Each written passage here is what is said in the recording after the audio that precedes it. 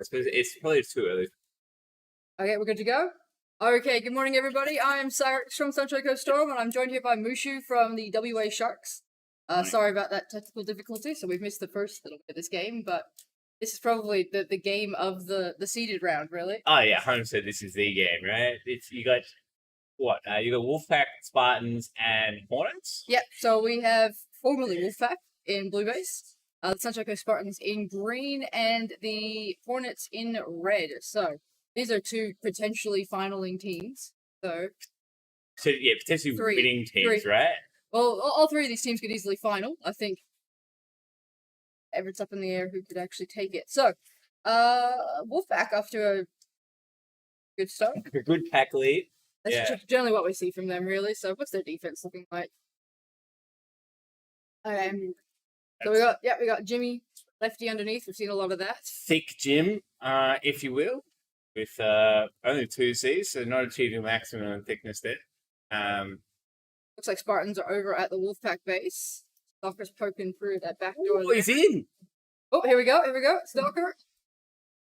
First base of the game. That was very smooth. Like that's one thing I think we've had been inconsistently doing is like trying what they just did there, running through the back of blue and just crack that person standing at the front door. Wait, is it the front door? What do you call that? Where Thick Jim's looking. Yeah. So we're looking to just walk that front door there. Beautiful, so that's what we're looking at the moment. I'll see one. There's a bit of action over at red. I'm just gonna go have a quick look there. Okay. Red. Got Gravy in the base. You can see Robo looking at that back door as well. So I think the action actually just left as I switched over. Going back to blue. Back to blue we go. Straight out, yeah. And as I say that, I think Wolfpack's actually over at the Spartans base, while the Spartans are over at Wolfpack base. So yes, in fact, from those cameras, it is snowing inside the arena. Oh. Thick Jim looking out the front door. A little bit argy-bargy down out the back. We have some Spartan players looking to get in. So I can see Potato v. Warm. We're at green at the moment. So if you look at green, we've got Payne and Grub going for Spartan's base. No one inside? No, one in the box. Yeah, one in the box. I think that's Raven. Chilling, holding up. Very good spot. When you get some door calls, you can switch from either side of the box to shoot the appropriate door. But pretty dead to one door if you're not getting calls. You're a clairvoyant, of course. So I think Hornets and Spartans are over at Wolfpack base now. You can see Mopo there. He's on that sneaky spot. Will he shoot the base? No. Probably a smart one. Yeah. It's pretty busy, but I think we're going to see a lot of this in games where all the action's on the bottom floor. So you can see everybody's at blue and everybody's at green and nobody's at red. Yeah, just that the actions. Yeah, just having the 2 bases down there, right? Oh god. Yeah, Wolfpack poking around. Let's check out 5x3 real fast. We'll look at Thick Jim's cars later. So Wolfpack have almost caught Spartans just on pack points. They don't have a base. And here we go. So this is going to be really interesting come that late game. Yeah, exactly. Because obviously Spartans sacrificed quite a bit of pack points to get that early base, right? Whereas Wolfpack holding them out and code just so you can grind those pack points up. And as you say, it might transition into a good spot late game if they are able to switch into pack points. Assuming for 2-3 bases? I don't know what the sort of lower limit of bases in this arena are. It's really interesting that how low the bases have been. In training, generally they were like blowout games. Like you're looking at 7, 8, 9 base games. But now we're seeing a lot of 3, 4. I think. Lightens right up, and it's only round 1. Oh, Wax is in the green. Oh! Wax is in green. Is he going to get denied by red? Surely. Ooh. That's You saw as soon as you came. Oh, double deny on the Wolfpack there at green base. It looks like red and blue are over at green. There's about 10 people fighting in a very small area. You came too far across. You saw that there's no way in hell he could get back to even Wax. There's no way in hell he could get back to the box for safety comfortably. He nearly did. I think blue has actually bounced over to red now. Yeah, nothing. I think they might not going to bother. Going to move over. At some point you have to be, this has to happen, right? If you're Spartans, you have to take the easy base at some point. Because as you say, if it's going to be 3 or 4, it's not going to matter a huge amount which base you get. Unless it just explodes at sort of like the 7-minute mark. But it looks super tired. Well, those denials did cross Wolfpack a little bit, but definitely not out of the game at all. Is that potatoes in? Potatoes in, but yeah, potatoes out. So the Wolfpack Spartans attack seem to be like going to the same base all the time. Like we're seeing 2 attacks everywhere. Yeah. Wax. Wax. So the red Oh, team now. Let's go. I'm gonna switch 5x3 real fast. Have a look at that one. I said, Oh, it was Wax. It was Wax. yeah. Wax got 2 shots tonight by Europa, so I'm not sure if we're getting troubled by the arena sounds. We're getting troubled by something. Yeah. Like, Wax was going for that cheeky run. Yeah. They tried to solo. It did not pay off. It's good to see, like, obviously getting punished, but yeah, I think those spots, Wax, Oh, obviously he's back take again. every day of the week. A lot of action over at red, though. So you can see Cans, Potato, and I think I saw Stalker, and then Grub, Pain, I think, are there as well. So tons of action over at red. I think Wax got into green just real fast. Oh, here we go. Ooh, who is that? Grub. Grub lost a shot. They might just lose this off. Off the Niles, yeah. Well, I mean, it's still early. They've donated, what do we have? We're at 3,500, so 4 shots on Wax, 3 shots on Grub. Potato going for blue. Alright, that starts to even things out a little bit, right? It'd be real if Potato gets that base, they're in a commanding lead. Missed that one, sorry guys. Oh, he's back. He's back. He's in. Yeah, short version of Potato got denied in similar fashion to Wax. Oh, Red's here too. So Red's over at blue. I think a lot of like 2 bases are quiet and 1 base is everybody. Yeah, where it's just a shifting motion, like kind of like a triangle. Yeah, but I suppose like when it goes red, everyone goes red kind of thing because you have to commit to running up those ramps. I think it's more you don't want to give anybody an easy base. True. You want to make everything. I think Wolfpack are back over at red now. Every time Grub lunges like that, I just feel like the ground is just such power. Grub is a big man, but he's a deceptively big man. Deceptively like you don't realize. Yeah. Pain going for red. Or okay. That's gonna offset most of the previous denials from the Wolfpack. So yeah, Wolfpack made it back already on pack point, so they're already up 3k. That's crazy, right? That is amazing. So who's actually doing their pack point? They've got 30 across the top 3 of their team. So Wax just took another shot off Potato just then.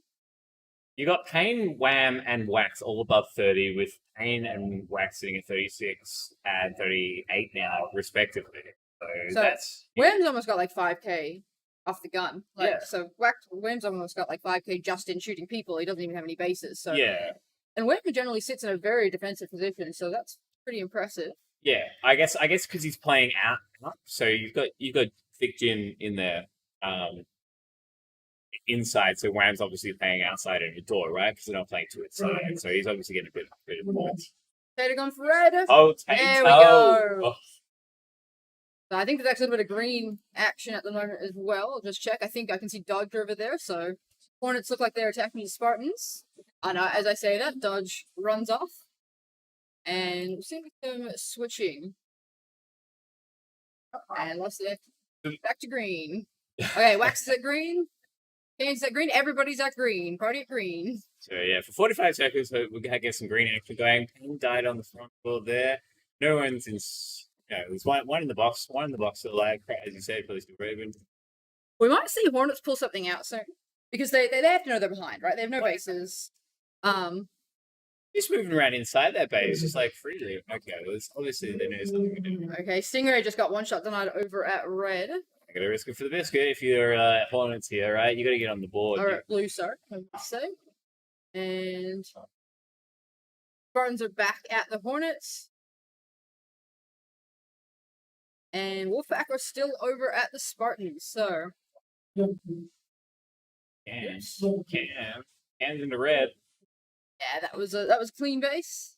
That's good for business. So that puts him just shy of a base clear of the Wolfpack. So if we check out the worm here, so like we've only got like 2 minutes to go. So Hornets have to do something, right? Hornets have to know that they're behind. They've got to pull something out. I think they maybe have. I only see 2 defenders over at red. Yeah. But I think Spartans are the ones capitalizing on that 2-man defense, and Wolfpack are still trying to battle their way through the Spartans. So this might actually be what costs the Wolfpack this game, if it stays how it's looking like it's going to stay.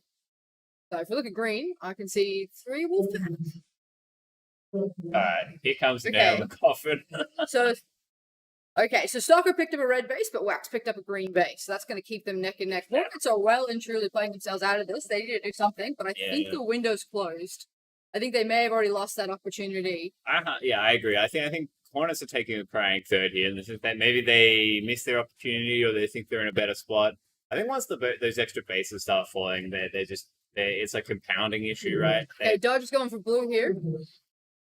Oh, it was Hey. close. He did hesitate a bit there. I watched him stand in that base for too long. Exactly, mate. So it could have been cleaner than it was, right? Okay, we got a lot of action at red now. I think the Wolfpack has figured it out. Wax is there. This is for the lead. Ooh. So yeah, it's going to be a photo finish. Like, there's a base difference, but as you say, it's pretty low base count here.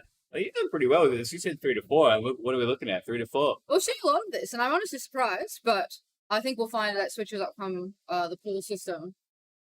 Yeah. Oh, yeah. Big fan of the pool system. As soon as I found out we get the points get reset, oh my lord. Okay, we've got Wolfpack over at the Spartans base, and Hornets over at the Spartans base. So, okay, see 3 Hornets lining up at that back door there. Mopa. There we go. So Mopa picks up the second base for the Hornets. As Grub goes for This red. should lock it if Grub gets this. Ooh, okay, yeah. I'm gonna go back to the 5x3 now because I think that's gonna be game. Yeah. I think that's game set match there. Because you don't know over a base. So I think that's gonna be it. Repeat champions locking it up in this. Now you know the Spartans played infamy. And how are they? Would you reckon they walk out of this game? Because that was a well fought game. Look, they're always gonna be disappointed not winning. Yeah, we wouldn't be. Fair point. Yeah. I don't feel like anything was done incorrectly necessarily on their part. They do need to identify how Wolfpack are getting so many pack points, because that's insane. Like, let's look at that 5x3. Wham's got like almost 6k with none. Payne's got 9 with 1. Where were they picking up these pack points? So, yeah, we were looking at this yesterday, as in like our game against Wolfpack, and we were looking at the tags. It was like, I didn't know you could get that. Well, it's like, so Stalker, positive tag ratio, Raven, even tag ratio, but the other 3 have negatives. So may have been beating up on the Spartans a little bit on pack. Yeah. But then you look at the Hornets and you're looking at 1960. Stingray did really well. Robo did really well. Gravy on a 75. Maybe they were beating up on the Hornets. Maybe they were just beating up on everybody, really. Yeah, because the other one that's negative on Wolfpack is Grub, right? But he was dying on baselines a lot, right? He's their attack driver. That's pretty much he what was you kicking would expect. indoors. He's always going to be taking a few hits there. If you're the person who has to like throw yourself in a base for an entire game, you're not going to come out with great tag ratios, unfortunately. So unless you smash it, you know. But you look at his defenders. You know, Thick Jim sitting there with 193, Wham sitting there with 132. They definitely were just railing on those pack points, and I think that's what you need to identify. Yeah. All right, do you want to go to? We'll be right back with 5x3. Okay, next game. What are we looking at? So we've got the Maroons on green, the Hobart Hustlers on red, and the Sydney Sabres on blue. So, how good do the Sabres look in their uniform? I mean, their uniforms are like. I mean, I thought we've done the shirt and shorts combo really well, but it's no comparison. It just flows on so nicely. It's fine when you short smash your shirts. It looks like you're in your jammies. Yeah, a little bit. Yeah, 100%. But I think the key to getting that right is like getting the short length right. Like if they're too short, then I think you need an offset color for the short. I don't think they can just match. Or maybe like numbers. I think the way Adelaide does it with the numbers or like a little bit more writing, it kind of distinguishes it from pajamas. But you make an excellent point. Okay, predictions. What are we thinking? I reckon Maroon, surely. On paper, like the Maroons have this. They're in what I believe to be the strongest base. I think we can see something interesting from the Hobart Hustlers. Like, I've seen the Hobart Vikings play some interesting strats, so if they're taking a leaf out of their book, we might see some stuff, especially from Red. Red, you sort of get a pass to, like, do some crazy stuff. Yeah. So. Well, yeah. I mean, people might have slept on Ling Ling, who back in the day, back when we were playing Nexus, was very good at the game. Back when Hobart was a bit of a dominating force in the scene, as it were. So, curious to see how he goes on. Okay, a lot of stuff just happened. All right, a lot of snares everywhere. Blitzer took a one-shot deny, Ling Ling took a one-shot deny. The short version is Maroons are now ahead on pack, getting the best of the trades there. Looks like... We're going again. Ling Ling, crossing the green. So...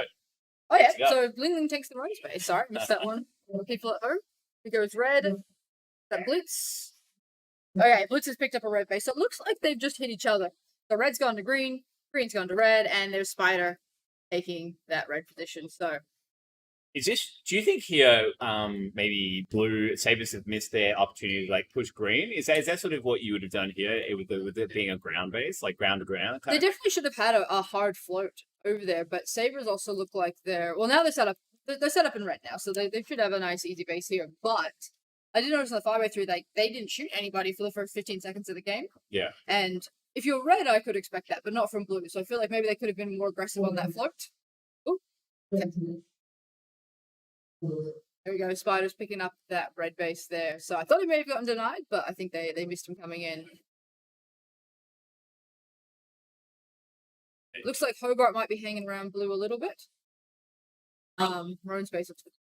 Yeah, Hustlers, I think, at the moment, I think they're probably, if you look at the pack on pack, probably in that like weaker packing spot. So if they're going to win, they probably have to do it on base, right? You would think they probably need to, if they're able to like hold two teams there while siphoning spaces, they're probably in a great spot.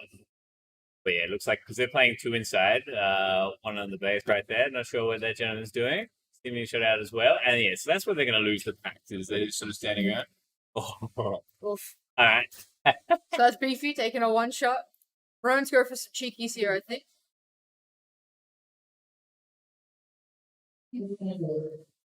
Okay, so Butzer grabbing this. Butzer attacking with Beefy, getting the band back together. Two inside of blue. And Spider's just cracked out red at the same time. Oh, gone at green. I hate that transition. So who picked that one up? Timmy picking up the maroon space, wildcard going for red. As to say, like, I'm just gonna go to the 5x3 while so much stuff is going down. Yeah. So I was gonna say, good luck picking the right camera. Everybody's just. I think this is gonna be one of those blowout games I was talking about, where I think this might be a base race game. Yeah. So who can get 10 bases first, and then pack point. Yeah, I'm a big fan of switching to the 5x3. So we've actually got some maroons set up inside blue. Ivo missing the base as he can't find it. I wish I could have shown you guys that. He's still missing it. Yeah. That can't. I tries to do this. Yeah, I don't. It's not a good strat. I wonder if the Maroons have a very light defense. Like, are they going for like? Are they trying to do this blowout game? Because everybody's just getting every base right now. So yeah. Well, I think red got a base, green got a base, blue got a base. Yeah, it seems like if you're Maroons, you don't have to be too concerned with defense, because you just put like a lot of stock into the fact that you're probably better pack on average and base coordination. Yeah. One thing I want to bring to your attention is it's early game. It doesn't matter too much, but blue's winning. However, they only have red base. They don't have the maroon space. Okay. The Maroons have a little bit of an offset on their bases. Real early game, but late game could become really? For blue now. Nice clean base there. So they're holding blue, it seems. So Beefy seems to be sticking around. Does Beefy need? Let's see, Beefy. Yes, he does. He's one shot in. Yeah, I'm gonna go to a blue cam. We'll watch Beefy stand on the base for a little while. Unfortunately, if you're watching Beefy stand on the base and then the base reactivates, then you watch Beefy get shot out of the base. Do it for the fans. Let's see how this goes. Blitz in behind him as well. That extra bit of support. I think he probably needed that. Shooting it from where he is now.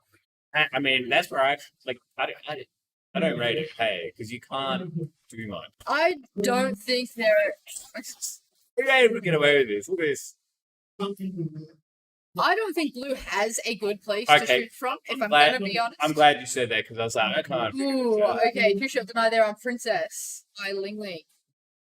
Hustle is not too far behind. As I say, don't read into the fact that they're up on bases on Sabres. Like, I don't yet. They think they need that sort of extra base to sort of equalize like the packing ability. So yeah, if they're gonna climb this ladder.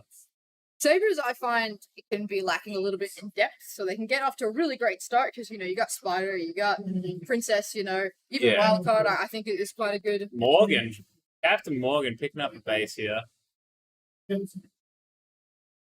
Yeah, no, I completely agree with your point about Sabres. It's because, when there are bases the Spider can force his team through, it's easy, right? As soon as it starts to dry up and has less options, it's like... I think when decisions have to be made, like fast decisions have to be made, I think that's when Spider's inexperience sometimes. Yeah. But as long as he can just chug along and do Spider things, shoot some stuff, and stand in a spot, then everything's hunky-dory for him. Yeah, exactly. And that'll only get better with time, right? Because it's an experience thing. Princess Oh my god, Princess is done. So, okay, we've got 3 Maroons set up inside red. So they've obviously gone out with 3, and that's why they're bleeding bases. So if we come back and check out, I'm not seeing a lot of green. I reckon we're going to get a lot of pushing. Well, Blitz is done, so he's probably heading home, right? Or at least loose float kind of thing. Well, I think Butch is running the attack. yeah, no, that's a good reason to stay up. I reckon Butch is running Yeah, the yeah, attack. he's still so, in yeah, red, he's still yeah, there. 100%. Oh, wait, who's Blitz? There's 4 Maroons currently in red base on that switch. Ooh, okay, so Timmy, 2-shot denied by wildcard. So I think we've got a lot of action going on. I think blue's going to be the base to look at because right now Maroons have a free red. I think green's pretty open. And Simi picked up that blue base, which I think is going to be one of the tougher ones to get. So that's really good for the hustlers. Yeah, there's a lot of traffic here, as you say, in blue. So, like, at some point, Blitz is going to have to go back and get this blue base. So, obviously, as you say, free reds for Maroons. Yeah. We could put them at 9, and then that last base they probably don't need, right? They can just grind them out, and then if they get it, kind of thing. This is something we see a lot in these like round robin-esque games where Maroons kind of got a free game here because nobody came to them until their base was easy. Something about winning 3 nats in a row gives you a reputation. You don't want to be attacked. Okay, so Maroons just need to get Blitz through blue, and I think that's Ibo, who's 0-2, through red. Spider needs green, Falcon needs both.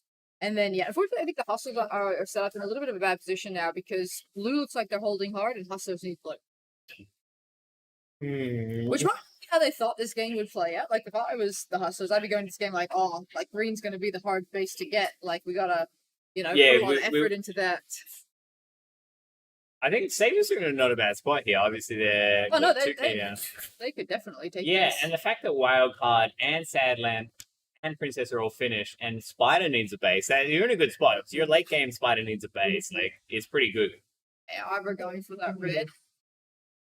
So they finish on 45 with 10. Spider's done.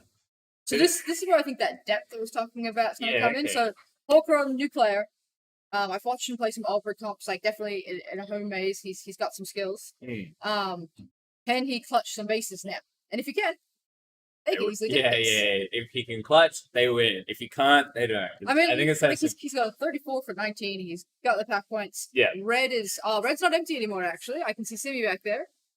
Yeah, but obviously where the Maroons sort of double down and win this game is now that they've got 9 and heading for 10 potentially. It's just on pack. Ooh. Okay, once you've got either on Blitz, I can see Spider and Polkum over at green. So they're going to go for this Maroon space. There's only 2 people they have to take on. Do you reckon they're committed to the 10? Like, here we go. Yep. Bulldog's setting up on him. And he grabbed it. So that was probably pretty open base, but they can still go get red. Yeah. If they can identify that Blitz needs blue as well, they could actually. I think there are enough Maroons sitting at red. Like you saw Ivo just try to get in there. Cindy shot him out. They're getting points. They must just be there for points. They don't need it. Yeah, that's what I mean. They're going to give Sabres grief, but it looks like they might not even. Yeah, so basically, it looks like we're on a race to 10 bases here, and it's probably more likely that Sabres get it, right? Okay, so you need new person to get through red through the Maroons, or you need Blitz to get through blue off the Sabres. My money's going to be on Blitz. It's close, right? I mean, it's anybody's game. It's going to be a little bit close. Of dice. Yeah, you're probably right in the sense that Maroons being the third team at red, just like, and they know why they're there, kind of thing. Oh, here we go. Blitz is in. Blitz is in. Blitz doesn't know where to stand. Here we go. Oh, yeah. Oh,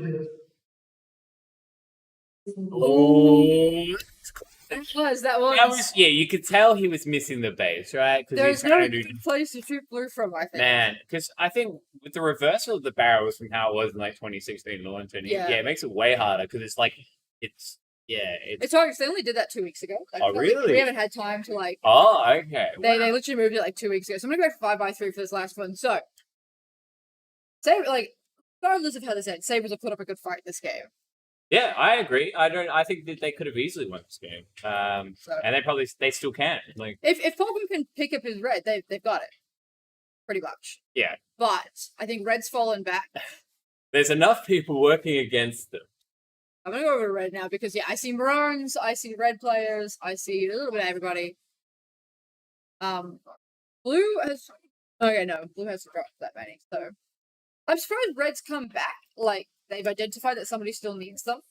Because if I was red, because they like practically dumped, I'd be like, we've probably lost 10. Let's just go shoot some stuff. Yeah. The count can't be good. If someone says to me the count is 6, I'm like, all right, as soon as it gets to 7, we're out of here. Like, what are we doing? Especially if the total base count, if your total base count is less than you drop, so we might have to stop. Yeah, at a certain point you go, am I losing? Probably. Let's. Yeah. And that's game there. So Maroons did like jump about 5x3 impact points at the end there. Probably as So I think that's what I was talking about. That little bit of depth there was what probably cost that game. Like, the team did amazingly for what they are. I don't want to take away from that. Like, they've got a lot of new guys and a lot of up and comers against the Maroons. Yeah, you think maybe that's something they could do in future is maybe move Fulcrum up in the list, right? Obviously the bases are probably hard. Like in a lot of games, the bases are hardest to get at the end. Yeah, it depends on if he's like playing that last line though. Yeah, maybe he's supposed to be keeping the base count. Sure. Yeah, so. And I guess that comes back to like sort of the depth of the strategy, as you were sort of alluding to. Is that like, do you go out and get everyone 2, or do you it's more difficult to keep track, but do you get people 1, send them back, and offset those bases kind of thing? I think it's really dependent on the game. Like sometimes it's not worth, especially in this mode, bogging yourself down on a hard base when you can get everybody through an easy one. Yeah. Go for that 5 base game. So it's just a call, and it's not an easy call to make, especially in this maze. There's so much distance between bases, so much distance in the maze. It's so hard to communicate. You're almost flying blind a bit. So. Yeah, it's interesting how that works because there's distance, but there's not a lot of overlap in the sense that all the action is around the base doors, which there's very little transition, which is great for the cameras and great for the action. Yeah. Okay, next game. I've got the San Diego Spartans on red, Reunion on green, and the Cambric Crustaceans on blue. So I think this will be interesting. I think we're going to see some stuff in this game, is my prediction. All right. Who finishes second in this game, Cyrus? Reunion. Reunion? Okay. I think that's very much on paper. I think that's how it plays out, right? And that being said, I think Reunion could actually give Spartans a bit of a run for their money in this game because red is, in my opinion, quite underpowered. However, if anybody's going to play red right, it's going to be the Spartans. So sometimes I feel like if you're red, you just don't want to be red. Yeah. So yeah, for those of you playing at home, that means I'm not going to defend. I'm just going to get bases. I'm going to get points. I'm going to leave. We're not going to play any sort of defense. So that can mean your 5-man attack a different base, and mean your 2-man attack one and your 3-man attack another. Yeah, it's an all-in strategy. It's usually pretty good.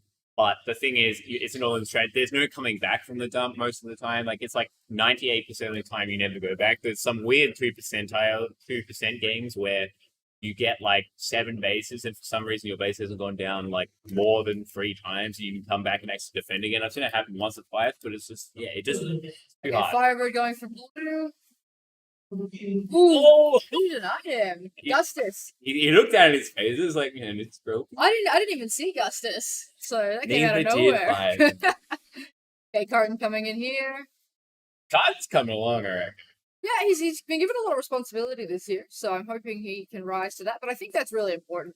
Yeah, being a developing player. 100%. You got to give him more than they can handle early on. Okay, Spartan's over at green. Very simple. As Carton goes for blue. Okay, Carton picks up a blue, and then I think I see cans, and I saw another small fast Spartan somewhere, so it's hard to identify. Yeah. There's that archetype. They just sort of blend in, especially ocean blue and whatnot.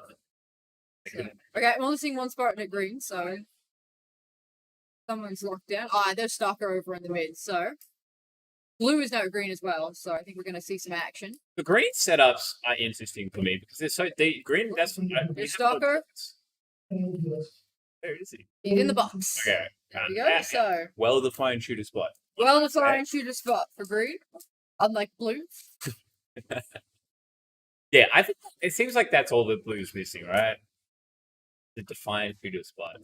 Spartans sitting comfortably ahead of Reunion, about 1,500 pack points clear in this situation, which is, I mean, that's pretty powerful, of course. That's what we were expecting. Paying $1.01. Red is easily the hardest to pack point from. So I think you have to commit from red. You know, you're not going to get points like poking around in a float. If you want points, you have to go to another base.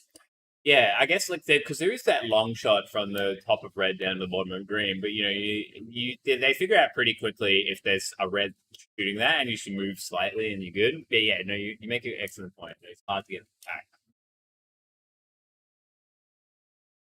back. Big party at blue at the moment. Looks like we've got some red cans and stalkers there, as well as cougar and firebird. So looks like they've sent cart and horn. Essentially, or they've pulled out with 3. Get out of blue's here, going to green. So, big crack over there. Gustus. I've seen Gustus come out of a lot of games with a lot of pack points. Yeah, he's always in the mix. And he gets it that time. He saw the attack of the defender this time, so he was more aware of his surroundings, and I think that helped quite a bit. Especially when they attack you from the front. It's harder to see people who are behind. So, we got some crustaceans peeking green here, and Can's going for a green base. Okay, Kansas Stalker just fought through about 8 people. That's pretty par for the course of them, right? In the sense that they definitely like to piggyback that base and just have some of the work done from them and then catching in all the attackers. Some of the bases are actually easier to attack with the third team there. Right. It creates so much chaos and. I think we might actually see some action at red now. Looks like Firebird coming through. Yeah. And I don't know how it happens. Whenever I change the camera, Stalker's there. So Stalker's back home now in defense. Stalker being and I think Spartan peeking red. Dead. Potato and Pans are over at green now, so then swap Stalker out. A lot of action. So green is a really easy way to get congested. Yeah. And I think that's where it can play to the defender's advantage. Yeah, interesting setup here from Spartans in red, but they've switched Raven to that sort of, I guess, what the Maroons call the back door. What do you guys call that? The one where Stalker's standing right now? Is that back or front? Yeah, so Raven's in back pocket. Okay. Opinion? Yeah. So you see front pocket's empty, and then, yes, Raven's in back pocket, so... Yeah. With Stalker on that door, that's where I would be more comfortable as a defender. Yeah. I think some Spartans have a quick run at blue, so see if they can. Canberra's going to have to make a move soon. Yeah, I think Canberra is. I've seen them make a few crying thirds, which is. I think that's one of the most painful things in laser tag is taking a crying third because it means at some point it's the result of indecision or lack of identifying where you're at in the game and then doing nothing. Sometimes the worst thing you can do is nothing. Exactly, yeah. Any call is better than no call. So Gus has actually picked a green as we were speaking just then. So, as I said, they needed to do something and they did something. So off we go, guys. Very instinct here. Gus is on the level. They did arguably. So, there's been no hits on Spartans, but it is a very low ace game so far. So, anybody's still in it.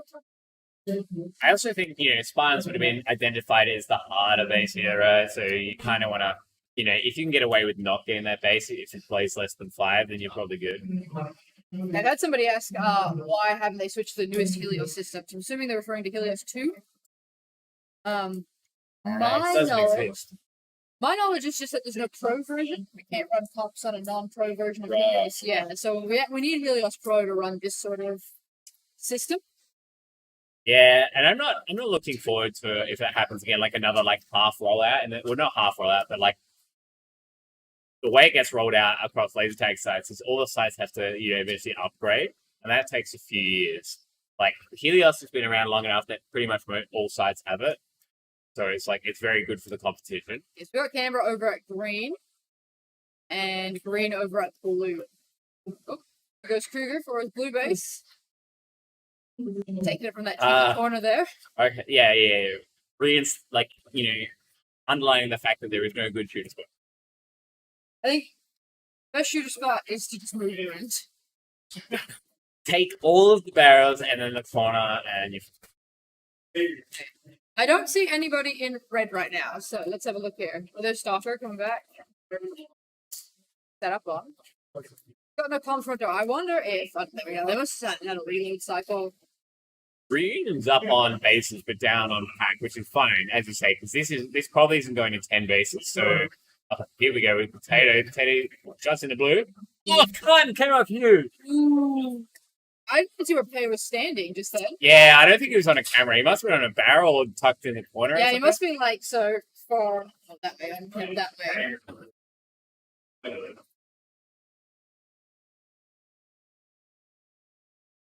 Someone's commented about how Spartans do tend to bully their team into the dirt.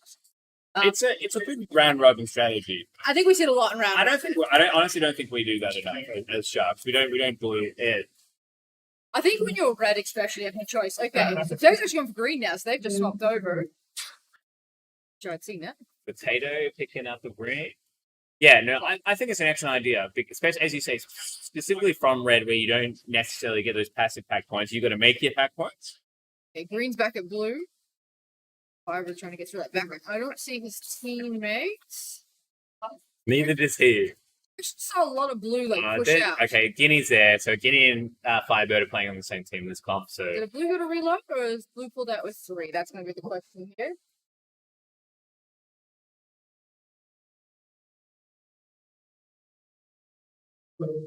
Green is starting to roll through them a little bit.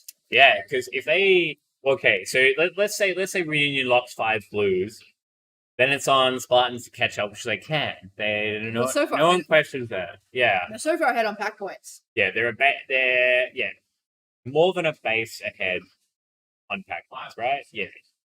Spartans are at green at the spot to be in. Having a look. I mean, okay, look at who needs blue. And Stalker and Potato all need.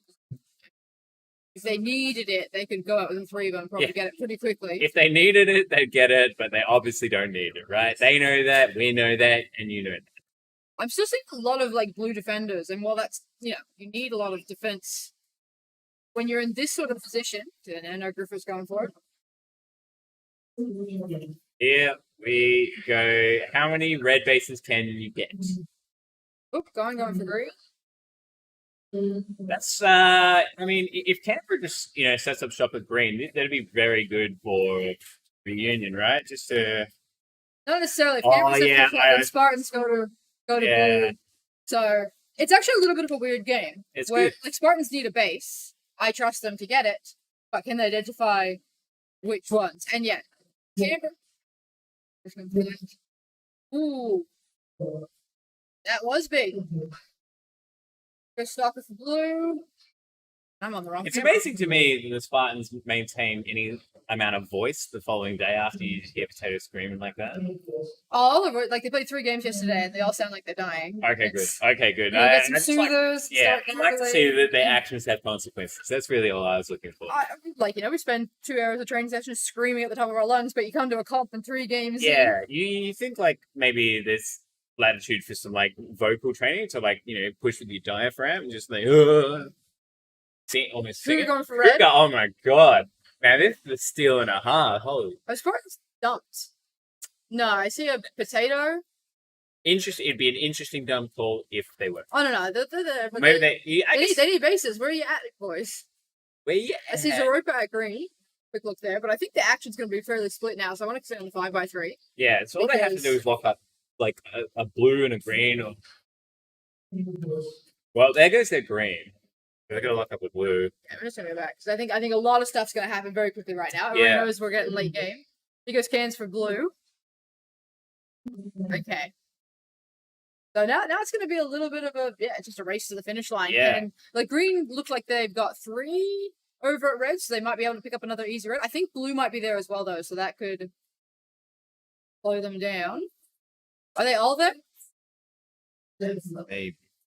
Alright, Gustus is holding red. Going for red here. Carlton has picked up a red. However, I think green. Where's green base? Going for green. There's Zeropa. So yeah, I think green stumped. Green stumped to red. Canberra are just switching to very loose defense here. So any Spartan could run through. Here we go. Here comes the Spartan. Running through blue. I think there's Raven. And there's blue behind you. Yeah. They know what's up. They're loose defending. It's interesting because Camera could play the role of devil's advocate I here. think All that right, might be game here. Roper's in. Here we go. Yeah. Oh. I don't think it's gonna cost him. I think there were like a couple. Yeah, that's Oh pretty wow, good. that came close though. I'm gonna usually that amount of tags is If he put another shot in, that would have been it. If he had put that second shot in. what you're trying to tell me is Zeropa tried to throw the game. Oh, Tried his hardest. He definitely didn't look down, right? yeah, game time is on your phases for those playing at home. Like you can look down. I mean, in the heat of the moment, you're not going to do that. But I know Cairns always wears a watch with timer. Yeah. So he was in that base, so Zeropa should have heard that beeping and be like. I like to think that the game time has made not completely redundant. You finally get the phases to beep something in a minute left. So I'm just looking at the scoreboard though. Like Spartans all had positive tag ratios. Their pack points were. I'm gonna go but I'm gonna go and they were red. And your pack points are generally from red. Hang on, did you say that pack points was with Spartans or Greens? Spartans. Well, I mean for 57, 46, 51, 35, 32. I mean, like I watched Stock. I watched Stock get 3K in pack points in 60 seconds last night. So I'm putting them. I'm at high standard. Yeah, okay. I would say that's the top of the range. But like Greed had like an amazing go of it. Look at how many bases they picked up, and they were going through blue a lot faster than the Spartans were. So that float. So green and blue are so close to each other that the float from green to blue helps that attack so much because you can always have 3 people in attack and 3 people in defense. You don't have to overcommit to that. I think you're literally describing the strategy for like half the round robin because I think it's taken all like non-Queensland players 6 games to realize that. Oh, you just watch the Wolves run it and you're like, oh yeah, we got Wolfpack run over by that. They were green, we were blue, and just like what the hell just happened? Oh, just whacks out of nowhere, just arms. That's it. That's it. That is exactly what happened. Okay, so next game coming through, we've got. Leviathan on green, the WA Colonels on red, and East Coast Lightning on blue. So would you like to comment on the Colonels for me? Because I don't really know. First of all, we must praise the Colonel and his dinner rolls. All right. Yeah, so basically, the group of, I guess, mixed. So you've got BMW, the world's most experienced player from WA, still playing, I think. Probably something like that. That seems about right. And then we have Red Devil and Insomniac, which is Venom, Caleb as we call him. 2 up-and-comers with Elmo and Squids, who are also played for the Raiders this year in Darwin. Last time we had a laser tag thing. So WA's up-and-comers, put it that way, led by national champion BMW. Red's going for green from that sneaky spot there. Oh, it was Caleb. So Venom changed his alias to Insomniac? I don't know. He's probably lost his car, let's be honest. Okay. I'm gonna call him Venom. No. Yeah, I'll just call him Caleb. I think that's the best way to go. Going for blue here. I don't want to miss it. Sirico. He took off his hat. He doesn't wear a hat anymore. Which makes it very hard. Defining factor. Exactly, that's what I said to him. He's just like, I don't know who you are anymore, man. You've changed. You should wear a hat in the maze because, like, if players don't know your name, it's easier for them to sequence you. Yeah. If I got the guy in the hats next, you know who I'm talking about. But if I don't know your name, you're not wearing a hat. Oh. Okay, so 1 shot deny there on Crabs. So I know blue here is like a mixed team. So none is a Queensland player. I know Yaz is a New South Wales player. Spanners from Albury, also New South Wales. Disney's WA. Disney is WA. No. All right. Maybe. Okay, I don't recognize the alias isn't a WA alias. I'm pretty sure that Disney was not their original alias. Okay. I do remember reading about something in the stream, but. Yeah, okay. I don't think.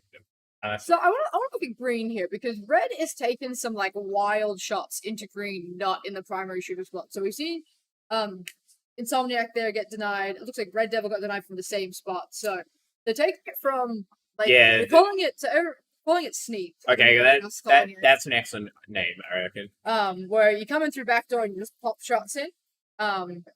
Don't recommend it unless you have to. Yeah. As in, like, it's the one immediate, it's on the other side of the box on the, like, the back of the base side, right? Yeah, a lot of action over at red right now. Several people in that one player zone. Oh my god. Queensland and their blind corners, am I right? don't get hit. Yeah, just don't get. Her being a big issue at Sunny Coast. The guys are like, "What's the problem? Just don't get hit." But just don't run through a blind corner. Okay. Oh, here goes. There's a lot of action over at red, but nothing happening. Yeah, nothing sticking. Yeah. That being said, oh no, there's BMW. I thought maybe they had pushed out too far. But I've got two teams hitting red. I've got red over at green. I think I'm seeing people get in and then be too afraid to shoot. Yeah, which Yeah. I think, as you say, it's not a bad idea. All right. Yeah, I think there's so much action going on. I'm watching people get inside and go. Yeah, and just be too afraid to I've shoot done red. that. Well, I sort of lean the opposite way. I run in and just sort of. Caleb is done. Okay, so volley going for red here, and volley's done too. So let's back here real fast. That's probably about right in terms of these shots too. I'd say volley is probably what the lead attack in this is Caleb for the Colonels. He's sort of been thrust into that role with Red Devil, who should probably change his alias to Gannon, because we just refer to him as Gannon because it's his last name. No one ever. Okay, only a few people call. He's one of those people with the alias that no one generally calls it by. Yeah, get out of here. Okay, I will. You go now. All right. That's my. All right, you can help if you want. I don't. Yeah, yours looks like this too. Okay. You can go. I'll drive. But I think a spider. In theory. Right. How do we drive? It's an excellent question, boys and girls. But I remember this crossly. Alright. So Leviathan trending ahead here. Volley with two. Red Devil. Okay. Alright, let's pick a. Okay, green just went down. So we are going to go to blue.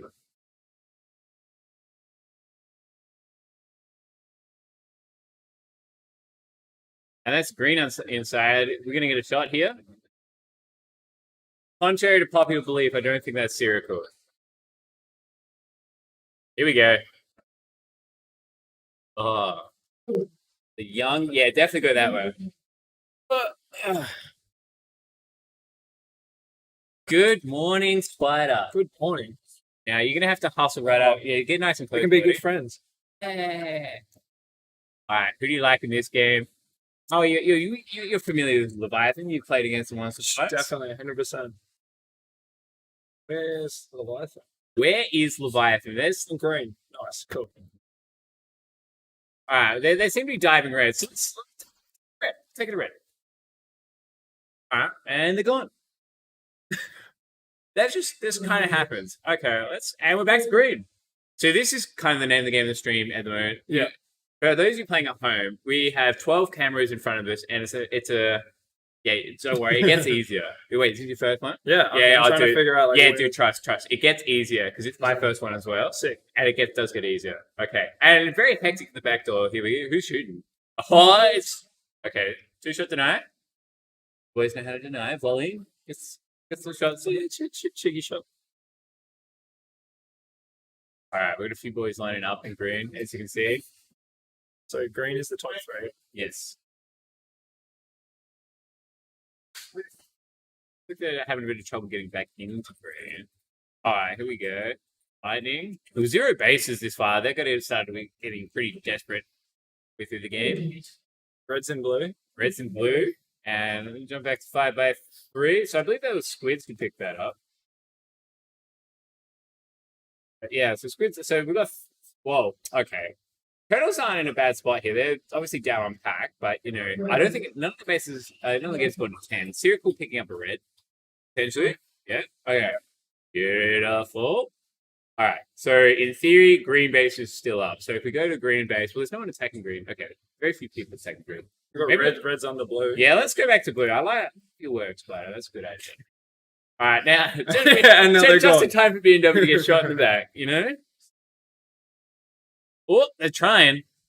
It's a very trying base. Here we go. BMW again. Oh, shot out. They're stacking that back door. Squid's having another crack at it. Yaz Beck under the base. Here we go. Dead again. He's doing a good job on that pillar there. Whip it, 2-shot denied over in red. Do you reckon this is just the new streaming meta that we just have to keep jumping camps? All right, here we go. BMW under. All right, BMW picks that up. All right, now let's go over to red because surely. Oh, all right, no. It's too hard to get it right. You just need like an instant click Yeah, just like a point of action focus and just like. or like instant replay screen. Yes. Yeah. Had the stream behind like 30 seconds or something. Dude, that would be pretty good, I reckon. Maybe not, maybe like a minute or something just to keep up with it. I don't know. Something like that. All right, a lot of action at red. We've got a red crouched down in that back dude. pocket of green. I don't know if you can. Oh, he's dead. All right, surely. Okay, look at the amount of people in red. Surely we're at the right camera for some action. Surely. Blue team. All right, Yazbek is shooting everyone, He's including going team. for it. Nice. All right, now we can go to green. Colonels have done. No. Who's blue? Lightning have done. Lightning. They have left the building. Okay, let's have a look at over at green. So in theory, green base is up, but the party's definitely at red, but the base is down. So we'll come back to them very shortly. Seem to see a lot of lightning by the blue team at red. Yeah, all right. You saw it. Back to red. Yeah, so this for me, this is like a New South Wales sandwich because we've got Leviathan, which is mainly New South Wales, and then Lightning, who is, I think, mostly New South Wales, is here. Yeah. Okay. With 2 pickups. I think one's a Hobart, one's a Queenslander. All right, we're in the right base at the right time. So who picked that up? Oh, it was Disney. Husking going for some blue. Very challenging empty blue base. But you got to get it, right? You know, you take that all day. But they're holding inside. They're holding the 2. Let's go look at Nightmare Rose holding blue. I assume he is going to take. Yeah. So he still doesn't have a base, so this will be his first. You can never be too careful. That's it. And I think this is something that separates, like, say, their team from your team. Is like, I think, because you guys in this situation would probably have the other person float out a little bit more, right? We'd push out a little bit more. Yeah. But last game, literally, it backfired. So Waldot walked straight through and just sneak through our little thing. Yeah, it's interesting. Sometimes you get got, but I don't know if it makes that worth it. Yeah. If you move that mouse, that 5x3 will come back on. Probably turn on to sleep. We'll put that on the list of things to do for stream. BMW picks up a green. Wow, okay, so we're on equal basis here between Colonels and Leviathan, but Leviathan are just so far up on pack that it's probably going to sail them to a victory because there's probably going to be, you have to assume both teams get at least like one base each from here. And then, so unless Colonel's finished, they're probably taking a second here. But it's just not too far. They're not too far up the base. Oh. Big denial. We're not going to blue. You don't want to see a man take an empty blue base. So Traffic. Dude, someone's going to die there. 100%. BMW setting up in the pocket. Did he put a shot in from outside? Might happen off screen. We're not accusing him of shooting from outside the base. This is pretty taut as we come through the last minute. This could play. This 9th base could play. they need both green bases. Okay, let's jump over for the win. All right, Colonels, what you got? Who needs? Yeah, okay. So we got Elmo and Squid. So I put my money on Squid's getting it. Elmo is definitely he's very good at taking direction. Excellent team. Yeah. Oh, he's in. Here we go. He's in. Oh, I mean, I think they've clearly identified where they're at, and I think that you can't fault them too much. Elmo rolled the dice there. It's good to see it. If anything, if I had any critique of him, he doesn't take enough chances. He took a chance there, so it's good to see. It didn't work out, but you got to risk it in this situation. Okay? That's the big thing, and you just got to build up that confidence. Exactly. Just go for it. 100%. Yeah, there's nothing worse than a player who's played for a long time who's not really willing to take chances. Because you have to understand that sometimes in laser tag, you just get gone. Yeah. All right, so the 5x3 here. Okay. Yeah, it was definitely good to see that they had Squids and Elmo at greens. They knew what they had to do. They weren't lost. It's really, really good. Yeah, exactly. And I think that comes back to the experience thing. So I think they're with Caleb and sort of Red Devil, I think they're leading the attack at the moment. So there's a bit, Caleb's played a few Nats now, so their experience is starting to come through. But as you would know, as someone who's like over the past few years taken up the mantle of lead attack captain, that sort of thing. It is sometimes you get it wrong. Yeah, And 100% all the time. all the time you get it All wrong. the time you get And it wrong. that's how you get to getting it less wrong. Is you put yourself in that situation where you just you get destroyed or something goes wrong. Yeah. And you learn, right? For sure. You have it's a numbers thing. It's a reps thing. And I have no way of reading this chat.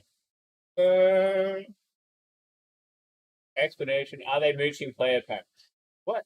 The Max Lightning Gaikius is popping up in the chat. He's talking about what base do you like at the moment, Spider?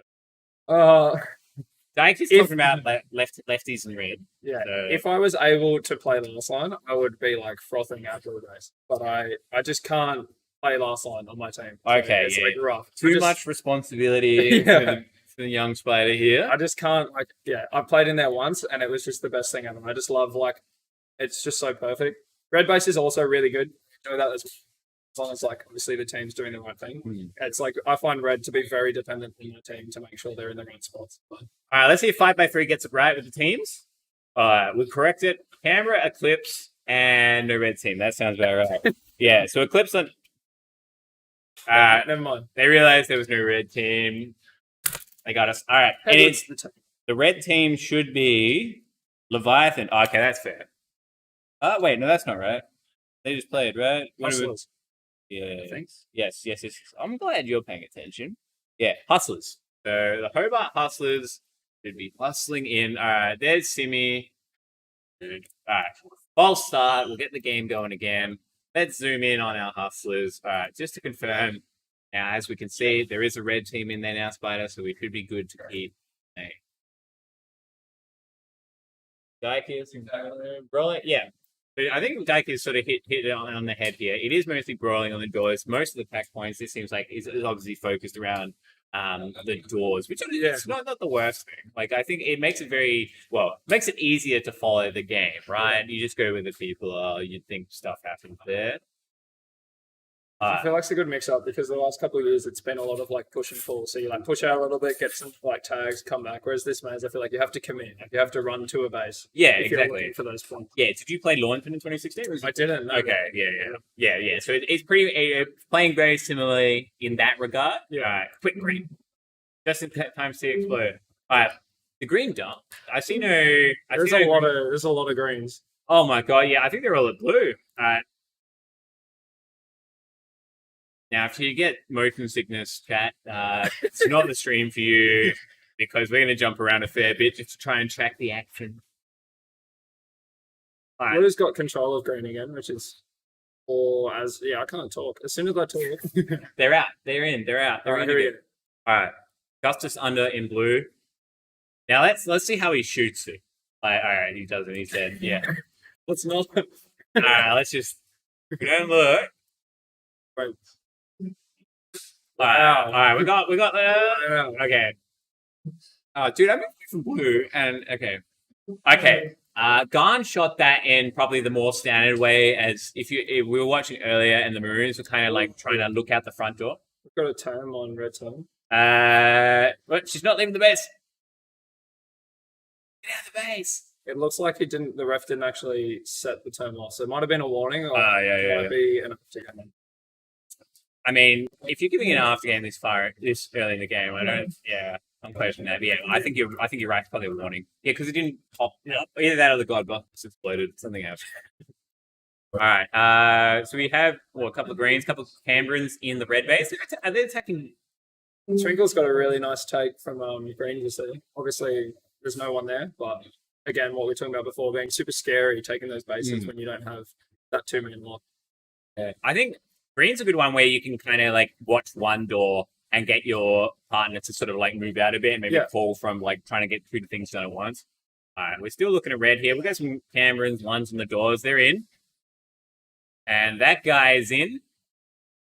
Dragon covering from the back of red. And they're off. All right, let's go back to blue because Canberra seem to... Okay, I think I finally caught and Cap Can getting a nice empty green. So Canberra is basically split here, right? They're trying to push. I think they're pushing 2 through red with 3 at blue. It seems like the right call because it seems to have attracted the most amount. Okay, Gustus is shooting exactly how everyone else has been shooting it. Yeah, you can't do that. Can't look away. Yeah, I think that's the problem, right? Is it seems like blue, you pretty much have to commit to being blind from one door. Yeah. And like you're blind from one door and you're covering one door, right? And yeah, he was trying to do both there. Obviously, if you get like the spin call or something like that, you have to kind of go with it. Yeah. But yeah, it's a little bit of a more difficult base. Yeah. Definitely pretty quiet up around red and green. Yeah, nothing happening in green. Yeah, in this situation from like red, what are you thinking? Like, obviously, no one's coming, and the people who have come have got the bases. It's only dropped twice. After playing like the maze a bit, I feel like red is really easy to push out because it's just the 2 ramps that people can come at. There's a 3rd ramp, but no one really uses it.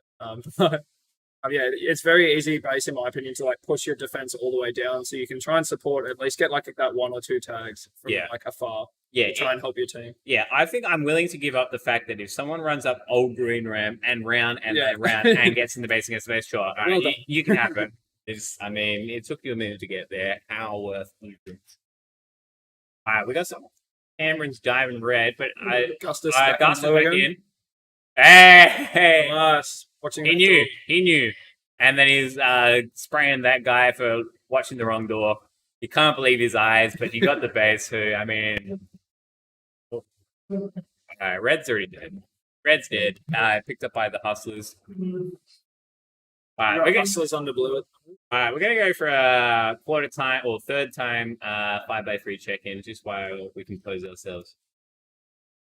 As you can see, switching back and forth between Eclipse and camera. See, this is like happened a couple of times where first and second are separated by a base, but one airs on the side of more pack points, obviously, and the other guy's a base up. Yeah, for sure. Which seems like, it's a bit of a trade. Like, if you trade those pack points to bases and you're successful, you're still good, because there's plenty of time to get 10, so we'll see if it matters.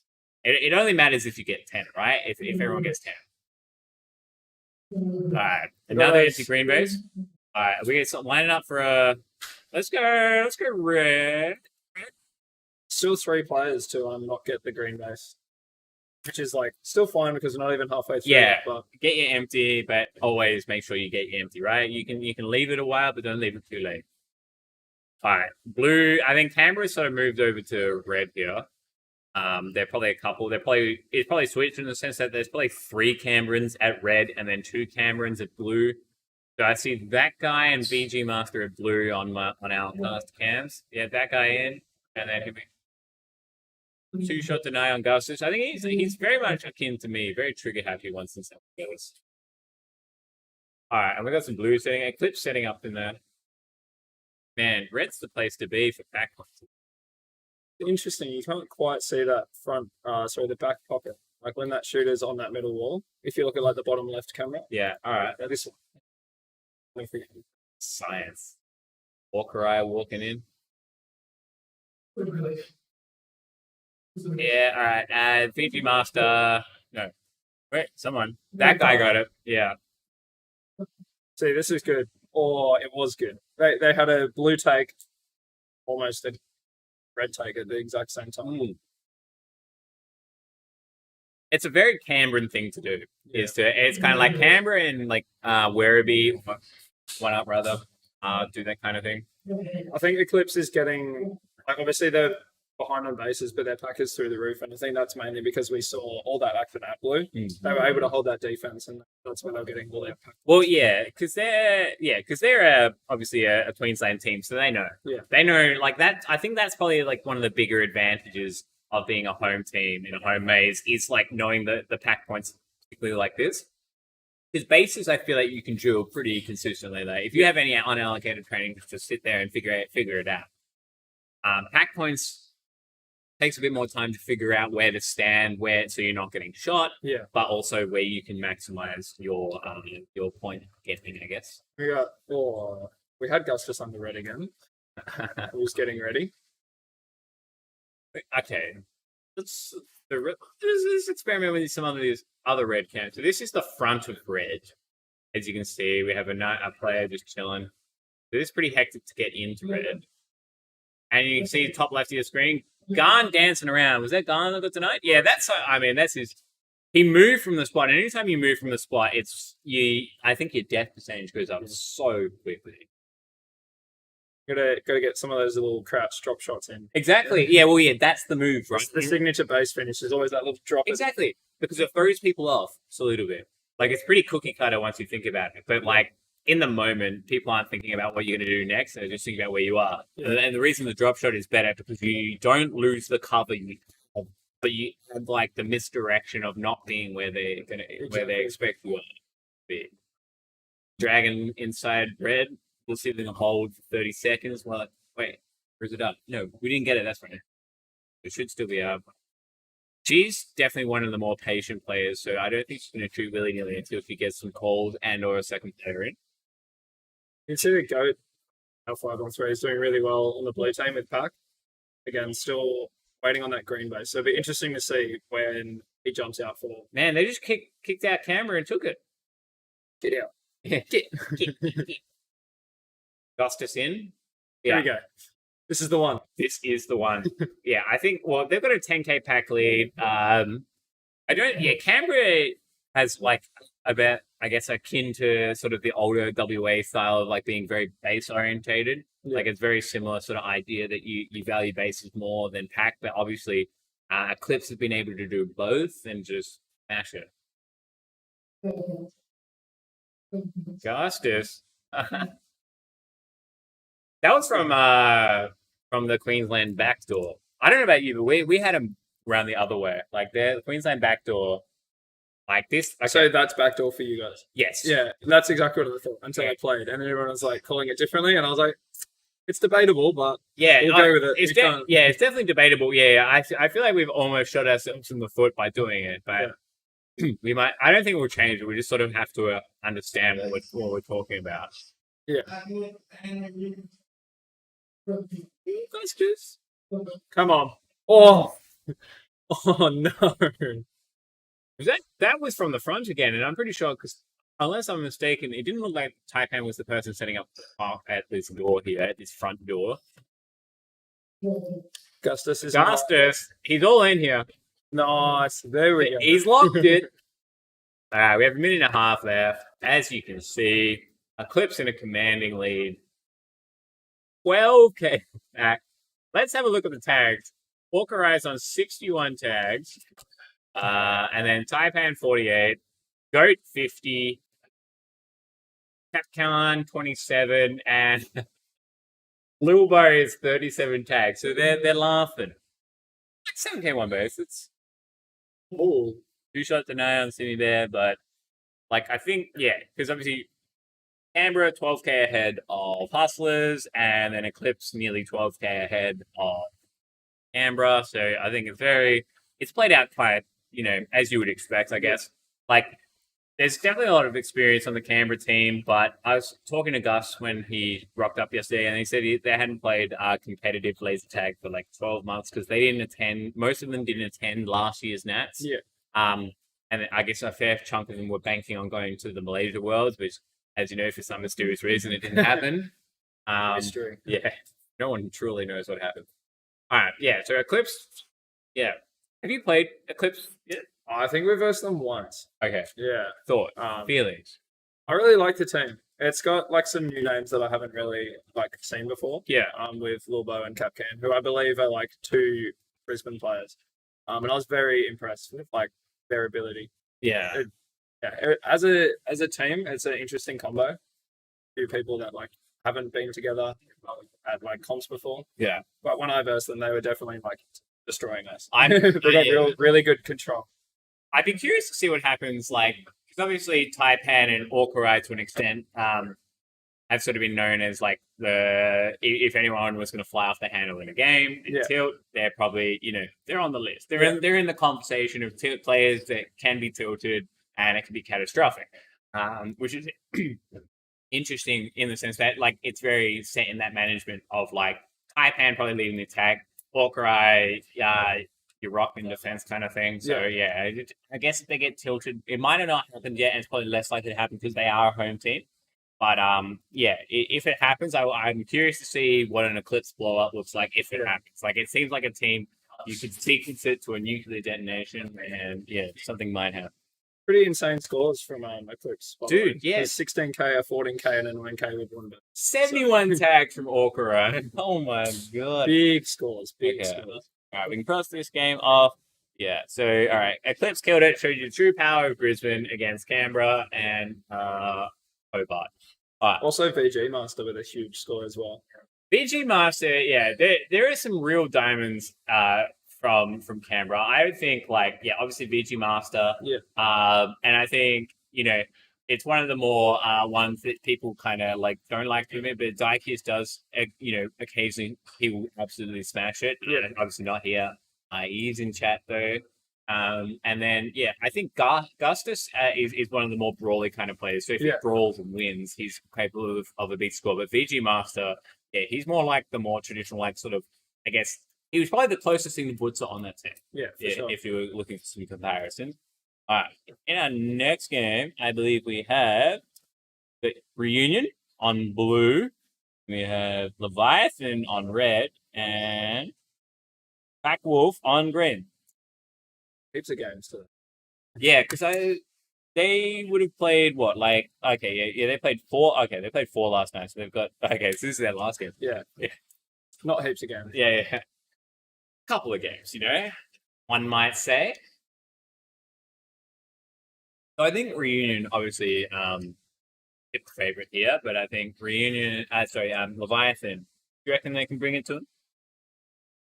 I have confidence. I have overwhelming confidence in their ability. I've seen them play and I've spoken to them a lot about how they're feeling about the bases, and they seem like they're comfortable. Okay. They're just trying to figure out like their attacks and their swap outs and stuff like that. Yeah. When it comes to like their defense and their communication, they tell me that they're comfortable and they know what they're doing. So I'm glad that they've like got all that sorted out early. Yeah, I think it's one of the hardest things to do in laser tag. It's clean transitions is the difference between like a good team and a top team. Yeah. And who to pull out and when to pull out, and sort of moving attackers to defenders and vice versa. That's something that that's where the coordination comes in once you have your attack and defense down. So yeah, for a team that's definitely up and coming, it's But no. All right, let's pick a camera. Where do you want to go, Spider? Tell me a color. I reckon green. Oh, yeah, he's done it. He's done it. So Cougar's shot it from this side box. So on your screen, left of this dark area, that's where Cougar shot it, which means he's probably won. He won the A door and had some comms that it wasn't too hectic from B, or they stacked the A door and Cougar just is responsible for shooting the base and the B and the other door, which is very easy to do from that spot. It's a very like commanding position to be in where you can just sort of shoot. It's very hard to kill them from the other door. Yeah. All right, what's your second favorite base? Besides blue? Yeah. I would say, well, it's tough. Red is like good and I like it, but green is just so much fun. All right. It's like a very, I don't know. I think I would lock in red if I had to choose. All right. I would say red. All right. I think we're going to stay at green. I think we've waited 30 seconds and there's enough people contesting this now. Definitely a lot of blues around green.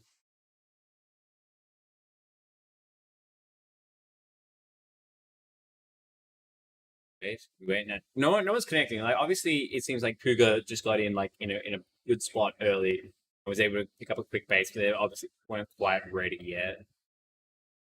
All right, we got some green stacking up with blue. All right, Guinea's looking pretty hungry for that green. See in the top left, who's sort of floated by, and we've got some reds there as well. Definitely a party base. Most of people are trading all around here, right? All right, red's not quite in. I've basically been cleared out. All right, here come the blue team with the piggyback. Cougar wants it to get it again, obviously. I guess you just kind of have to take that spot, right? All right, they're going for the transition. They're not. That Scuttle scrubs is blue base. It's not bad. That's a good spot to be in for them. Good old Pack Wolf, Darwin's finest. Not too big on the meme, but I mean they are. They love their memes. Darwin things. Yeah, just Darwin things. All right, green are pretty set up here. We've got Cougar just trying to snipe, waiting for a movement in the box to shoot him out. Someone turn around and lose to Stonefish in the duel. Let's go to blue. Let's go to blue. There's a big party in blue. Lots of action. Naturally. We just moved away from green, but yeah, something happened. People died. Got some greens. Where are they shooting him from? Okay. Start, that would have been yeah.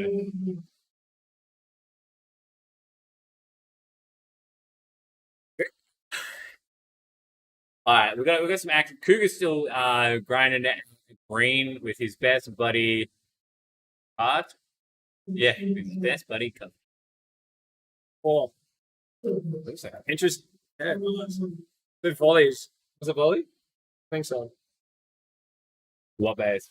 It was at blue. Okay. He was trying. Yeah, it was volley. 2 shots. So he was right on that front door baseline. Yeah. Where he is right now. Okay. Yeah, we've got Darwin trying to get in. Pack Wolf trying to force their way in again. Okay, volley was just volley's been shot out. Back at green, we're not going to switch the cam because Cougar's still trying. I just wanted you guys to know that Cougar is still trying to get the second someone else through green. Who's wearing that code red hat? Siric will put his hat back on. Oh no, that is volley. Oh, that is volley. Okay, Yeah. okay. Signature code red hat. Yeah. We're not. Ooh, big denial over there. They got in for a second. Young volley. Wait, was volley that got denied? No, it was Siric. So Siric and volley. They're not going to give up lightly. He's in. Oh, he's moving. I was about to say they're doing really well in pack, like keeping up. So that base will chuck them up in front. Yeah, it's sort of paid off. So it's sort of like a light to moderate pack lead of sitting around slew over around 2,000 points. All right, we can only assume that blue will be the next hectic base here, right? As pack will, you have to back him to get in here, right? Eventually, surely. Campster sitting under that blue base, getting calls from both doors. Can Scuttles win a duel? No. Guinea setting up in green. Looks like got a bit of action back in green. A lot of hopping. It's 2021, hopping around cams. So we have Reunion sitting up sort of at that around the front. Ooh, did we get it tonight? Oh, a bit slow on there. So yeah, Guinea got it from they obviously stacked one side and volley and Sirical at the other. Like, yeah, it just didn't look like they were able to translate into anything victorious there. Darwin still volley going for his blue. He loves that little front door shot. Yeah, but I mean that happens, right? That's the. It's not bad, but it looks like he was there alone. Like, and you're basically relying on Sirical doing the whole call and I have taken from there once this point. And if you have someone out that front door reassuring that you're clear, it's definitely comfortable position. Yeah, very viable, right? So maybe Sirical lost or someone he got from the back. So we have Scuttles under blue again. Is that Scuttles? Let's go with this Scuttles. Or is it Exo? Someone's under blue. Fiber now. Dispatching them very quickly. Luscious speed. Yeah, there are definitely some men out there who just can do it, right? And he's one. Been pretty quiet up around red base. All right, we're in the right spot. Yes, they had all that under control. Exo picks up a blue base. They're not too far out of it. Like, obviously, they're quite far behind on pack points, but they have been spending a large amount of time dying around blue base. So, I mean, if they can trade, if they can get a lead of bases, they're going to have to go, +3 on Leviathan. So it's quite a tall order at this point in the game. Yeah, we'll have a quick peek at the 5x3. As you can see, Leviathan has 16 in that pack. Exo. Is that first red of the game? Exo is done. He looks very happy as he walks away from the red base. Volley making the home call a little bit late here. It looks like they're going to duel it out for catch into this base deck. All right, as we see, Leviathan securing green there. So that would have been zero. Yeah, I think it was Circle because Wally got it a little bit earlier. Good point. Good point. All right. Those Reds have got good control of green now, so I'm not sure. It looks pretty quiet. Yeah, as in they might have left. Yeah, I don't see. Okay, there's Scuttles. And then volley set up in red. What do we got? Darwin's still trying to grind through blue here. I think this is be a definite. Berger gets his Reds. Very safe. We got some red peeking to the green. There, Scuttles is trying to kick him out. And green are set up back inside the green box. And Cougar gets shot out of red pocket. So, wait, does everyone... So, Reunion mostly need red. It's kind of pretty even here. They don't have too many bases. With 3, it's anyone's game. Obviously, Leviathan's pack lead is shrinking at the moment. Yeah, Reunion doing a good job bringing that pack point gap. Yeah, I think that's partly due to Darwin just, throwing the kitchen sink at him. Yeah. And, yeah, we've got Tricky lining up in the back door, trying to make a move. He shot Firebird, and lost his life in the process. And the Circle wearing glass. Circle under. Really wants to make sure he can see. Oh. There's that drop shot. Yeah, exactly. He was kind of flipping a bit there, but he mixed it, as you said, mixed it with a drop shot, and he lived. Hamster wins a duel on the back door.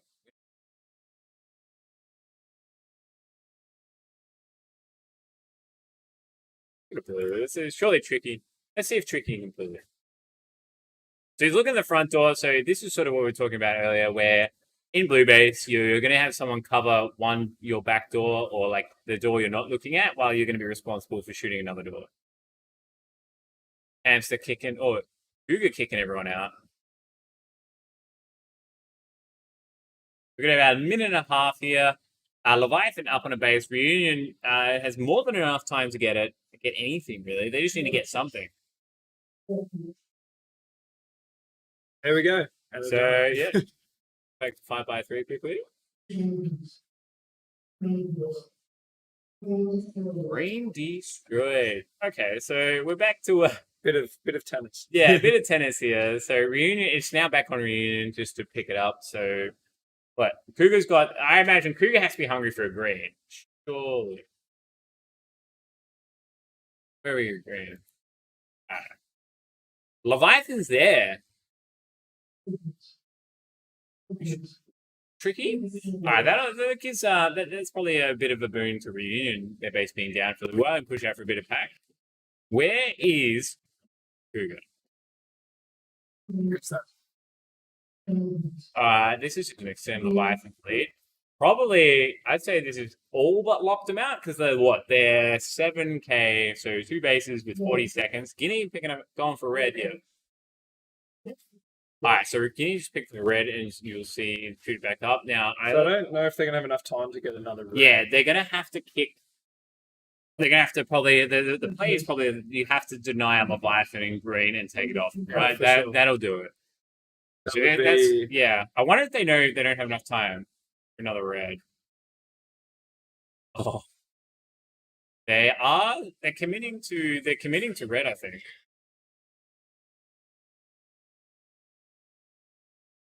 Alright, we do have alright, let's game over. Yeah.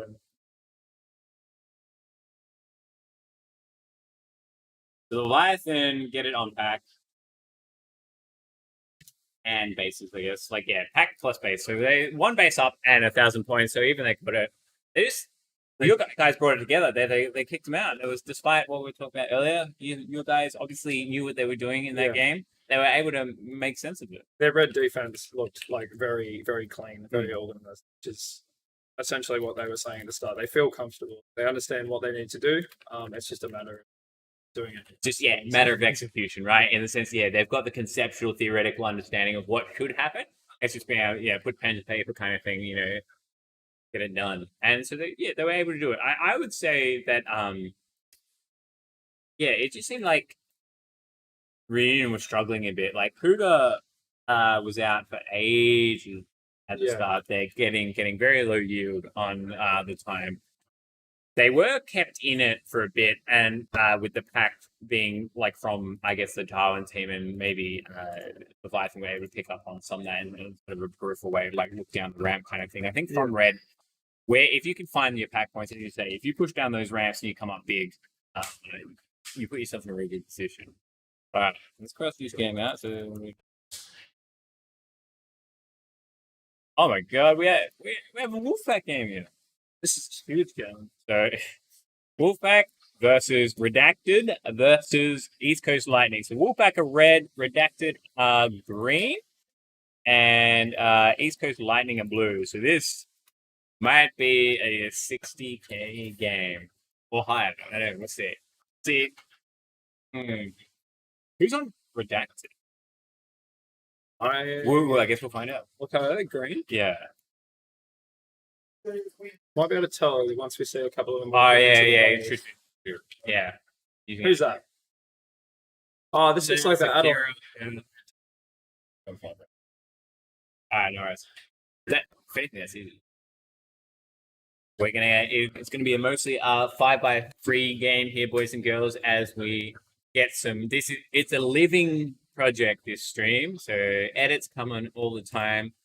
But Redacted green, Lightning blue, formerly Wolfpack red. Alright, obviously we have to assume there is no way that Wolfpack loses this game for the most part. So yeah, I think it's really about picking up points for the potentially securing a spot in pool, which is quite interesting.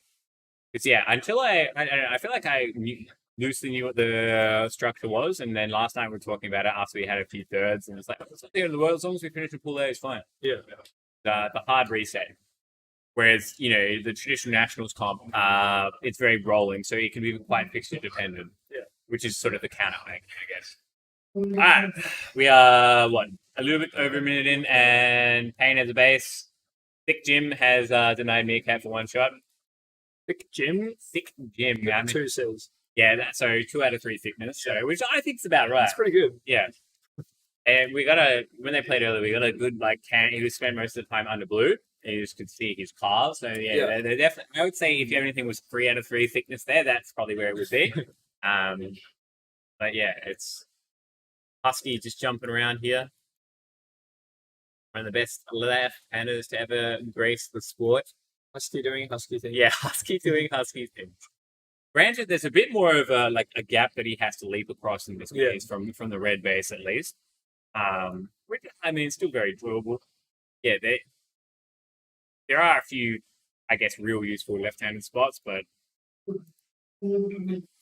one shot on Payne. One shots are very I think are quite common in this arena, right? Because it's sometimes you just misread the situation, or there are people like a panel back where you don't really have vision of them, and just come out of the woodwork and get you. It's a little bit difficult to always be on. I've also had a few funny scenarios at the back door of blue where you go to dive the person on spider and you hit the base instead. Yeah. Hyper was complaining about that last night, so it's definitely happened. So maybe that's even a possibility for that. Meerkat, persistence pays off in this situation, picking up the Wolfpack base, but they're 3K up on pack already. And so. 2.5 minutes into the game, 3K up. Yeah, it's and then Lightning. I think probably it's probably a good test. This would be a good game to sort of push their, I guess, communication skills, because they're going to be getting destroyed on all doors. No one's gone down there yet. Actually, this is interesting. No one's really given blue too much action. Well, I guess we've got some people lining up. Green sort of stand around, trying to get in at the moment. Wax, all right. Wax doing wax things. And lost to the back door, but shot out the under spot. How do you feel about there being a position named Spider? Apparently, there's no relation to you. No relation at all. I hadn't played here. I played here once or twice before the comp. Do you think it was in anticipation of your arrival, or No. It's definitely not a spot that I can play. Okay. I do not like it whatsoever. It might be a bit of irony there. So obviously we've built this spot. Spider will never be able to hold it. We'll never want it. It is annoying when we're just like playing blue. Someone calls Spider, and I just freak out. What did I do? We've definitely worked around. Found ways to like not have that as an issue because it's obviously like when we're trying to talk to each other, if like they're calling Spider and they're also talking to me, just like you're asking for issues. Yeah, it's a very strange communication issue, right? Like I don't think that'll ever. I don't think of a time where it's happened previously, but yeah. All right. How many tags is anal? We got 29. 29, 22, 18. Okay. Yeah, so they're not crushing it per se. Like they're on track. 20K about a third through the game. So in theory, they're on track for a 60K game. Whether or not it'll probably like end up rounding like going down a bit unless blue dump. Like yeah, I think if one of the teams gets scared, well, green, you've only got one in, and then it seems like a very sort of Adelaide thing to do. All right, they're getting pushed by Lightning. And finishes is blue. He's done. All right, maybe this is where the 60K base comes over. Wax doing wax things at red, using that very yeah. I suppose you don't really know the pain of being under 6 foot and having like a normal human being's reach.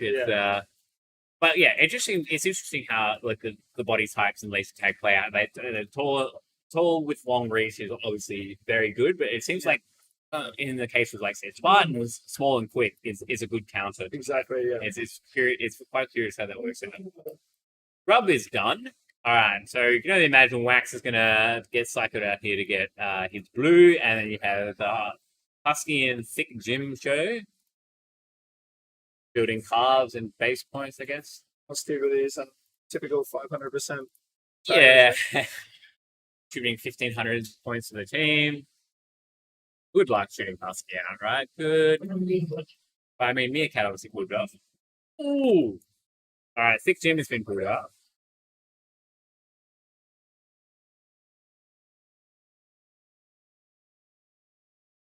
Definitely got some blues trying to work to green. Oh, sorry, some reds trying to work. Yeah, red's working green. It was like blues in there as well. Oh my! Everything. We got some Chudge. Yeah, Chudge picks up a nice base. Luck R2D2. If you're redacted here, it's a good spot to like measure where you are relative to the best of the best, right? Yeah, for sure. Yeah, like you're not really looking at the total score per se. You're looking at the interactions and trying to like learn from where maybe you can improve. Yeah, I remember our first game against Wolfpack. We know the results of this game. We're just going to play them and see like how they're playing, where they're standing, so that we understand how the base is playing. Exactly. Yeah. How would this look if we were a top tier team? What can we emulate? How do they think about it, kind of thing? Yeah, it's nothing but knowledge building this button, which is, I guess, kind of the advantage of the pool system. Is like after this first round, you're going to get a lot more like skill match games rather than a more sort of like seed 1 plays seed 20 kind of situation, because that's literally what we're looking at right now. Well, that's what you do, right? You verse the top teams, you verse the bottom teams, and that's like the easiest way to get you guys set. Yeah, this is the ultimate round robin game. This is 1 plays 10 plays 20, so you can't get any more. Like the standard deviation, the ability of these teams is perfect. Yeah.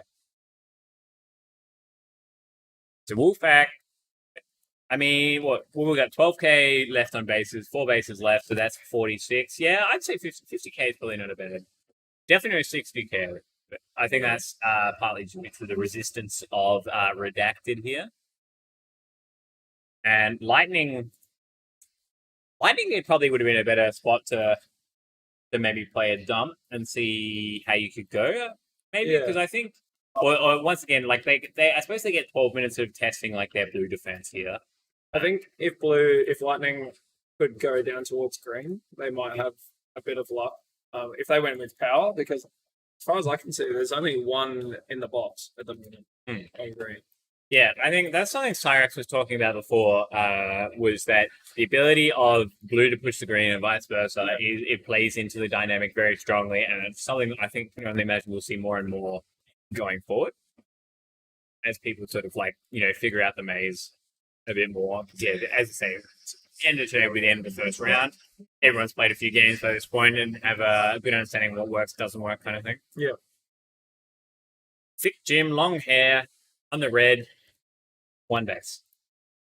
It sort of slowed down a bit here, right? Because it's been like about a minute and a half, getting closer to 2 minutes on since the last Wolfpack base. So maybe they're not just pushing for the 10, which is, that obviously they don't have to, because they double the redacted score, and they, yeah. Oh, Team Denara Akira. So sometimes you just blind corners and lunge, right? I guess it comes down to pre-communication. Like if you know your teammates at that base, and you're probably a little bit, and you haven't seen them in a while, you might be a little bit less likely to blind lunge. So that's ultimately looks like what happened there. Wax is hanging around blue base, looking to get 2 bases here. Put himself in a nice, probably just shy of 12k, going into the last 2 minutes of the game.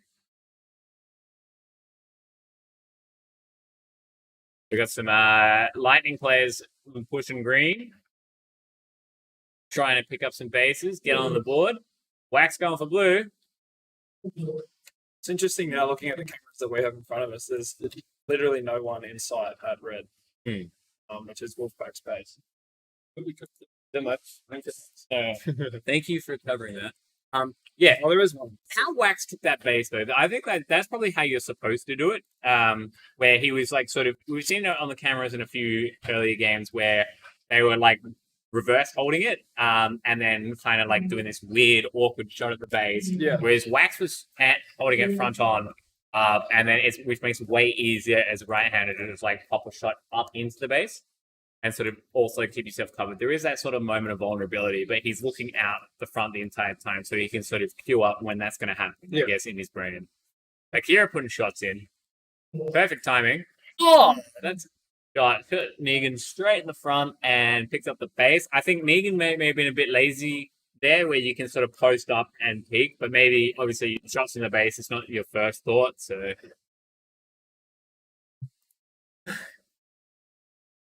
Look at those lines. All right, so we're probably not going to see a 10 base Wolfpack game, but they might get close to that 50. I like to think if they push 10 bases, yeah, we would have easily seen that 50k.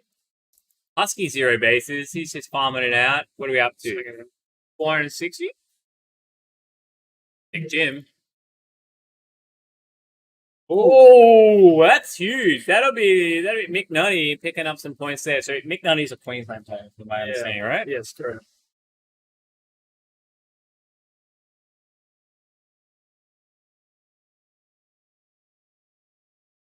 King K doing some fan service in the chat. Love it. All right, there's Jimmy bouncing around, looking for a blue base here. So it's just going down, so he won't have time. Yep, good bad. Pack points, but look how thick he is. At the end of the day, look at him. He's just like, these Rams, man. How are your legs?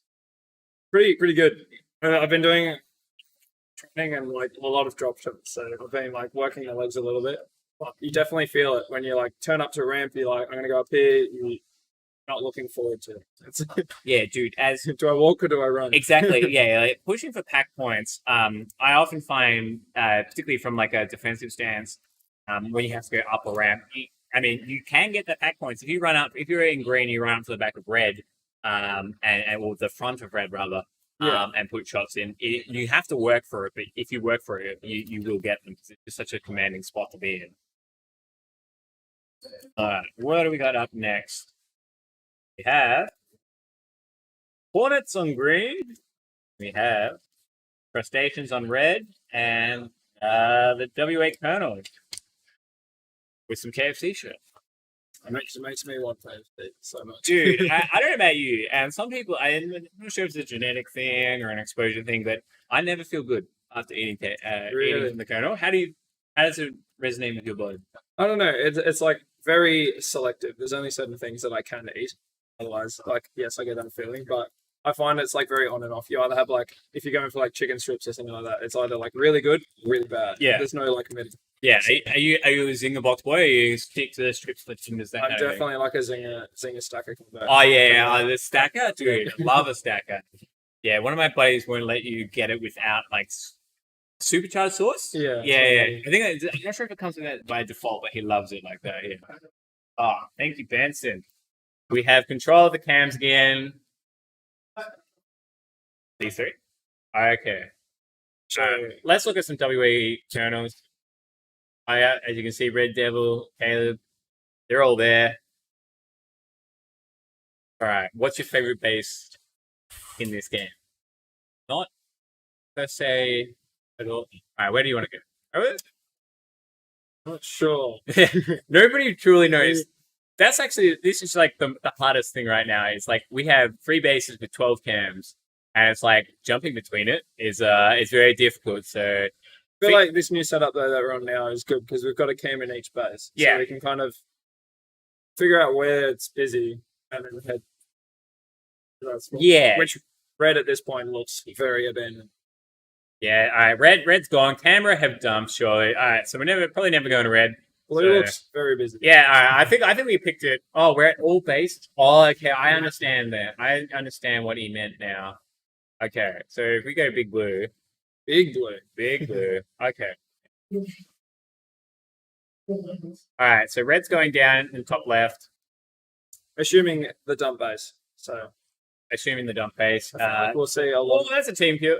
Not quite. Okay. So Benson's spent a bunch of time setting this up, and now that he's done all that work, we're just going to go to the blue cam. So, okay. So these are these individual cams? Interesting. We're learning. If I click this button, what happens? Let's see. All right, we're just in time for Gus to destroy blue base, so I think we timed that perfect. The Colonel's got 1, Camera got 1. So Colonel's, you want to work. Okay, so here's the thing. If you're Hornets, you could probably get quite screwed here because Colonels and Crustaceans could basically base swap and defend the new base, and then Hornets are just screwed. Yeah. Well, maybe not screwed, but yeah, I think Hornets are just slow playing this. Just hope they can pick up as much pack. This can be a very textbook Queensland game. I think they're just going to get the empty when they can and maybe push for 7. I feel like Hornets have bigger priorities at this point rather than going for the dump base. Yeah, definitely. They're just going to let the other team take it, hope that it's still available. Yeah, it's pretty hectic. Like, it. Wait, they're not getting any action in green, are they? They're getting a little bit. A few people around. Okay, Colonels seem to be, they're throwing themselves a bit. Which is probably the right call. Have they dumped? Colonels counter dumped? Oh my god. Red's definitely got a pretty solid lock on blue. Like, there's a lot of reds there and not much. Yeah, okay, let's have a quick peek at green. Green. Alright, there's no one there, so hey, back to blue, back to blue, back to blue. They're still there. I was just curious, because, yeah, so Hornets are obviously keeping them at bay. So there's, on our cams, we can see a few of the Colonels pushing around, trying to get in there. I swear I just saw Elmo. It might have been the lighting, but Elmo looked like he had the Colonel mustache going up. So we got the greens going in for their reds now. Have a quick peek of the old 5x3. You can see how it's playing out at the moment. See, Hornets, so Hornets obviously just behind at the moment, but they're up on fact. Dragon picks up the blue. Yeah, I mean, if Canberra are pretty much done, they're going to need one more. VG needs his blue, and then they're just going to spend a green. So if Canberra can smash Hornets, they'll win the game. Yeah. Hornets, but Hornets arguably might end up with 10 free bases here. Yeah, it's like it looks like the Hornets are kind of pulling back, getting ready. It's like I'm assuming they would be counting and they would be knowing and understanding when they're about to come over. So. Yeah, they would have this like plan ready, to the T. But Colonels are back to defending again. And interesting. they've definitely identified whether they're behind on pack, so obviously they're going to have to get the stone 10. But I would say, as far as they're definitely, if they pick up a second here, that's laddering up as far as they're concerned. It's so, I mean, I'm not sure if they're playing for second. I think they may have been, they haven't quite missed the window of winning. It just depends how this last, back half of the game plays out. So Hornets are starting to get a few reds here. So they're going to be done with red. So red, let's assume everyone gets red. Everyone's going to get red. It's about getting those other bases. Thing I'm noticing though again is that that pack point lead. So like Hornets are 2 bases down, but they're like very quickly closing that gap. Well, yeah, I think it comes back to what we were talking about earlier, where the green pushed to blue. When blue is being dumped to by the other team, it just becomes a shooting gallery if you're a green player. So you have those long sight lines with very little consequences. Particularly if someone runs up and into the middle and comes in through the back of blue. Oh. Bit of points lost at the empty base. That's got to feel bad if you're Red Devil. So Hornets have definitely pulled themselves together now.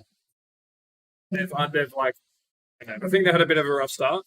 Yeah. Oh, I think I think you're always going to have a rough start there because you kind of have to figure out what's going on.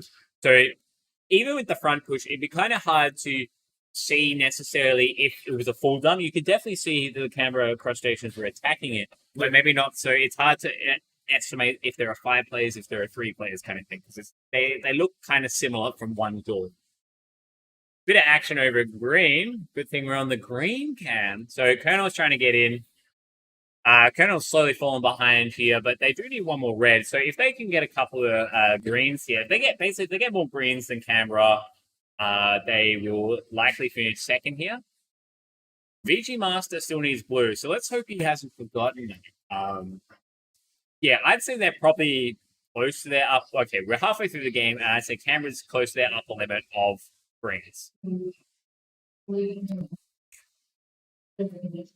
hit. All right, so Red Devil picks up a red base, and so they only have Caleb left to get it. So we're not in any danger of green and blue team missing out on their reds. It just becomes a case of how many more greens can Canberra get. But Colonels look like they've gone back, because there was a moment there earlier on when it seemed like they had dumped. Gone. That's 3 greens. So it's not going to be too hard for VG to get a blue, I don't think. Yeah. Gracie picking up her red. Okay, let's have a quick peek at the 5x3. Yeah, so it's kind of like panning out. There's so much time left in the game that this base count is probably going to matter in the sense that Canberra are going to get caught at some point, unless they get 10. If they get 10 in the next 2 minutes or so, they'll probably be able to. Oh, there's that guy died as he put that 3rd shot in. Canberra, they're taking it to him. If they finish here, if they finish playing, they'll win the game because there's no way in hell. Because they will know. They will know. Canberra are an experienced enough team to know that they've left their base. There's no point going back to defend it. They'll be going to blue. They'll be splitting their forces equally between blue and green to get those points. It'd be curious to see how this plays out. So who we've got left to get green? We've got Dragon. It's just Dragon that needs green. Yeah, that's a pretty good spot. VG needs his blues. And Dodge picks up the blue. Okay. And this is gonna super close. Yeah, this is gonna be good. All right, Hornets can't get 10. If they get 10, they probably, what are we at? We're pretty even here with 2 base differentials. So if they can't get 8. If they get 8, they'll eclipse. Yeah, they'll eclipse Canberra because assume Canberra finish. Hornets get 2 more. It's likely that it plays out very similarly, unless because what happens when you get 10 is you have the remainder of the games you get practice, right? So it'll be good to see. So we've got Garn set up under blue, trying to get points. Let's step back to. It doesn't look like that. Can we find Dragon on these cameras? Where is he? they're red, and she's only got blue. So you would have to. You'd want her to be there.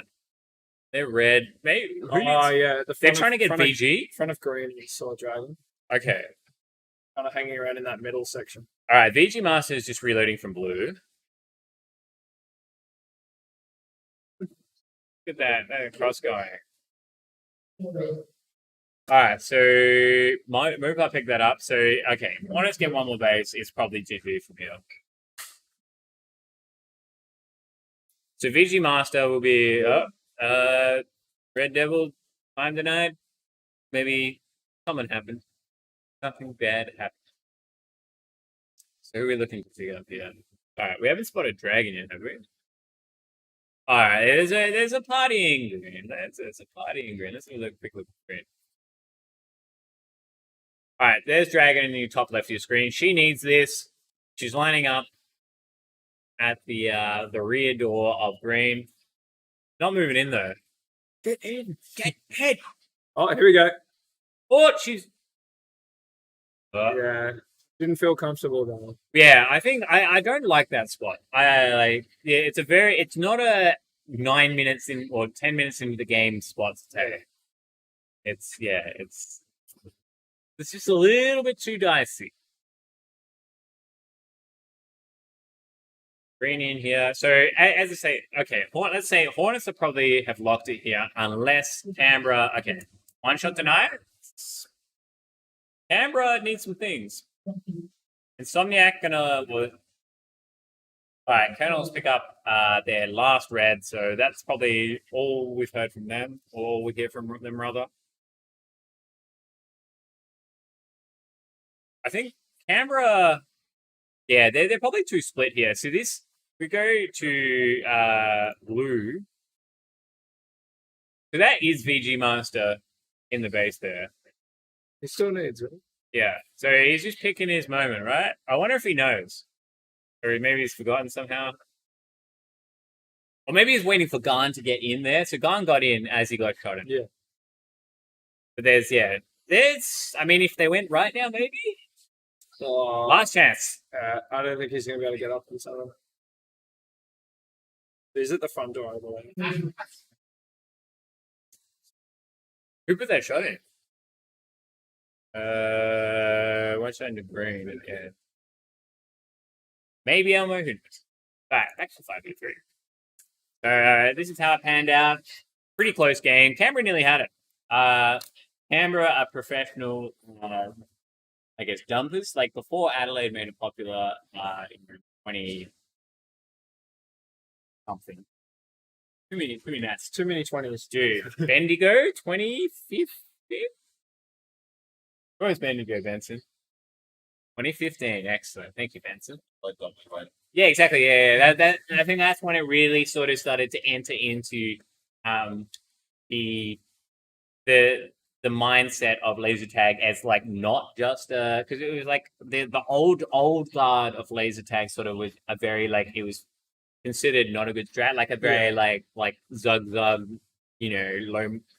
brain power kind of strategy. Yeah. But like the tactics of the dump, like timing of the dump has just been refined over and over and over again. Now Canberra went with from the get go, and it nearly worked for them. I think they cleaned up the back half of their like that last third for Canberra. If they maybe pulled their resources a bit, they were definitely split between that VG Master base and they tried to, I guess, get the Dragon base in green. It just it didn't quite pan out.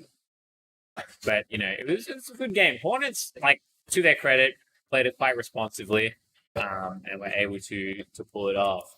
Oh, look at the show coming. A show, you say? So we have Spartans on blue, then Redacted on red, and Pack Wolf on green. Does that line up? Yeah, I see Mad Cans.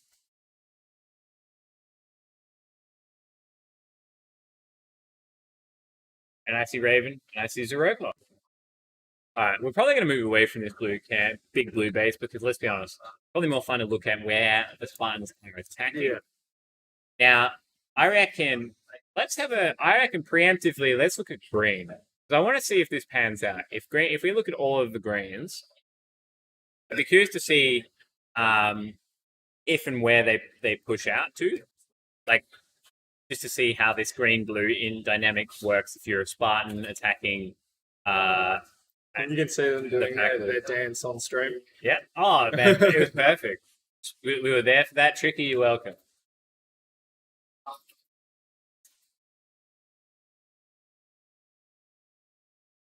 Magcan's headed out the rear door of blue, so I think they might be going to red. We could have called this wrong. I'll be ready on the red button, but we'll go big red.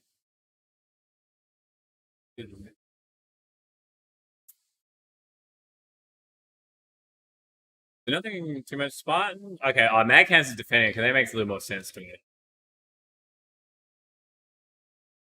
We did call it right because Stalker at the back door, staring down a Tricky. Potatoes are red.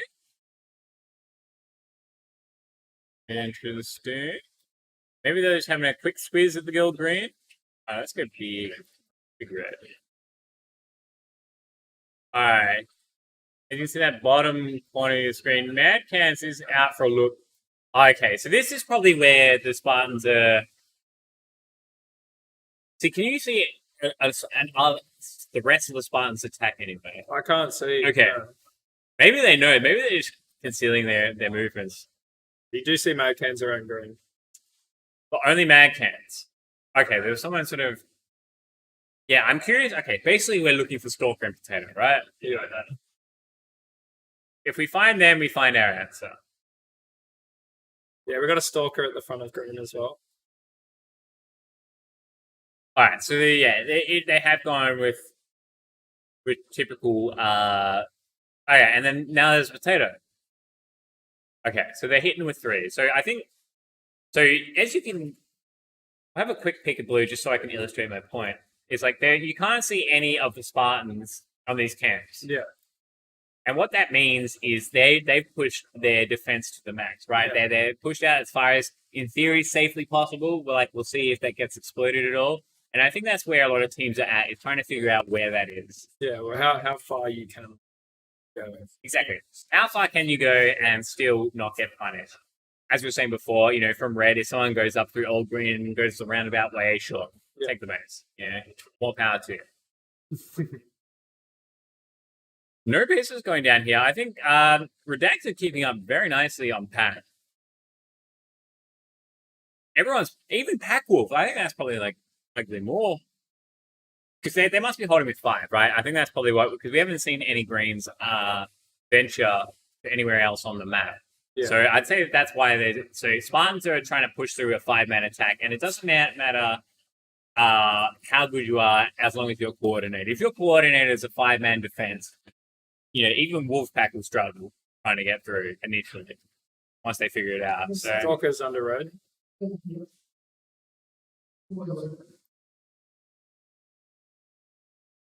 late transition there, but Stalker's still there. Yeah.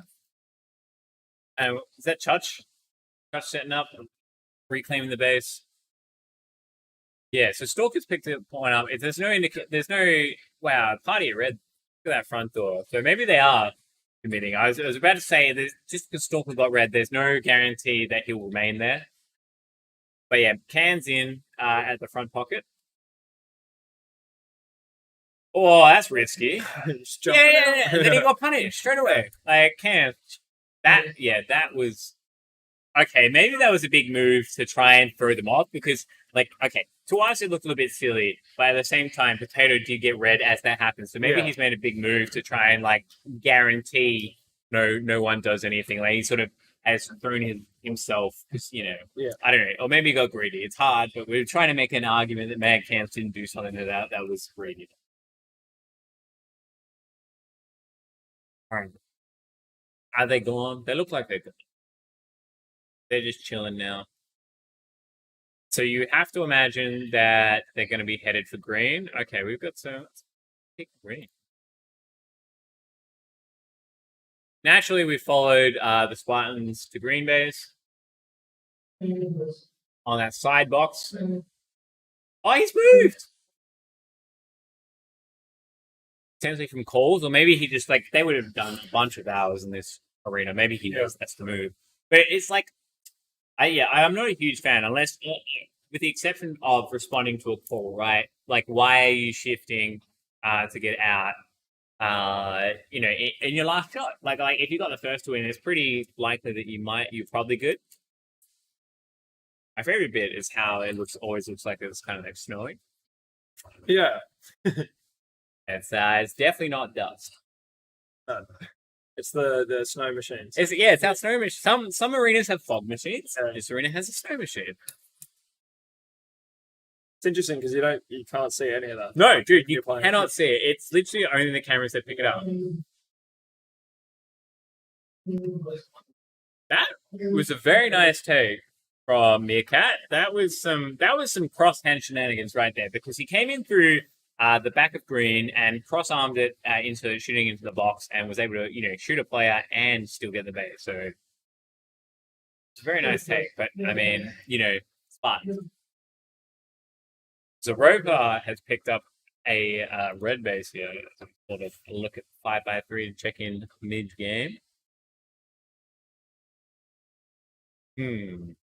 See, yeah, you adjust the bases and what we're looking at 20. So they've got about a 5k pack lead, which is pretty par for the course, I would say here.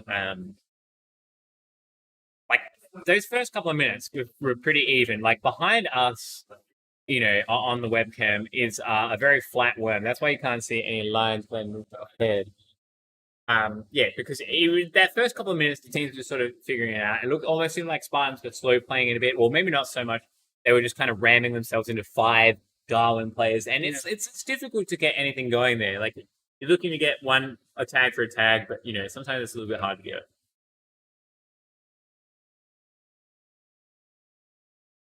Where is our point of action? Let's have a quick peek. Green's probably always safe.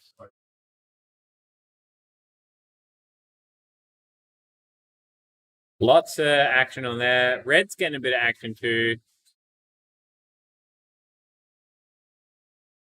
Got a few people lining up in the green.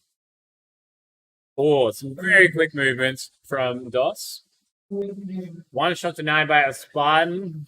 Unfortunately, the Spartan was there. Like I think DOS is pretty good there if there is not a third team. Like he shot out of green, made a move. Yeah.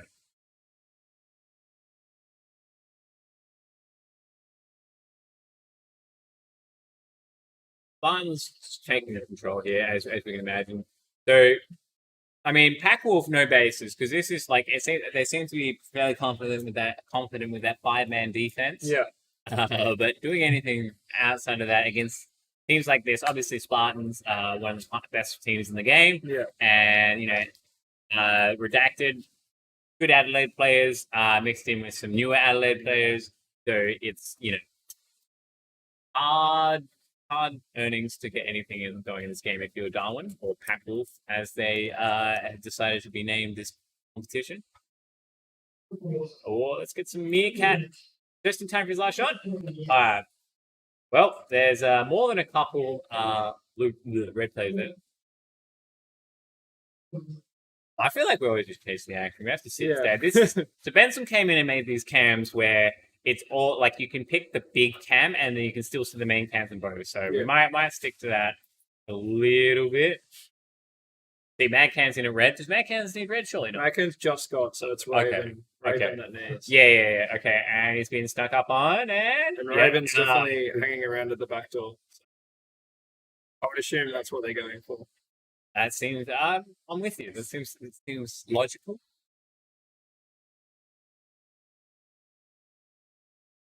Yeah. All right, Raven's lining up. Akira's looking in the door this time. Judgment's due. Yeah, I think this is probably just the point of interest. Yeah. All right, Raven, here we go. In. Confident. The drop shot. The drop shot. I wonder if that gets metagame like later in the comp. Everyone like when you run into the denial, you're just aiming down. Just aim low. Yeah, because No. And back to the 5x3. All right, how many tags is Young Stalker is 36, Hands on 47. 47 from 43. So obviously he's diving a lot of baselines there. So he's in the mix fairly regularly. Don't worry, Gus. I'll bring you in after the game. Scuttles. Shots in the blue. Pack Wolfer on the board. More power to him. Can't fit 3 people in the camera. We can barely fit 2 people in the camera, to be fair. I thought they had 3 on yesterday. Huh? I thought they had 3 people yesterday. Yeah, but not Not people as large as Spider and myself. Spider is sitting on a pillow to make himself look tall. Yeah, so am I. I'm keeping up with him.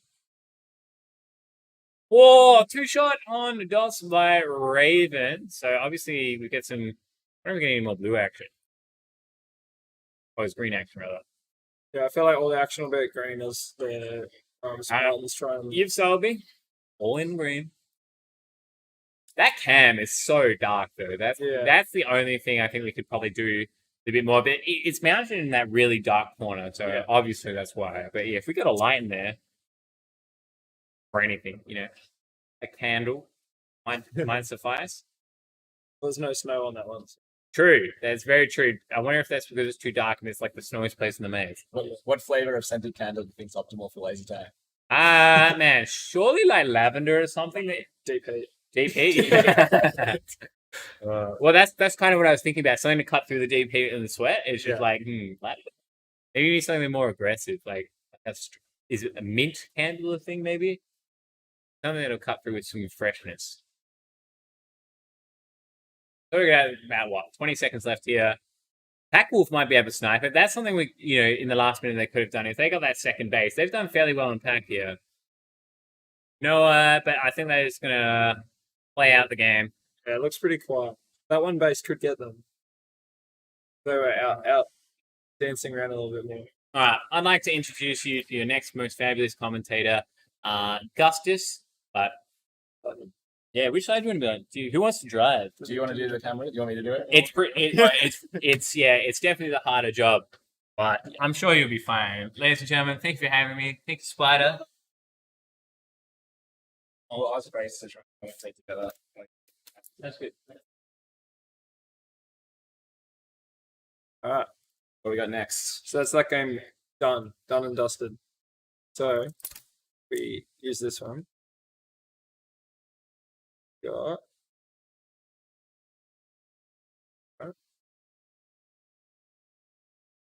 So we've got Maroons on green. We've got Storm on blue. And how do we pronounce this one? I thought it was Kernels. Kernels. Yeah, maybe it's not. Let's go with Kernels. Let's just do it.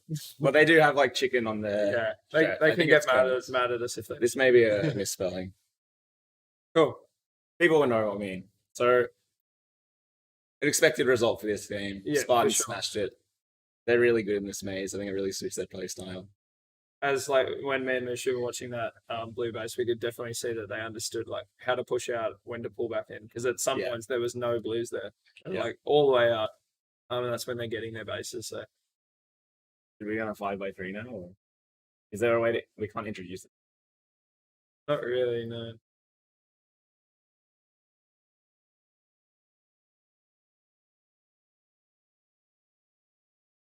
One just says don't touch. So touch it. So, predicted result for the next game is Apex. Maroons. Maroons. Maroons on green. Storm on blue. Kernels.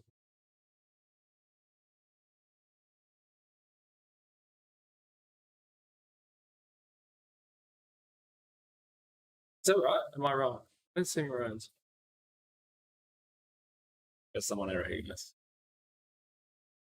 Yeah, that's Apex. So Yeah, I Apex is definitely got that wrong. that. There we go. Apex is green. Yeah. Eclipse is blue. Kernels we assume is red. So Apex is a pretty solid team. They had some issues last year where they didn't have a captain. Yeah. I was talking to Fuggan earlier, who said if he's going to play this year, he's going to be captain. He's going to bring strong leadership to the team. Yeah, awesome. It's always good when you have a team like that. It's like you just need that person to step up. Yeah. And I've definitely noticed, like, from what I knew, they were Nexus players, but their Helios timing and like positioning and dueling is like really stepped up. Well, since we- yeah, I was talking to one of the other players earlier today, and they said a Helios site opened at about an hour from their home site. Yeah, So they've had a lot of practice playing it. just so good. So we've got Okrai, who just took from the front pocket of green, I believe, which is just out of the camera.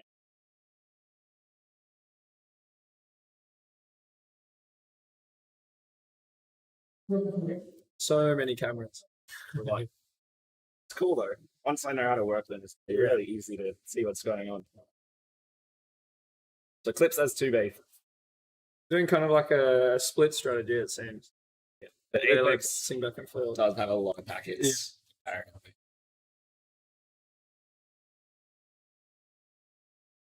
I definitely think that's like the strength of Apex at the moment. It's like their packets. Absolutely. They're definitely. They're all really hungry for packets. Yeah. They're always looking for them. How have you found the maze so far? Kind of quite interesting, yeah. It's different to anything that I've played before. Yeah. In the sense of like it's a lot more like brawling on the doors and a lot more dueling, rather than like the pushing and the pulling, and the heavy defense. So this Apex's first base, 500 points.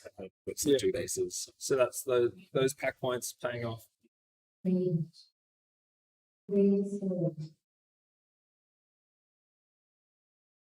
lot of action.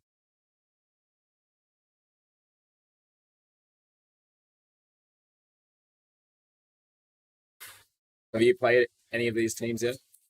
I believe we played all of them. We played Apex a lot, Yeah. and they were like on top of us the whole time. Yeah. Just off that like pack point. Like on top of you, like Certainly. with you shooting you in the maze, or on top of you, like above you in the scoreboard? Both. Yeah. So like one led to the other, and that was that. But with Eclipse, we got them once, and kind of like we're unsure of how they were going to go. Like they definitely did a lot better. Yeah. Like me and Michu were talking about, it's got like a few personalities in there that are, like can get very high tempered Yeah. in the game. But I think from what I've seen, they've done really so far to like keep their cool. Yeah, we just played Eclipse, and Walker and I got like a million points. Yeah, you I got was not expecting. huge scores. Your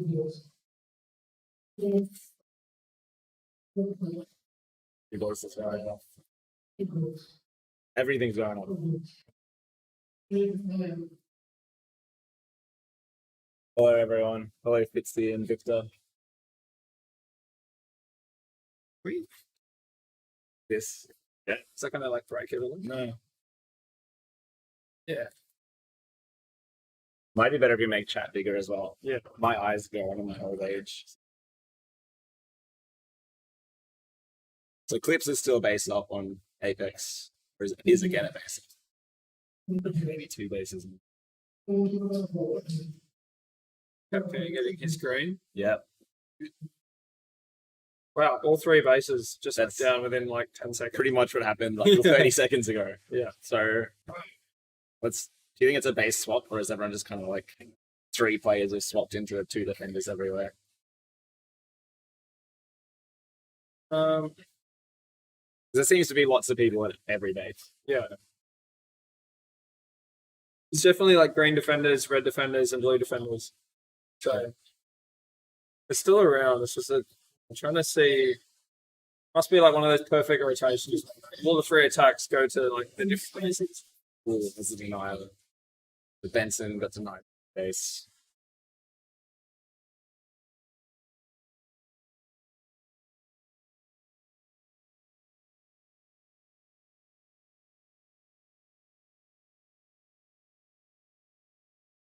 Driver saved his team. No, Okarai is on blue. Okarai nearly got a denial. He thought he got the shot around the corner. So Eclipse have still got that base lead, but Apex are definitely doing Yeah, so doing an Apex special, and they're keeping up. they are. Well, they're even catching up on packets. Yeah. now. Be good to see how like once we get past the halfway mark, If where it goes. Blue, glowing green. Oh, who was that? Huge denial from Bonfire, Yeah. formerly known as Bakura. That was a huge dive.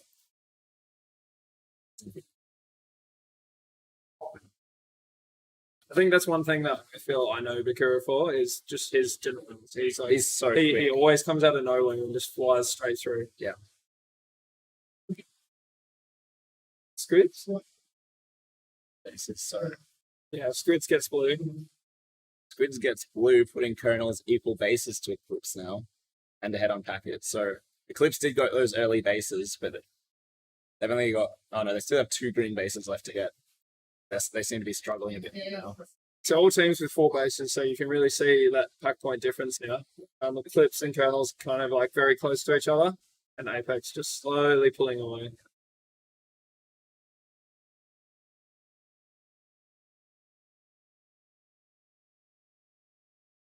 So yeah, Apex are just objectively excellent packet players. Yeah. That may have been what Eclipse was thinking, like trying to get those early bases and then maybe trying to hold Yeah. Apex out of it.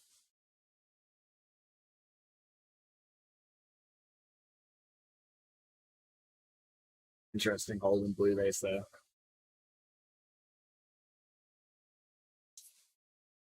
So about the one, Yeah. yeah, I've seen a lot of people using that kind of like same stance. I feel like when I'm going up against it, it makes like the shoulders very like easy to hit. Like Yeah. it's also very situational because you can't see much of what's going on outside. It could be like very well covered. So Apex now has all the red bases.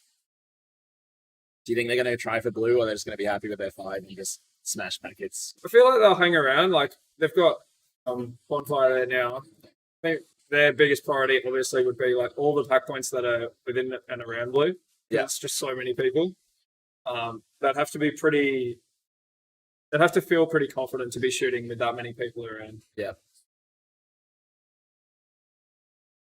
I think these are some green players. It's a bit hard to tell on the dark cameras. You do this. Guess we'll find out soon. Yep. There's bonfire in second base. There we go. So they're really pulling ahead. 10k up, 2 bases up. Looking in a good spot coming into the end third of this game. Hello, Ninja, Zytheus, and Andreas. Good to see a couple of Europeans tuning in. Victor and Andreas, both from Europe. Awesome. Pretty cool. Us, you guys winning? No, I'm not winning. I'm good when I come to Europe. I'm not very good if I stay here in Australia.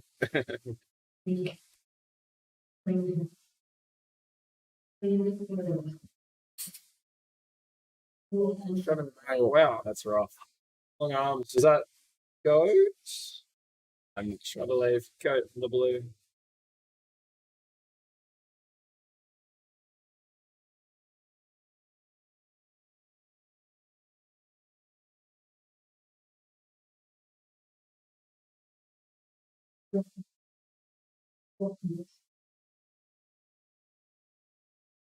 Blue picks up red base there to put themselves equal bases with Apex now. They're going to need a few more to catch up on those packets. That Yeah, for sure.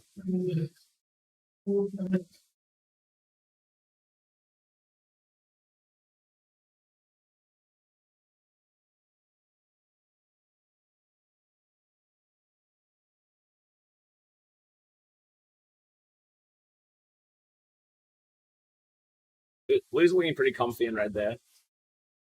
Probably going to pick up a few more unless some people coming in. That's good. That's what they need. I wonder if Apex knows that they got to pick up a bit more, or if they're just going to try and get more base. Colonel's picked up an Apex base. Oh, and green K-Trap's just got a 2-shot dinner. This could be the beginning of the end for Apex. Clips is catching up on those bases.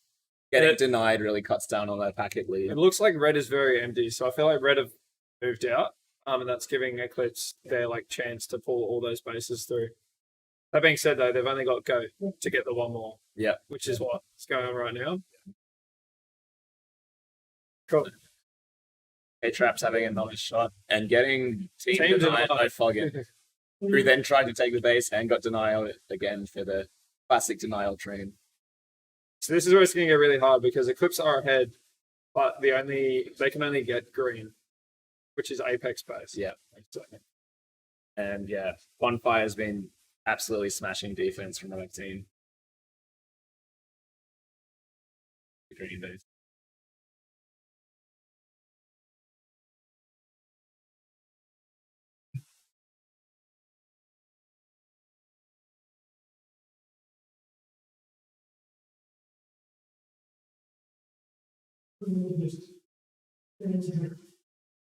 The Colonels are taking the green base now, which is quite bad for Eclipse. There's not a lot of time left.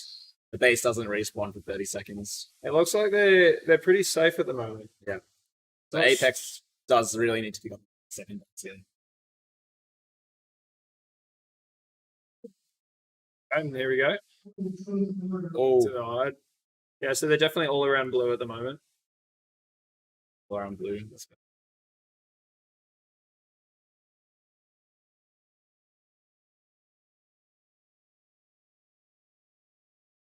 Not There it is. enough time. That's it.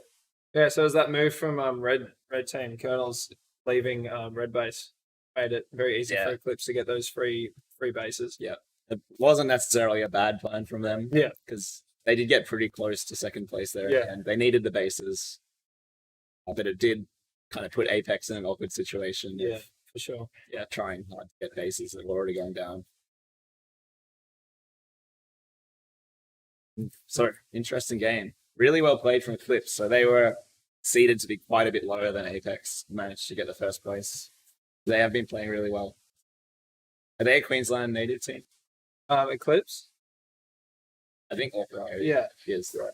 So yeah, you've got Taipan, Orcry, and Goat, and then Capcan and Little Bow are like newer players, but they're definitely not bad. they're very good with their pack skills. New So, Queensland players are a different breed to new players from other places.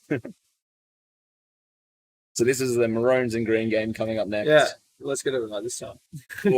always fun to watch the Maroons play. Maroons in green. Then we're gonna have Reunion and Red. Reunion on red. So Reunion's a bit of a mixed team, a couple of Queensland players. Brock used to be Albury, now it's Queensland. Yeah.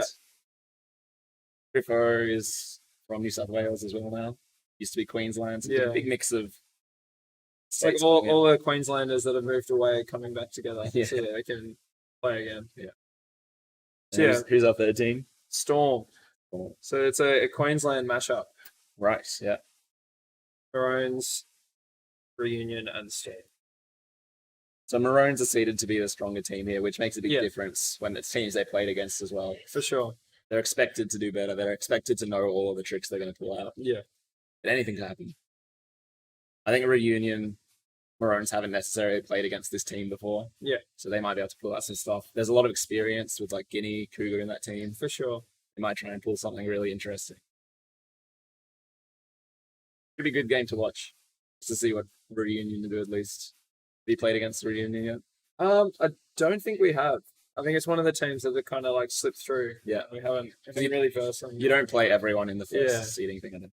I've watched them play a fair bit. And they definitely, I feel like it's the same kind of style as Renegades. They have like really good players that know what they're doing individually. It's Yeah. just dependent on how they put themselves together. Will determine like Yeah. their result.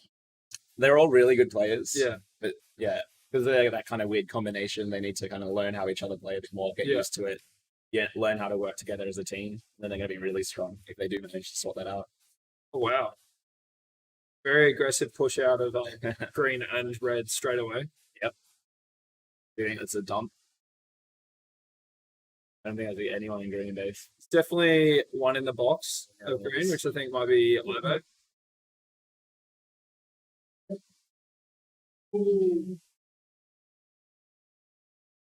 That would have been a really strong base for them early on for the leg. Yeah, so green's hitting blue pretty hard and blue's hitting red. And then green's kind of been left alone for now. Lots of denials going off in the first part of the game. Foots are getting denied by 2 shots, and the leg denied 2 shots. That could slow the Maroons down a bit. Yeah. Definitely puts Reunion in a good start compared to the other two.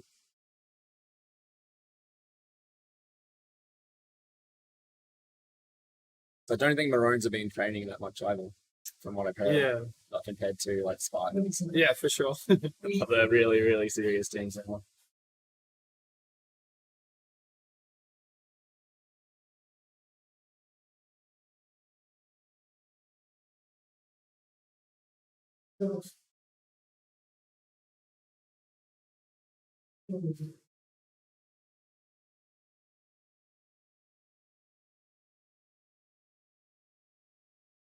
The Storm does manage to pick up the first base.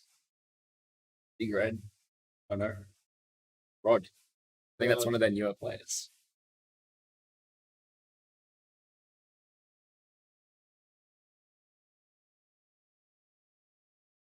A lot of Reds. So reunion around blue. Holding that pretty tight. See if they go for anything. Got 2 under the hot. Nice.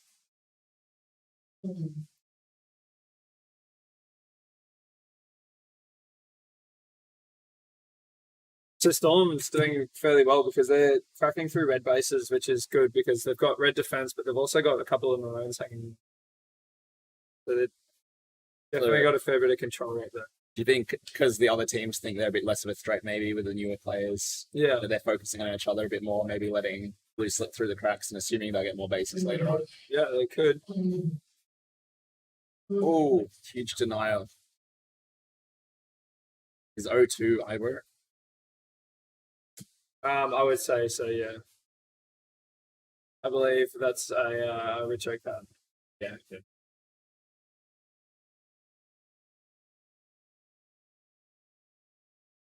He hasn't played. He's been a bit injured for a while, but he seems to be moving pretty quick through that green base. Hopefully, he's doing a bit better now. I've versed him a few times, and he's definitely like bouncing around. Yeah. So he's definitely probably in the later stages of recovery. But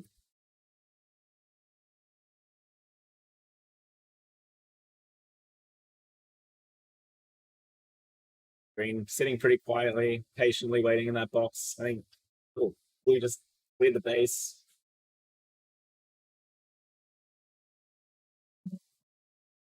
He goes to take and knowledge denial. good denials. 0-2 again. Really Fine. putting in that hard work. Fine green base, that like heavy denial base. It's hard. Yeah. You never feel comfortable in there. Yeah. Like you can get far back in the box, but then you can't see anything. Yeah, for sure. People can just kind of blindside you, or you can look out. But either way you look, you're open to the other side. Yeah. So those bases, that's really hard to play, and it's kind of rough, but it's just enjoyable. Yeah. It's good to have I enjoy it a lot. a base. I feel like for Worlds, like being a Worlds player yourself, it's probably kind of similar. Of like a lot of that, like dueling outside. Yeah, there's a lot of dueling outside in this base. 2 bases going down. Onto the third, possibly. There you go. All 3.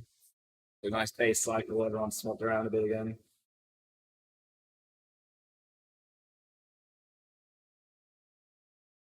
Maroons are 2 bases down, but they're kind of creeping up on a pack point lead. Yeah. Which means if they're getting their bases later, they're going to slowly creep up. Those denials are helping as well. Yeah, for It's sure. not as much of a packet lead as I would have expected at this point. Yeah. Storm's definitely doing a lot better than I expected. Really holding their own against these 2 very, very strong teams.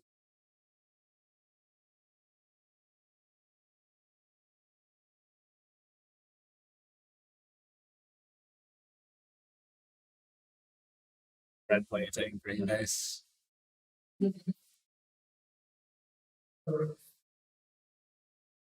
we just need a blue base to go down and complete the cycle again. Happened a couple of games ago with Mushu on stream. It was like all 3 went down. About a minute later, all 3 went down. That's Butzer taking the his second base there in blue. The Butzer's got 2. He might swap back, or do you think he'll just try and push the other players on his team through bases now? Yeah, it's hard to tell. So this is a 5th base from Storm. They got a good mix of reds and greens so far, so they can still get opportunities for bases in the other 2.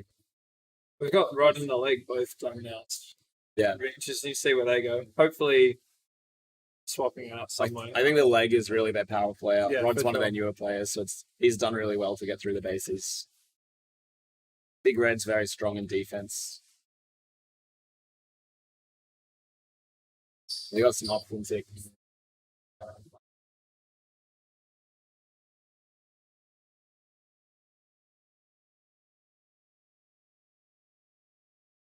So we got some questions in chat here. What is Wolfpack? What Can is you answer what is Wolf? I don't know. There's like they're not Wolfpack anymore, but they're definitely still like got like a good switch up with Lakio not playing anymore. So he's just retired, as in totally out. I don't know. I don't want to say the wrong thing. Like, But I don't know. I feel like he's just not. I don't know. He's not playing comp as of this point. Instead, they've picked up Jimmy or Falcon. Yeah. And he's like definitely a good replacement. Yeah, he is. He's up there. He's very quick. He's good in defense. Only gonna get better as well the more he Yeah. plays with these guys. For sure. So to answer what is Wolfpack, they're one of the strongest Australian teams here. Probably going to be top 3, 100%. Yeah. get a podium in this tournament. Where is GP? We assume somewhere in Finland. In lockdown. For a while. Yeah, possibly in lockdown. We can't. Maybe playing laser tag. We're not sure. But they're not here in Australia playing this tournament, unfortunately. Sure they're to be. And we're not over there. We're not over there.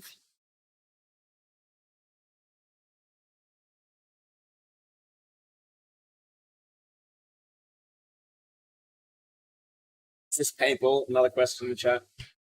It's definitely not. It's not. It's definitely not paintball. I love the conversation with laser tag players about the difference between paintball and laser Yeah. tag. They're like, "Why don't you do paintball?" And I say, "There's no reason." Like, I mean, I play paintball and laser tag. Yeah. Both have their pros and cons. think- Similar in some ways, but very, very different. in others. I think the biggest difference between laser tag and paintball is that, like, with paintball, the size of your target changes whenever you play laser tag. Like, no matter how big or small, your pack is the same size. Yeah. So there's still a difference, but you don't have that like. But it's the same. Like if I'm poking around a wall, you can only see a tiny bit of my Yeah. shoulder. It's the same as if I'm poking around. It's Yeah. like my paintball. Yeah. You know, there does kind of play the same in some situations. Yeah. It's definitely not like we frown upon paint. It's a lot more denials picking up. Storm's still Storm's definitely well in the lead. taking away. It's Getting getting to 3 minutes left in this game. Yeah, 3 minutes left. I think Reunion and 15K points up. Maroons, They're just butting heads, you reckon, Yeah. and focusing each other too much. which is interesting because I feel like Maroons can definitely do like a lot better. So Yeah. you got to ask, like, are they really trying? Or are they like testing? Yeah. Testing different strategies. Oh, Big Red got warned. I didn't see what happened there. So we played against Storm and Wolfpack before, Yeah. and we absolutely just focused on Wolfpack. Yeah. And Storm got the first place. We underestimated them a bit. Wolfpack definitely was having a bit of a hard time. Probably. Yeah. Was focusing on us a bit more. I'm not sure. Yeah, they won that game as well. So they're definitely doing something right. Yeah, for sure. Taking advantage of the opportunity, if nothing else. And it's definitely, again, like still a good combination of players. So a very close game between second and third here for Reunion and Maroons. Which is not for first place, which is what I would have thought would have happened. Yeah. Yeah, so there's like, is it 21 or 20? 20 teams. I think there's supposed to be 21 Yeah. and we lost someone, so it's Yeah. 20. But I'm not 100% sure. Yes, we did. We lost the Wagga Wagga team. Okay. The Wagga team. So many denials in this game. There you go. Another- Another denial. Everywhere we look.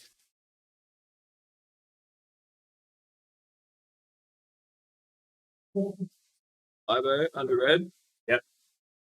Nice and safe. So that gives them a bit of an advantage coming into the last minute and a half of the game over Reunion. Almost packets ahead. Things could all just change right now. That's Storm more of a lead for them. So They're pretty secure right now. red looks very quiet. The only person I'm seeing there is Cougar, who's just walked down the ramp. Yep. So if Maroons pick up on that, they've still got, Well, Kit Kat on Storm still needs red as well. yeah, it's definitely She just got a opportunity. denial, so she's still defending. On Dark Passion. Pretty solid for a new player. Oh, Ooh. I nice. looked close. I saw some long arms running through red just there. The Storm's definitely pulled away. With about 40 seconds left, they're on 9 bases. They've got someone under their base, which always helps to defend. Definitely think you could easily say that that's locked in. Yeah. Which is a good. Well, Reunion really good theoretically could still get this last base, but yeah, Storm's definitely locked in first, which is awesome. 9 bases for them. Fantastic. Dark Passion got wiped, and Ivo picks up his second base, putting him in first place now. So he was smashing denials at home, getting a lot of packets, and now has both bases. So he's playing really well. And he must be feeling better. We didn't come back with a dump in the last 1 minute. Apparently not. Yeah, and was it did possible, seem like yeah. Reunion had left their defense. Yep. Which is probably like They did understood get a their base in the last minute, but Maroon did as well. So it wasn't enough. What a mix-up. Storm in first place. Gonna jump to Maroon's in three. second. If you're sick of not seeing the 5x3 as well, apparently you can see it on Facebook on a separate Yeah. stream. Have both of them on. That's the recommended way to watch. 5x3 on one screen and then this stream on the other stream.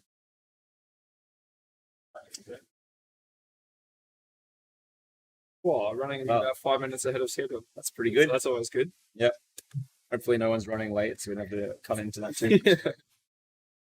Keep it up. So yeah, awesome game from Storm. Definitely played out of their skins there. 2 players have never played a tournament before, Yeah. beating the however many time winners Maroons of hardest tournament winners this game. Nothing set in stone. So up next, Gribbles in red, Vikings in green, And Colonels against KFC. AFC. what's your predicted result? What are you thinking? I'd have to check again who's on Gribbles. Yeah. I don't remember. I know there's a lot of really strong players from WA, but they're mostly on the Sharks at the moment. Yeah. Colonels are seeded quite a bit lower. Yeah. Vikings have been playing really, really well. Yeah. CV's good. Vikings had a bit of a rough start, but then Yeah. talking to them yesterday, they weren't very happy with a few of their games. Yep. But they must have had like a chat and stuff like that because they had a good result. Yeah. Well, I was talking to the captain of the Vikings this morning. Yeah. And, Twinkles, one of their expected players to be on the A team, apparently had a change of heart and is now playing for the B team. That's really thrown a spanner in the works for them. I feel like it's also really good for like the Tasmanian scene too, Yeah. because like they've got a lot of experience in Twinkle, so you can kind of pass that down. Yeah. Like, as much as it's like I don't know, it's a big mix up. It's also kind of like good, I guess. Yeah. There's good sides and bad sides. Okay, so let's look at all bases, most of the green meat. Really dark, but mostly red. This is the Gribbles WA players, WAB team. There's 2 of them. I think that's down to the big ramp, right? Those are the 2 attackers. Yeah. Vikings, I imagine CVs. In 05, so whoever that spare is. Hayden says Gribbles are my favorite team for this comp. Oh, It's a good choice. They should have some interesting games. Red's looking pretty quiet. Blue team's Very frantically defending. yeah. It looks like all of our actions are blue, green and Yeah. red, very quiet. Although I can only see defenders in that game. Any predictions in chat for this game? I assume Hayden was assuming Gribbles will win. Andreas, go Vikings Nexus players. And They do destroy on Nexus. Yeah, they love Nexus. I'm glad I haven't a burst CV in Nexus.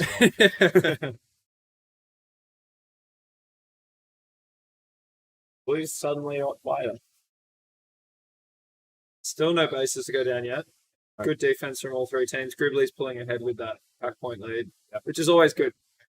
Most games these days are won on like the back points rather than bases. So if you can get that lead early on. I think 04 is linked. 04 is linked. Yeah, I just saw him with a red pack. So he's a Queensland native as well. Isn't he? Yeah. Yeah. Very, very good, quick experience. So Gitley is also a the Queensland playing. So Yeah. it's not a full WA team, it's a good mix again. So they have that benefit of having some players from Queensland Yeah, who know the maze a bit better, can teach everyone, kind of exactly. explain how some of the things work a bit more.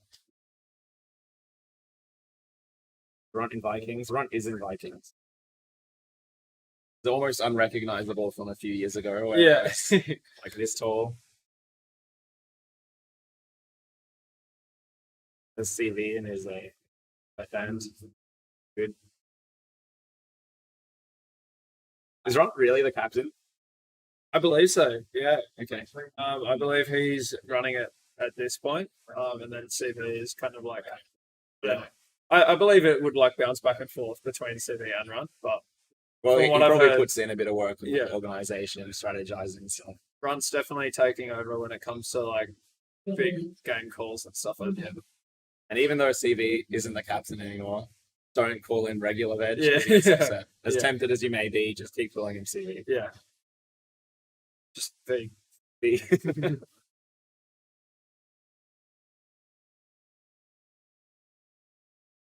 Yeah, so Vikings grabbing their first base. However, Grizzlies with that big pack point lead, Yeah, they're right at the tail. Almost as close. In fact, it looks like they're going to catch up in any moment. Still blue players. Like KS is a Camden player. So it's maybe a thing for seeding, but it seems like bases are empty for pretty decent periods of time. Yeah. Any insight on that? Not really. I think what it is, especially in these cameras where you can only see kind of one side of each base at a time. Yeah. There'll be someone like watching the other door and then someone outside kind of keeping an eye out and calling. I feel like a lot of the play in these bases is outside the base. So like whenever we have these cams here, it can get like pretty quiet. A lot of the game is just dueling outside doors trying Yeah, to get in. for sure. Will you get better cameras during the week? I have no idea. I assume probably not. Yeah, I don't believe so. I think the issue is it's like a really dark maze. That's so always the issue with like stuff. these cameras are like quite good for how dark it actually is in the arena.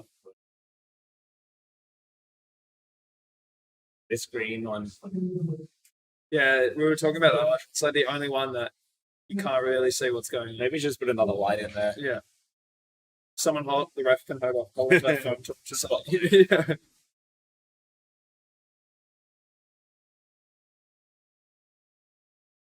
The Gribbles and Vikings both on two bases.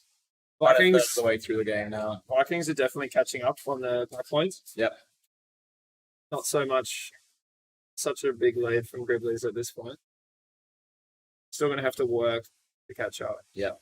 And Colonel's not Not doing quite it getting through the amazing. bases yet. They might be playing a bit more of a defensive strategy Yeah. at the start. They Because haven't- no one's got their base in. They haven't dropped a base. Yep. No one's even got denied there, so they're not really getting in. This guy here in blue is doing great, very patient, has been sitting there all game.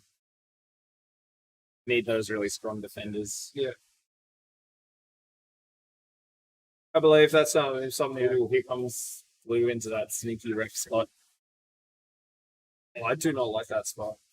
I've been in there like once. It's and I good just- as long as you're clear from the other side, Yeah. but you're so open from that side. And there's a little, there's like a little hole, a window in the rim. Yeah. You can get shot from there as well.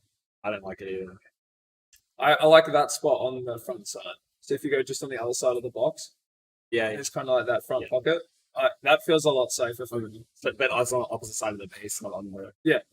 That's a good spot. I like Yeah. it. You're pretty safe from the back there. If you like cover front door with Yeah. someone outside and then take from there, I feel like very comfortable. Not a huge fan of the box, but I think most of my green takes have been from there.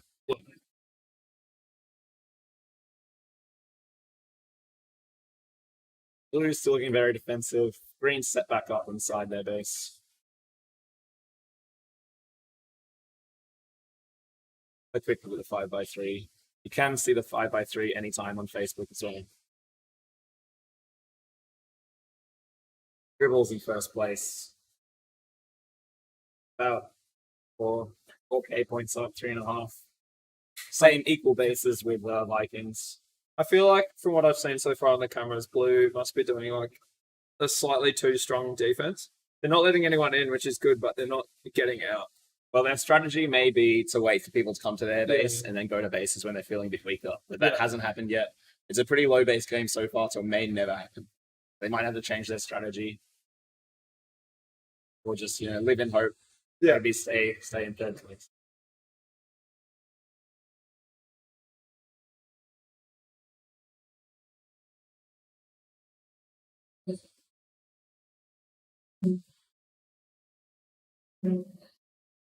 German Nats was Helios full IR and white tile clearing. Talk about bounce shots.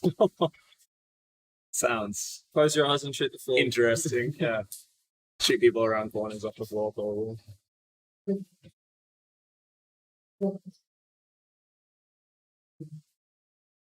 Nice take on red by run. Nice and Very safe. nice. Obviously had good comms from the outside doors. Arbel's taking a base as well, putting them back into equal 3 bases.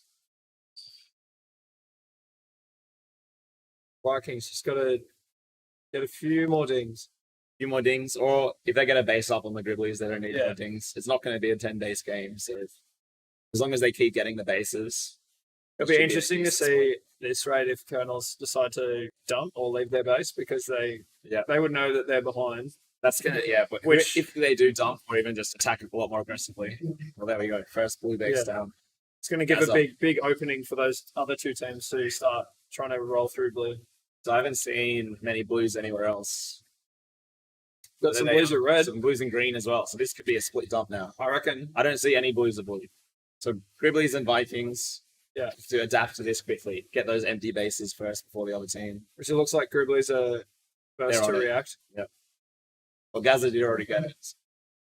Got Here comes the first blue base coming in. Some Vikings base destroyed.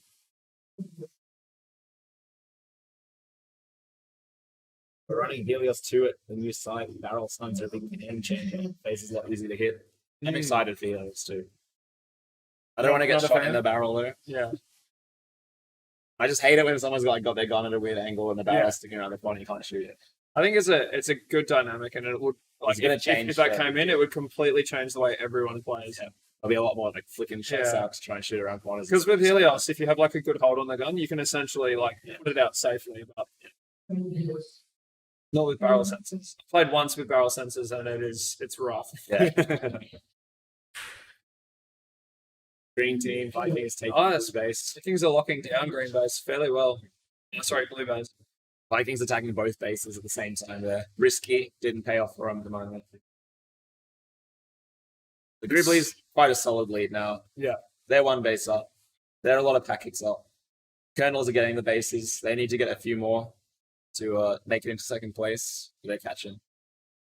And Vikings sitting pretty solid. I can see CV and blue base there. Colonels are cycling. Which is actually 1 or 2 players there going straight in. it's really good for Vikings if Colonels are taking their base because that means it's locked out for Gribblies. Gribblies only need 2 more green hits. But Yep. It's a big difference when it's this close. Yeah, there's only about a minute and a half left. It's gonna be a pretty tight game.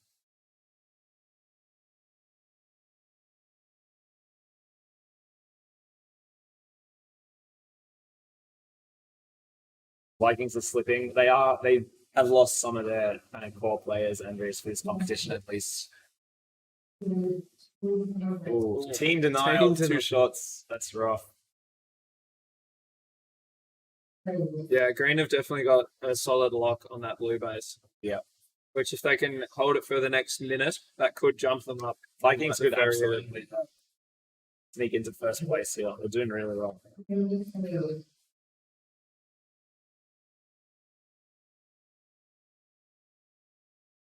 That's one of my 5x3. You can see the 5x3 on the Facebook stream if you have 2 screens. Yeah. Or a friend with another phone if you're here. Yeah, there's a Facebook stream that is just the 5x3. It's just the 5x3 without our annoying voices. No cams. You don't have to listen to us anymore. Here's green taking the last blue base. Second one. Oh, it's so close. So close. It might come down to packets here. They've got one more. Oh, sorry. Will they have time though? Because that Yeah. base was pretty slow. Gribblies doing very well. With Squid's getting that green base really cuts down on the options from the Gribblies on where they can get a base. out of time. Woof. The Dribblies did manage to squeeze ahead.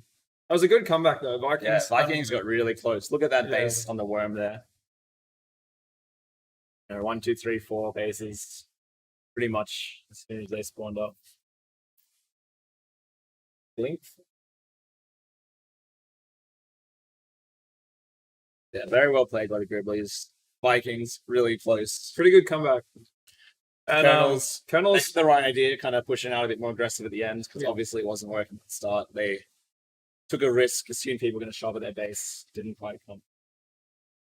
We have a lovely man here who's going to find us the link to the Facebook 5x3. Put it in the tweeting right now. It's not streaming? No. I've been telling everyone that it is. Yeah, it will be. Okay. So it's not streaming. Well, there you go. So when it's win game's good. We'll go to the 5x3 more often now that I know it's not up. Yeah. Okay. Sorry, everyone. For I just want Lying my to you. 5x3. You can still be on cameras, I think. Yeah. Just between games. Yeah, yeah. Yeah. So that people can extend it. yeah, for sure. Get it up soon, TM. Okay, it's coming soon. Coming soon to a store near you.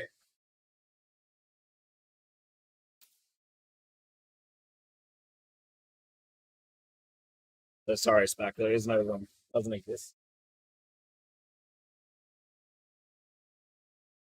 So run. Huge score there. 155 tag ratio. Playing really well. Definitely.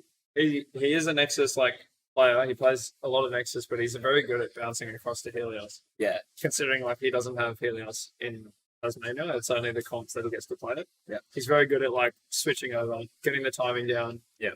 He has been playing comps since he was like Born. since he was, Yeah. I think 126% tag ratio. 76. Yeah, Link had 176. Yeah. But yeah, solid score, one base. Hickley also a really strong score, one base, less tag ratio. Link must have been in defense, just sitting by Yeah. somewhere. I believe he was on a door outside the back of red base for a fair bit of the game. All right, so this game, we got Hornets, aka some Blue Steel players, aka Mustangs. Yeah, big mix up. They're in red. Reunion, big mixed team from green, and Hustlers. Hobart Hustlers in blue. This is the B team for the Vikings. Yeah.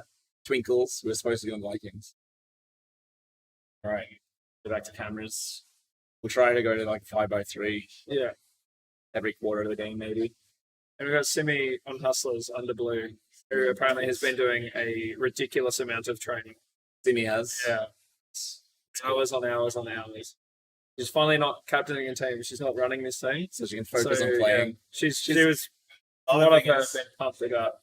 She's also not running the comp at all. Exactly. So she can just focus on playing now. Yeah, for sure. Usually she does an enormous amount of organization, admin stuff, Yeah. coordination. And now she's just going to play, which I'm sure she's going to appreciate. Got Reunion under blue, tucking into that corner real tight. It's such an awkward angle to It's from the back play. So that's Canster. Yeah. Aubrey play. I think he still lives in Albury as well. So He does, yeah. He's also a Nexus player, so they don't have Helios down there. yeah, so because they like brought Tex in for the Albury comp. Yeah. Burrows, Bendigo's back to them. That's right. I've spent a bit of time down there with those guys. Yeah. Kind of like figuring out how they're training and stuff. It's Yeah. like a lot of fun. Yeah, they're great guys. But I'm sure one they're of- missing Brock as well. It was Yeah. really a driving force behind their league. But now we got red and blue base here. One watching each wall. Always a good start.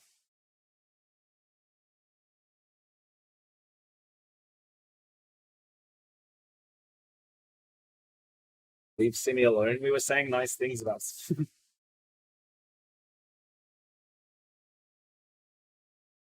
There's not much action in the green and red cameras on the slide there. Still a lot of people around blue.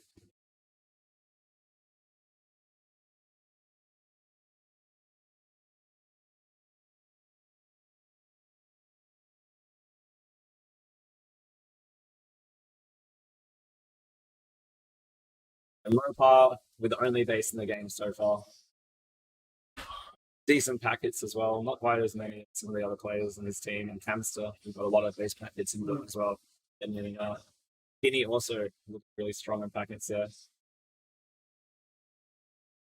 Hustler's not quite up as high as everyone else, but Yeah, the base is really busy, so yeah, there's a lot going on there. yeah. I think that's the hardest time to play well is when it's really busy because you got to like really slow down and kind of focus on what's happening. So Hustlers did manage to get green base there. Heaps of people in blue still. Just be the best you just watch the team play. Hornets with the second base slowly pulling ahead. Red again looking quite empty, but they've got Robo, I Yeah. believe. There'll be someone inside. Robo's inside there. Quick look. Very calm and relaxed. Look at Maybe it. someone inside. Yeah. If you want to be a guest and give some insight, do you think your team's going to win? We have Grace here, who's been doing a lot of stream coordination and is playing on the. The mic's pretty sensitive, so if you talk about the.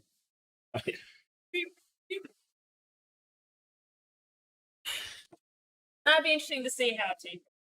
We haven't played these two. So, what is your team officially called? Hornets. Hornets. We didn't want to go for blue steel because a lot of the guys thought, no, we've had our time. Yeah, but also But Splits was a crucial part of our team, and he's not here. one of the sheets says Mustangs as well. Yes, but we didn't want to have cars on the shirts. I assume Mobile really did want to have cars for the shit. He did.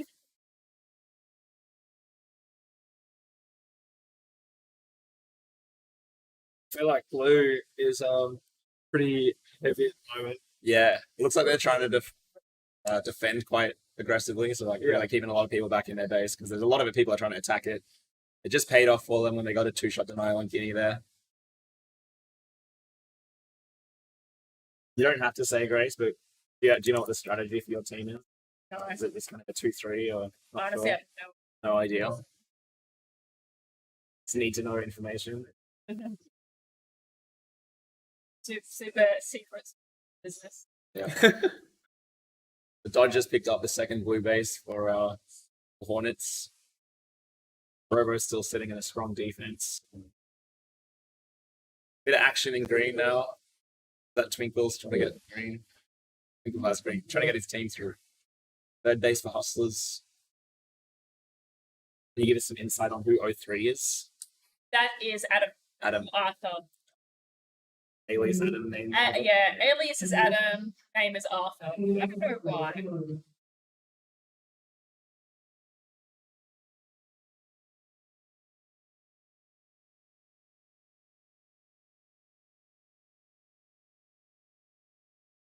Apparently the 5x3 on Facebook isn't working.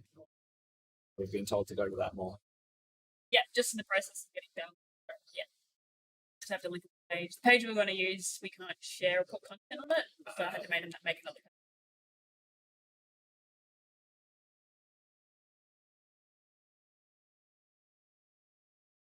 Where is the US Legends? Probably in the US. Being legend. Definitely being Legends.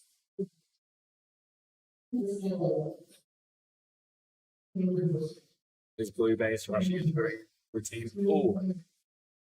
Denied. I didn't even see that red play. I just saw that guy's red. Too quick. Couldn't keep up. So Hustler and Reunion both picking up some bases, catching up to Hornets a bit. Hornets one base up, still in the lead. If Reunion gets that third base, they will be ahead though. Hustler's putting in like a really solid effort to stay in it. It Absolutely. didn't have a very good start, but now they've got those two bases down. Have you ever played against Ling Ling before? So I did a Worlds comp in Hobart, which was on Nexus. Okay. And England came back after not playing for a few years, Yep, and classic. he got 15.5k in Yeah. the first game. He played a lot when I was like first starting out, Yeah. and he's just a god. at Nexus. He's a freak. Yeah. I had a chat with him about playing on Helios, and he's hasn't played much since the covering rules all changed. Yeah. So he's like working really hard to like figure out where to play his arms, which Yeah. changes like the whole way. he It makes a plays. big difference. So I think he's doing really well to like Yeah. integrate into a new style of play. Having played Nexus so long, like his hold was a bit weird. I Yeah. think and you definitely can't do it with him. Yeah. Two bases going down. Reunion picking up that fourth base and pulling ahead of the Hornets now. Hustlers picking up the fourth base, not quite ahead of the Hornets, who are still doing really well on packets. Twinkle's just got a really good base in red. He just had to commit to that because Robo was right on the day. Sometimes you got to do it. We're talking about it with Mushu about that, like just the go-to finish shot is always that drop shot. Yeah. That third shot, everyone just drops down. Bit of a leap of faith. Yeah. That's what I got to start doing more in green. I think just get really deep in the corner of the box and just hope for the best. Just hope for it. Reunion, fifth base now. Oh, getting to know. Dodge picking up a denial on Ling Ling, who's having a bit of a rough time. 5 shots into bases, no bases completed. And Hustler's getting denied by Hornets. Yep. Oh, big blue arms coming through that door. A lot of action in red there as well now. People everywhere. Stingray just killing it in that. Yeah, he's a beast. And he comes in, not quite fast enough.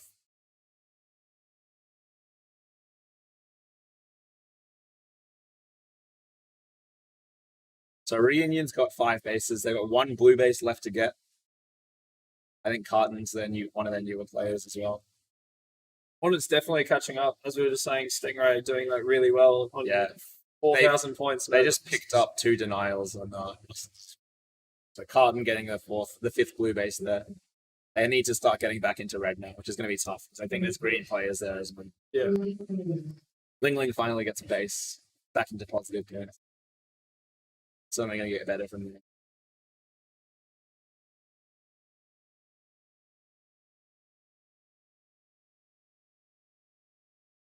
So Dodge in first place with 1 base. That's both cover teams who are players with 2 bases. Yeah. Yeah, definitely getting a lot of packets for himself there.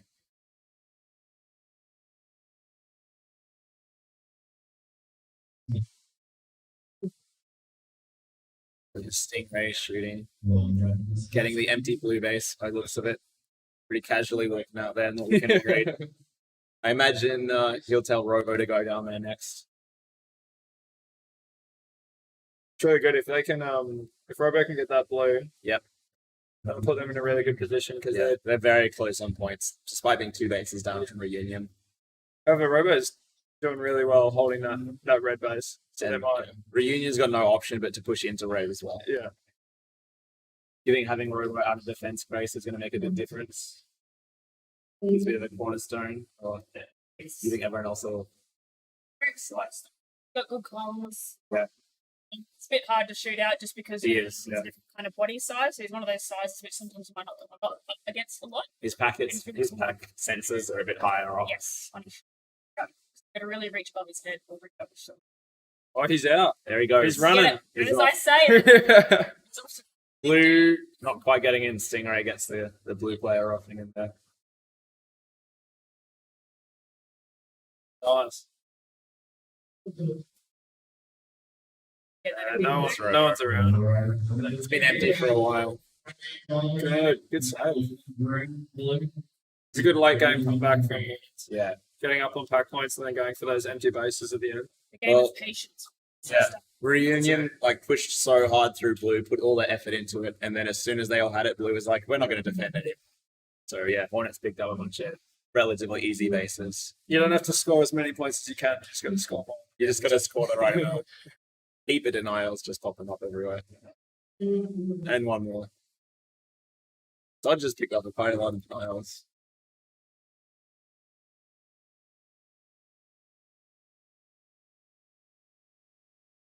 That's it. Yeah. Solid comeback from the Hornets there. It was looking dicey in the last 2 minutes, and then picked up that empty blue base. That's it. Yeah, a bit of a tough time. Reunion putting a lot of effort into getting that base, and then it getting dumped. Yeah. Hornets picking up, but that's the advantage of the Hornets playing that really strong defensive game. for sure.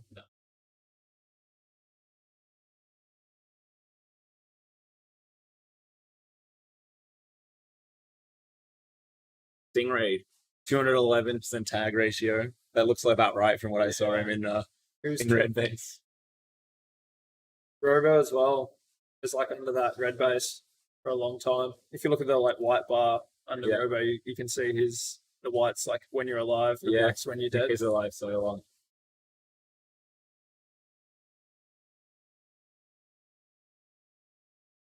So Dodge got 4 denial shots. Got denied once as well, but it's still 10k points for one base. Yeah. Big score. And one shot of denials on him too, so Yeah. even more points coming from that. Huge game from Dodge. Barton also got 4 denials. He's solid. The rest of them all pretty spread out. Felt like they were just everywhere denials all the time. Yeah. So what's our next game? So Maroons. Maroons again on red. Then we've got Gribblies on green. And Packwolf on blue. Cool. Maroons, Gribblies, and Packwolf. Versus the Maroons on red a fair bit. Yeah. And they definitely know how to play. They know how to play red. Yeah, they know how to play red. Their outside defense is very good. It's like they pull you into positions where you can't go anywhere. And Yeah. It's stuck because then the in-base defender's watching you. Yep. So you kind of got to like. I found a lot of Queensland teams have been doing that to me. Yeah. So I'm not really quite sure where to be standing a lot of the time. Yeah. And I often find myself like out the back of green and there's just someone watching and there's no door for me to go Yeah. through. It's totally like a big step in laser tag between like playing the game where you're just dueling one person to playing the game where you're forcing the other player to do something without them knowing. Yep. You kind of pull them into a position that they're not aware of. You don't need to be better at dueling than if you could just like hit him Exactly. in the corner. Bring them into the right spot and then they're all yours.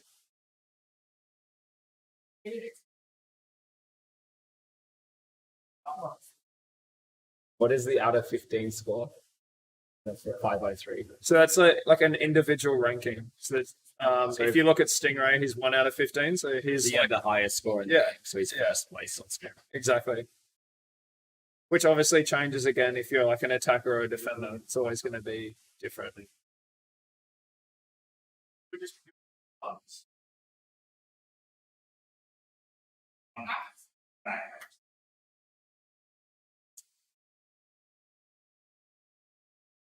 Go.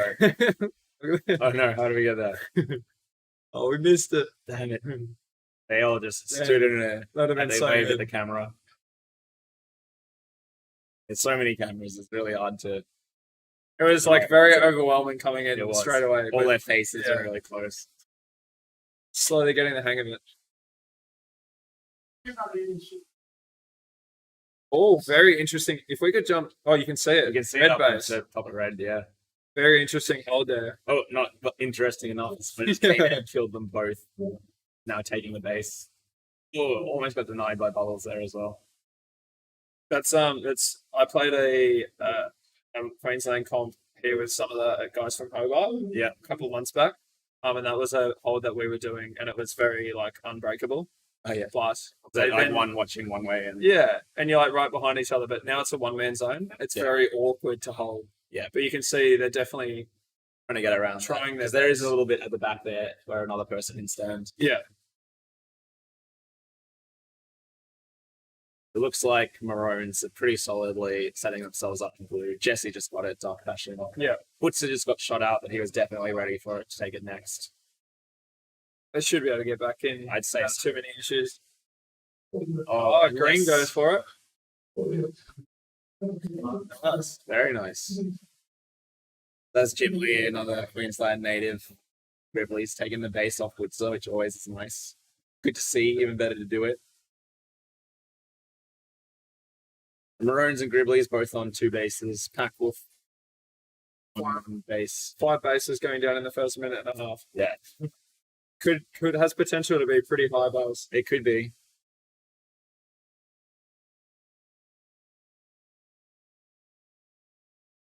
Blue setting back up in blue base here. A lot of action, pretty much all the bases right now.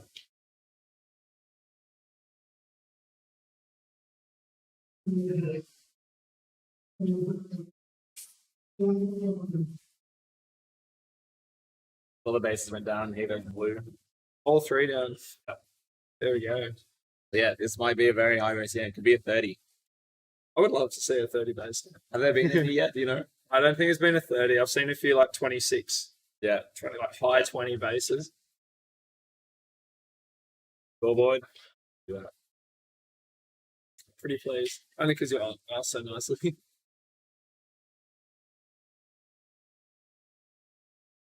Yeah, Pack Wolf. Not to be confused with Wolf Pack. Third place currently. Only one base down from the other two. The Butzer gets green base eventually, putting Maroons pretty solidly in first place. Pack hits up and a base. They're Not doing that well. far ahead of Gribblies. Doing well getting through that green base. Yeah. They are predicted first. It's like there's a bit of action coming up in green here. And blue. Gribblies picking up their fourth base. Only 100 points behind Maroons. Yeah, pretty close game on pack points and bases. Very close. Pack will fall in behind a bit, but again, I think that's that heavy defense around blue. I think a lot of players like that blue's a bit more easily defendable, so Yeah. they tend to defend a bit more there. Play a bit less aggressively in general. The Dark Passion and I will both have two bases. They'll probably go back and defend.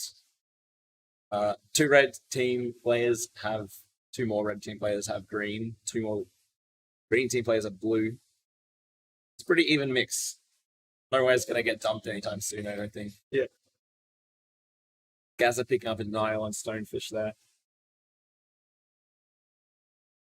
And Butzer making it into blue, checking both the doors and running back out. and Trying to back in. get set up. There. Is that him taking it? Those No, blitz. must Blitz have came. been. Yeah, I could see the base going off, and I could just see Butzer shooting down the corridor.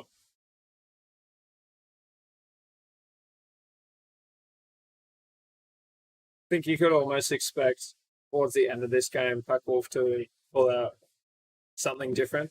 Yeah. Try and like make a final like last effort. Because Yeah. they'll be hearing all the bases going down. They're seeing their base go down a lot. I don't think they. Bubbles is quite experienced. Tricky, a lot of experience there as well. They're not usually playing like a high end tactical game, I don't think. I believe that's Ibo is 0-2. It's got it's blue.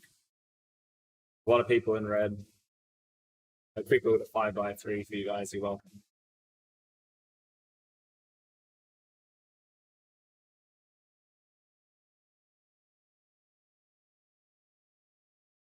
Yeah, Maroons equal baseless to Gribblies now.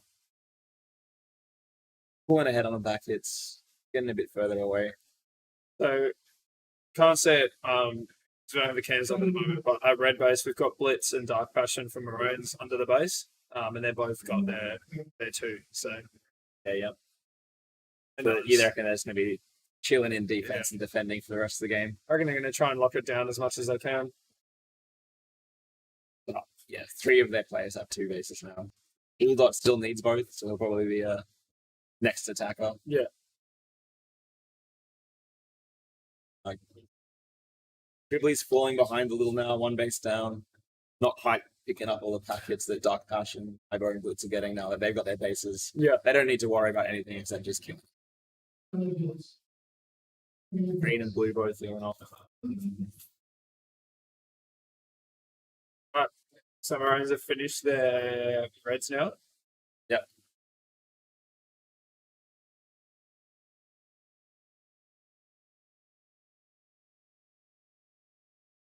So Butzer and Wooly both need blue. I expect to see them there pretty soon.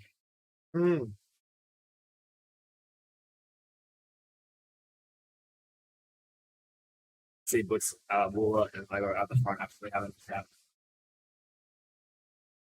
Just hanging out. Yeah. Woods is there too. There's at Yeah. least 3 of them. Whoa. They really want this base. They're looking for 10. Packwolf just can't hold them out. Now might be a good team for Packwolf to go look for other bases, actually. In the game, it's a lot harder to know if you should make these decisions.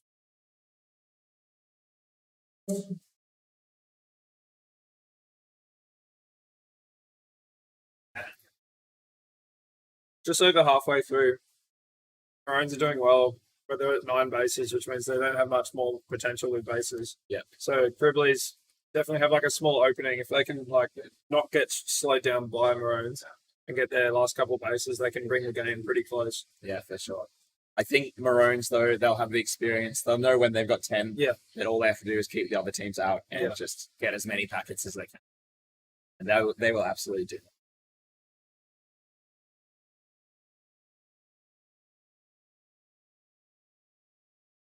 I think Packwolf pushing a lot harder into red again now. They know they've got to do something.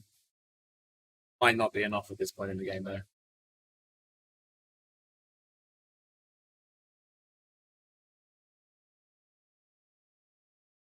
The Waldots has got his both bases and sitting up in defense again. Woods is the only one who needs red. Up blue, sorry. Yeah. It'll be interesting to see if he gets down there because it doesn't look like there's many hanging around. He's got 5 more minutes. And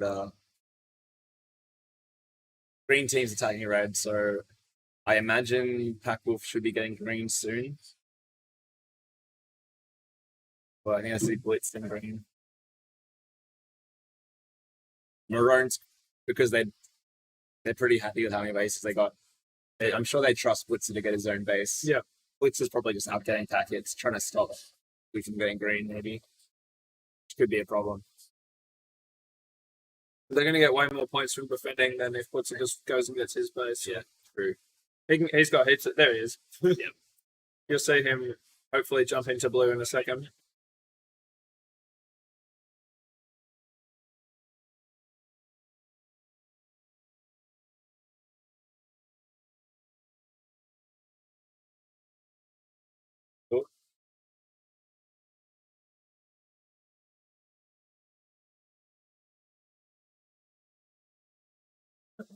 Hard to go in there.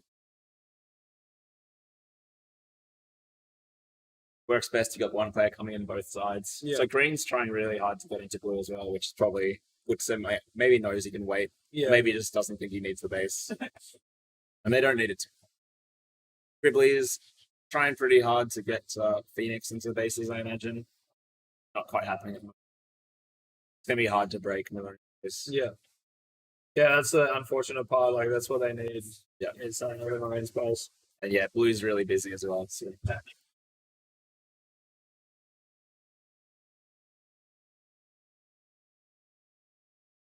lot of bases early on, but there hasn't been a base for like 2 minutes.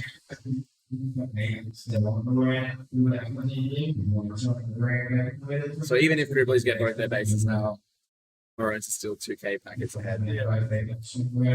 No, that's not right. Bases 4k packets. Lots of packets. That's It's hard to do maths when the numbers change every 2 seconds. There we go. Phoenix getting the 9th base for Grizzlies. First base of Phoenix. Only need red base now to get 10. Still probably won't be enough. Packwolf still defending quite solidly. So they're keeping they were keeping green out. Only Butzer needs their base now.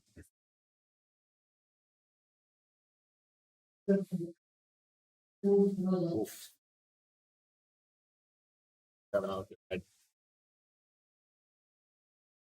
What's his currently at red, helping defend, so he's clearly not going to worry about his base. They're pretty confident.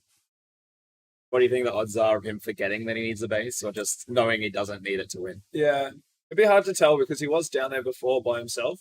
So Yeah. maybe he does know, but he's either confident that they're fine or he's just forgotten.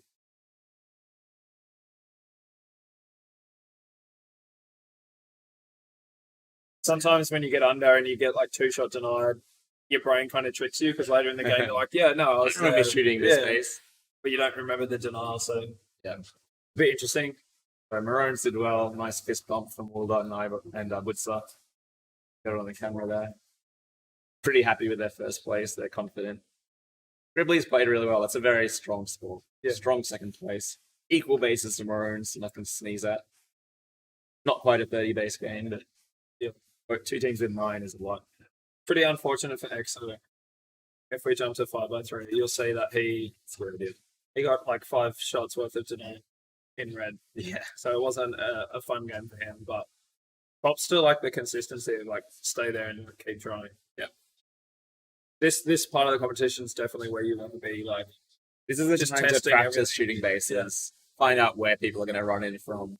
Where you can shoot the base from. Exactly. Good to know as well. Yeah, Pack Wolf. They played pretty well. They held quite a solid D.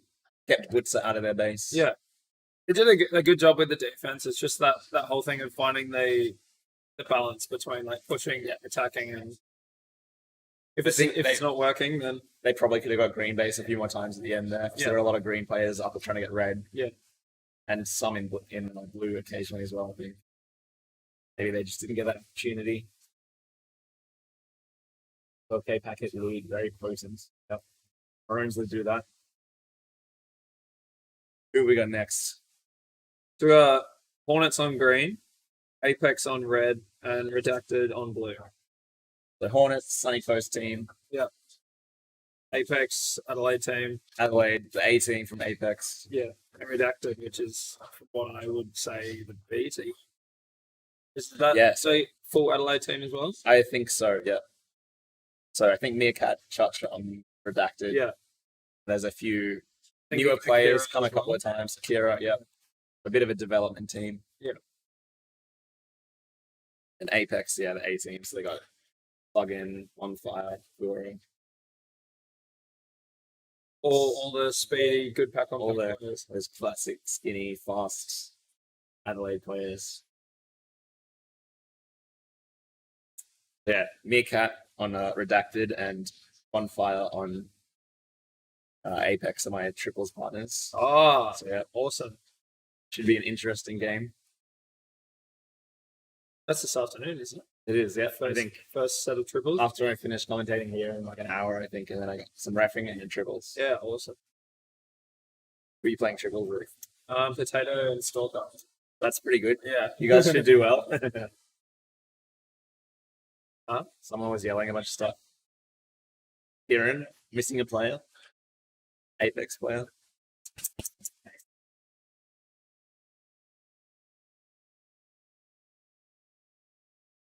Let's go partying green, yeah.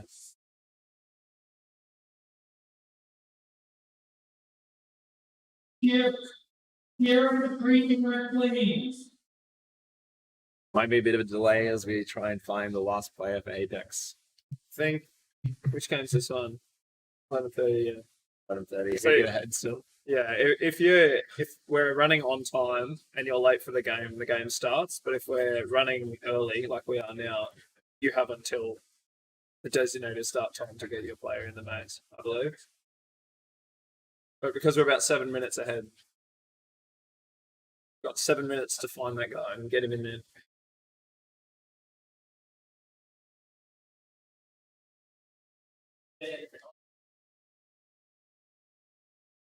So what do you think of triples being 2 different formats but still like one event? Yeah, it's interesting. It is interesting. It's gonna be cool to see kind of how they like transition all the data together, I guess. Yeah, I think they released like little Yeah, things explaining it, which I haven't read yet. No idea what's going on. it's a later problem. Figure that out in a couple of years. So K-Traps, it's made it into the maze. Everyone's here. Starts. On Fire picking up a double kill in the first couple of seconds. So these 3 teams are sitting pretty close to each other on our like, I don't know, kind of like The seeding, yeah. the seating. Yeah, very close together actually. So Should it be quite a close game. Yeah. Any predictions? Who do you think's going to win? Would love to see Apex win, but I do feel like Hornets will pull away. Yeah. Just for the reason I feel like Apex, again, they're like really good on pack, really like good players. I just think they struggled that little bit to like stay coordinated throughout the whole 12 minutes. Whereas Hornets, I think they definitely do that better. The coordination side of things. Yeah. So it's kind of like a mix, but I think my pick would say Hornets would win. And they're on green, so we'll see. Do you think red's the strongest base? I think personally, blue is probably the strongest one. Yeah. If like for us anyway, I think it's like where we feel most comfortable. I definitely feel most comfortable defending blue. Yeah. I think it's the same with red, but more so at blue. How easy it is to wrap around from door to door. Yeah. Makes it a bit stronger in the I think defense. green is the shortest one there, isn't it? Yeah, Shortest distance travel. One door to the other. green's hard. It's just like a huge big corridor with like a little box on the side. So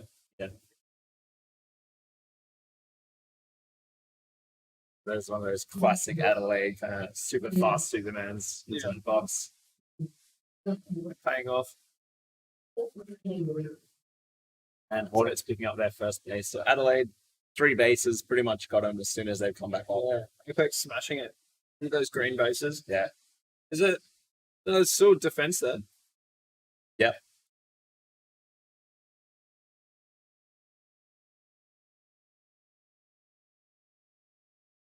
I see some Adelaide players outside blue now as well.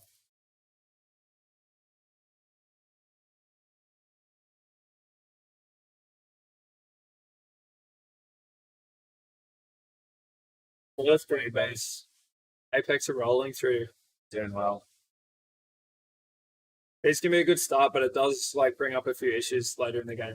If your like first 5 bases are all one color, And then you can get locked out pretty easy. everyone knows what you need, Exactly. where you're going to be. Yeah. Dodge has got 2 bases now. What a god! He's good. Dacted, playing a bit more defensively from blue again. Yeah, Hasn't got any bases yet. been a reoccurring thing. Like pretty solid defenses Yeah. from that blue base. Definitely. It'll be interesting to see what happens when red finish with their greens. How they Yeah. go against Well, blue. green's looking a bit quieter now, so that maybe they're setting up for another like super quick kind of blitz take. Yeah. Or maybe they've just gone somewhere else, hoping not to get that kind of 5 bases locked in, so everyone tries and like keeps them out. They might be worried about green dumping as well if they lose this early 5. Green looking very quiet. Other casters players, Sometimes a bit of a player. been playing a little bit. I'm Gustus playing for Canberra Crustaceans. It's a spider. Spider playing for Sabres. Sabres from New South Wales. Correct. Yeah. Is this code red? Yeah. Code red in Sydney. I've like wanted to go so many times, like being like right on the cusp of coming, and you Yeah. guys have had a couple of like little tournaments and stuff. I haven't made it up yet. It's definitely not a good Competitive competitive maze, but It's a shame. it's all we have, so we just do the best we can. And it's Helios, so Yep. it's like I don't know. It's half the battle. Yeah. I mean, the next closest Canberra and then Albury, so we do a fair few road trips. Yeah, for like training and stuff.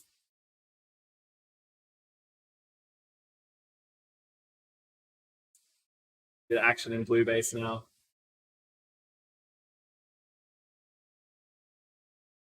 So Hornets are catching up pretty quick. Again on that pack points, just jumping into first place now. 1 base behind. We got a question in the chat. Apex have an 18% win rate on finals day. How can they stop choking? Do you have any insight, Spider? Or we also have a potential guest here. I mean, that's our team manager asking that question. It's something he probably needs to know then. Yeah. Tell us back. You tell us. This is a you problem, Stack. Maybe you're pushing them too hard. The pressure's too much on finals day. Do you think that could be it? Just can't handle it. We just had some bad runs. Like we've done a couple of 3 and done. You jumping on? Yeah. Final game, You you jumping- like a whole different day. Like, In it's a totally half an hour different to ago. regular games. Well, this For me? comp's 3-game series for fun, so I think. So that's a whole new dynamic. After this game or now? So we'll see. Anything can happen. Could be your year. Spider, does Code Red still have automatic doors? We do have over 60 automatic doors that every 30 seconds they open In the and close. maze? They're in the maze. Oh. However, when we train and play leagues, they're turned off. Okay. But yeah, It sounds interesting. it's just like a public feature that is like insane because Yeah. the whole maze changes like every 30 seconds. Look, kids get really lost in the camera maze if everything's the same. So they get. Is it Oh, it's stupid. automatic doors? I remember the first time I walked in, I turned left and then I could not find the exit again. Like it was just crazy. Is it ever like closed off so there's no way out? No, there's always one way. Like, yeah, it's been well designed, so there's always like a path everywhere. Yeah. Whether it's like you have to run around the entire maze to get there or not, that's the other thing. All right, so Apex, 6 bases, 3 up on the Hornets. But that is not really reflected in the point scores. Hornets need smashing packets. Redacted have managed to pick up their first base. Killahoo. I think after this game as well, I'm going to jump out and switch for volley. Here's Yep. another New South Wales player.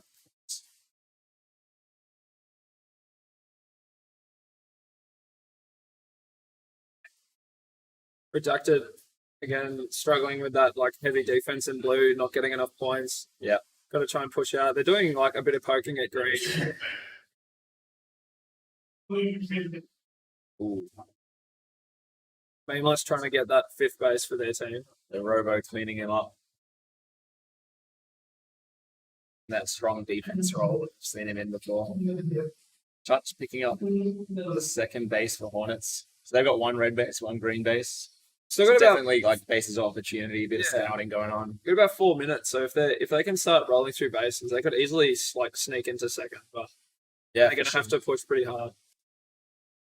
But no one's really around blue, so I think they can kind of afford to be a bit looser. Bonfire has been in that A pocket in red for like 5 minutes. Oh, Now he's out. you had to say it. Didn't I you? cursed him. Yeah. He was quick in there though. Yeah. He was watching both doors. Good corner. Tracy. Oh, getting high in the red there. That hurts. Yes. Here in the commentary booth. Yeah, a lot of action outside red there, both colours, greens and blues. The Reds are still trying to get under that green base. Yeah. There's only Memeless needs that green base. Yeah. And they have gotten the blue base twice more since the first 4 players got green. I feel like there's not much of a defense at blue. So if they were like wanting to like secure that lead, they could go and finish those blues. I think so. Well, they've just picked up their final green base for Memeless. They're in a pretty solid position. We've caught up on packets as well, and there's like kind of middle minutes on the worm there, whereas Hornets have fallen off just a touch. Their Apex is ahead on bases and packets now. Still 3 minutes left. Hornets have a lot of opportunities for bases coming up.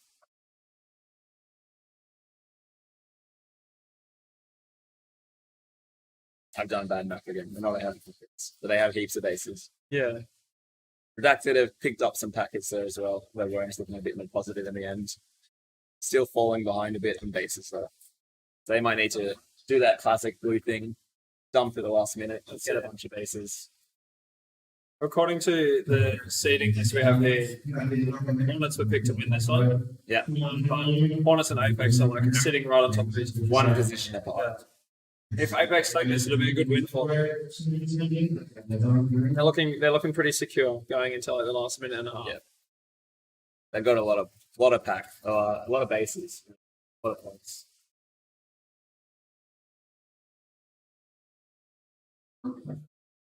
Back to the very defensive paper. Maze rewards aggression. It It does. does. Yeah, 100%. A lot of other And mazes and patience. True. You got to know when not to be patient. Yeah. Though. You got to know Or like we've been defending too long. We haven't got any points. We got to go do something. We jumped to blue for like the last maybe minute of the game. I just saw probably about 12 people running straight into blue. Not sure what that was for. Probably to get the base. Yeah. Same in the game, right? Stingray got denied 1 shot. Gracie trying to pick it up, 2 shots in, and another denial in red. That's definitely slowed the Hornets down a bit. Redacted pick up that 3rd base, and there's only 300 points between green and blue now. So this could be a big upset. Hornets predicted first, possibly like in contention for 3rd, and then those 2 denials really hurt. Very the blues at the moment because green's pretty They're quiet. looking at an empty base. Well, there was a lot of people on red a second. They've set up these ones so we can see 4 bases at the same time as well, which is probably a good thing to learn on. Really good. And hit. Tracy finally completing that base, bringing their lead up into 2nd from 3rd. Bit more secure there. Another denial would have cost them pretty much their 2nd place. Pretty close with Redacted. I don't know if they're anywhere near bases. They haven't been most of this game, I don't think. That's Still tons of players in blue. Yeah, really well played from Apex. Pretty secure lead. A lot of bases early on. Yeah, and then they just sat back in defense, kept everyone out. You see how that worm? When there was about 3 minutes left, how their pack points just kept going. Yeah. It kept going up and up and up, which is always going to help you guys out. All right, well, I'm going to jump out. No worries, man. And Volley's going to jump in. Thanks Thanks. for the chat. Thanks for joining me. No Nice worries. to have a chat. Look forward to seeing you in Code Red soon. How are you, Gustus? I'm good, Volley. How are you? I'm all right. Thanks. Love the hair. Thank you. Matches your shirt today as well. It matched my shirt yesterday. Did it? Yeah, Leviathan jerseys have got a bit of purple in them too. Oh, nice.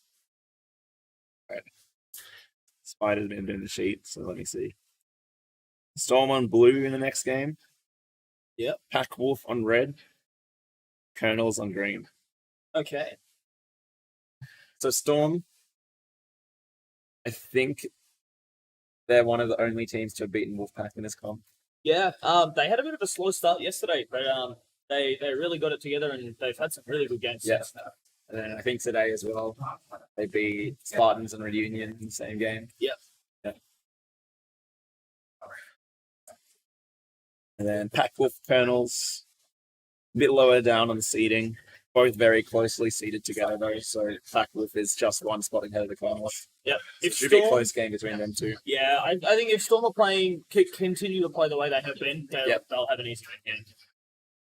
They're doing well.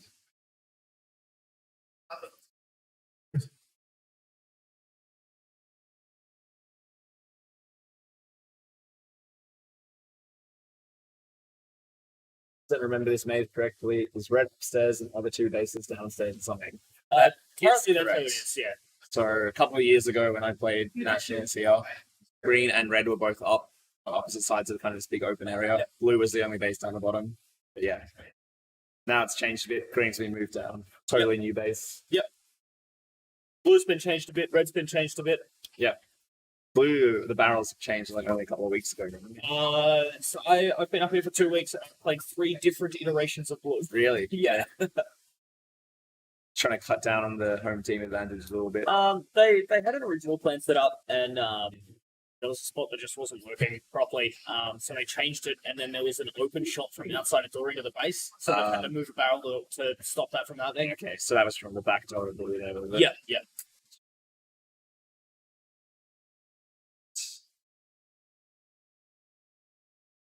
I see a blue defender sitting pretty happy under the base. Red defender just poking around the corner a bit up the top there. Storm picking up a few points, so presumably they have a bunch of players running through the maze. They've got at least 1 player poking around outside blue base as well.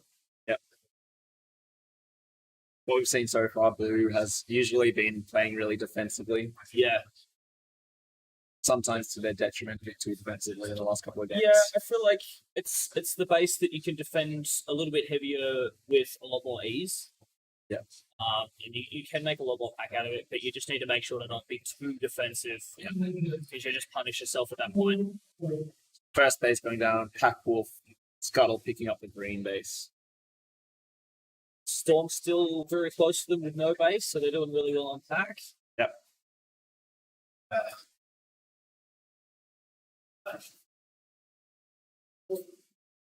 So I think Storm's Queensland natives, so they're going to know the maze. They know They the are, equipment. yeah. They played here a bunch. They know all the angles. That does give them a bit of an advantage. Certainly does. The league. Just around that corner there, just picking up the red base. Yeah, red defender not quite fast enough to get in there on time. A little bit of an opportunity. A bit quiet. Giving it someone at the back door. Do you have a favorite base so far? Not really. I don't spend too much time with a single base, so I haven't really found a spot that I'm settled into very well yet. So my role at the moment has basically just been go out, make pack, get bases. Yeah, fair enough. How are you feeling with your team this week? Have you played? You guys played a lot together? No, not at all. But we settled into the arena pretty quickly, I feel, and I think we've pulled a couple of upsets over teams that we probably shouldn't have beaten. Yeah. I feel like we're just doing really well so far, so hopefully we can keep that momentum into the later rounds. Yeah. So about you, how are you guys doing? Good. Having a good time. That's what's important. Yeah, have fun. It's the main thing. Trying a lot of stuff in these kind of seeding rounds. And maybe not making the best choices sometimes, but just trying to like learn the maze, learn the bases, learn what the other players are doing. Yep. And Green's just got their first base. So 2 bases Elbow taking backwards red. so far. Still very much anyone's game at this point. Storm not in the lead currently, as we predicted. No, but they are up on pack. They've got a points. lot of packets. And Very they much so. looks like on the worm there, you get denied a little bit. So just above their head here. Yep. Little dip. Yep. Oh, Now no. they've lost. That's 2,500 in denials now. I think it is. Rod's lost 3 shots in red and 2 shots in. That's hurting him a little bit. Yeah.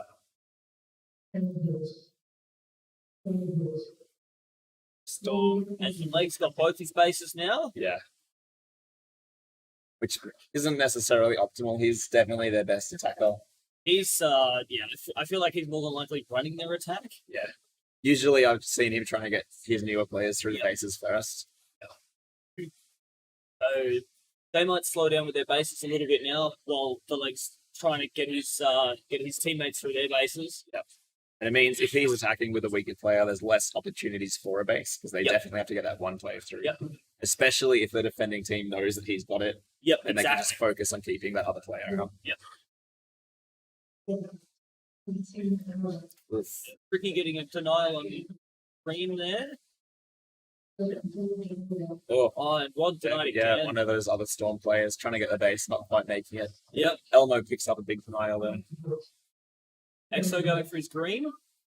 He Oh, gets it. That's good for massive run across that huge base from that green player. Yeah. Just happened to be on the wrong side of the base for the Yeah. attack.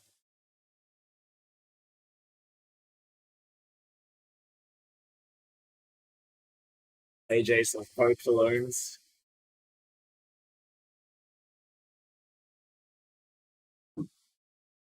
Blue barrels were OP with a lefty.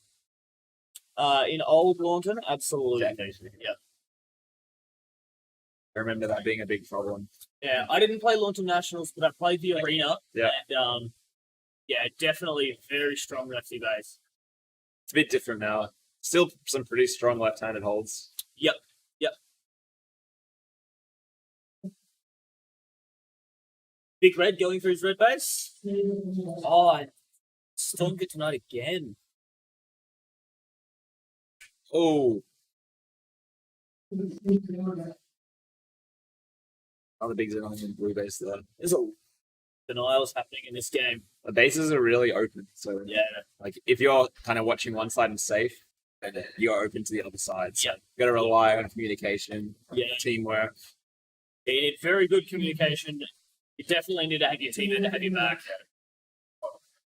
There's a lot of lost points in denials this game. There's been a few games with a lot of denials coming up. Yeah. How many have we got this game? Red's got 2 shots in denials. Squid's picked up a warning at some point. Oh, he did too, yeah. Another denial. But Rod and Big Red have both been denied Rod's been denied at both 7 bases. shots. Rod's 7 bases down, so that's gonna really put a handle on Storm's points, Yeah, especially this. that's what, 5,000 lost points in denials? Yeah, They'd be in the lead if it wasn't for that.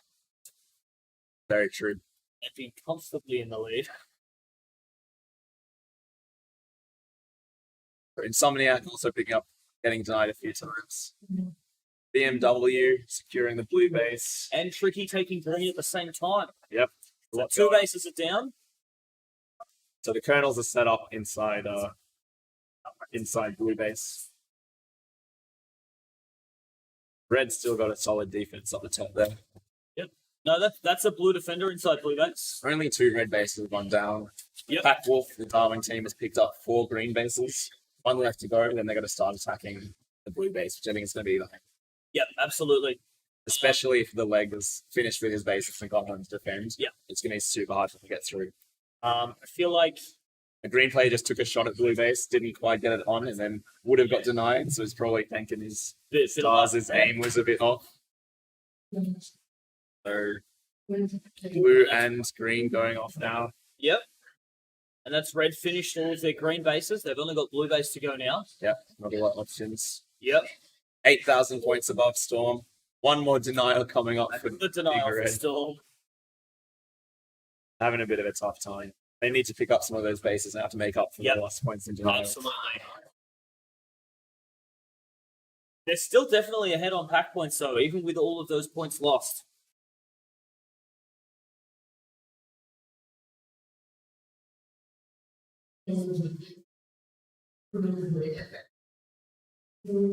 Colonels need to get some bases. It's great. Cowboy bases heading. Cyrex just got a green base, so that's good for Storm. They're definitely still in it. Yeah. Colonels aren't that far behind either. No, A couple of good bases for them, and they're going to be very close to the other 2 teams. yeah, definitely. I think this is still anyone's game. Absolutely. I was kind of expecting Storm to just pull ahead early and just hold them out, Yeah, smash through those bases, but it just hasn't turned out. The defense from the other 2 teams has just been too good. yeah. Green's just got a blue base, so Colonels have really tied up Rod 2 shots in. points. Oh, team denied. 2 shots in. Oh, that's gonna hurt. At least he followed it up by getting it himself. That's, So the base was still on. so they're only 1,000 points behind Packworth now. Yep, and they've still got a base. So despite the outrageous scenarios, Yeah, they're still doing really, really well. It's a very close definitely. game.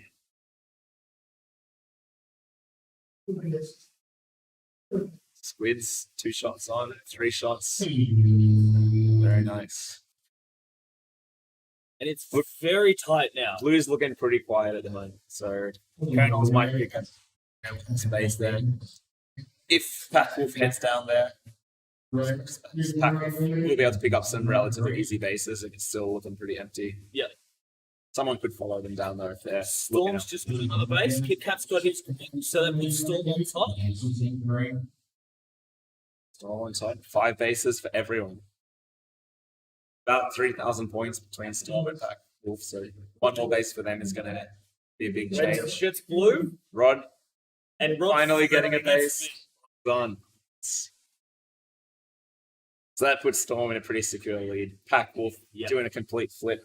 Haven't picked up any bases when the other teams have. Now in 3rd Yeah, place. are they trying to get blue here? What's happening up? I can see that there are Reds still defending red base. Yep, there's definitely at least one. I just saw bubbles outside blue base, so Packwolf's definitely hanging around looking at getting their blue bases. Storm has picked up all of their green bases now. They're easier to do at the moment. Yep, Storm's finished their cycle in green, and they've got 2 hits on red, so that puts them in a really good spot. With 1 minute left in the game, Yep, they're probably going to take this. I think so. Do green have a red base? Green do have a red base. Elmer has it.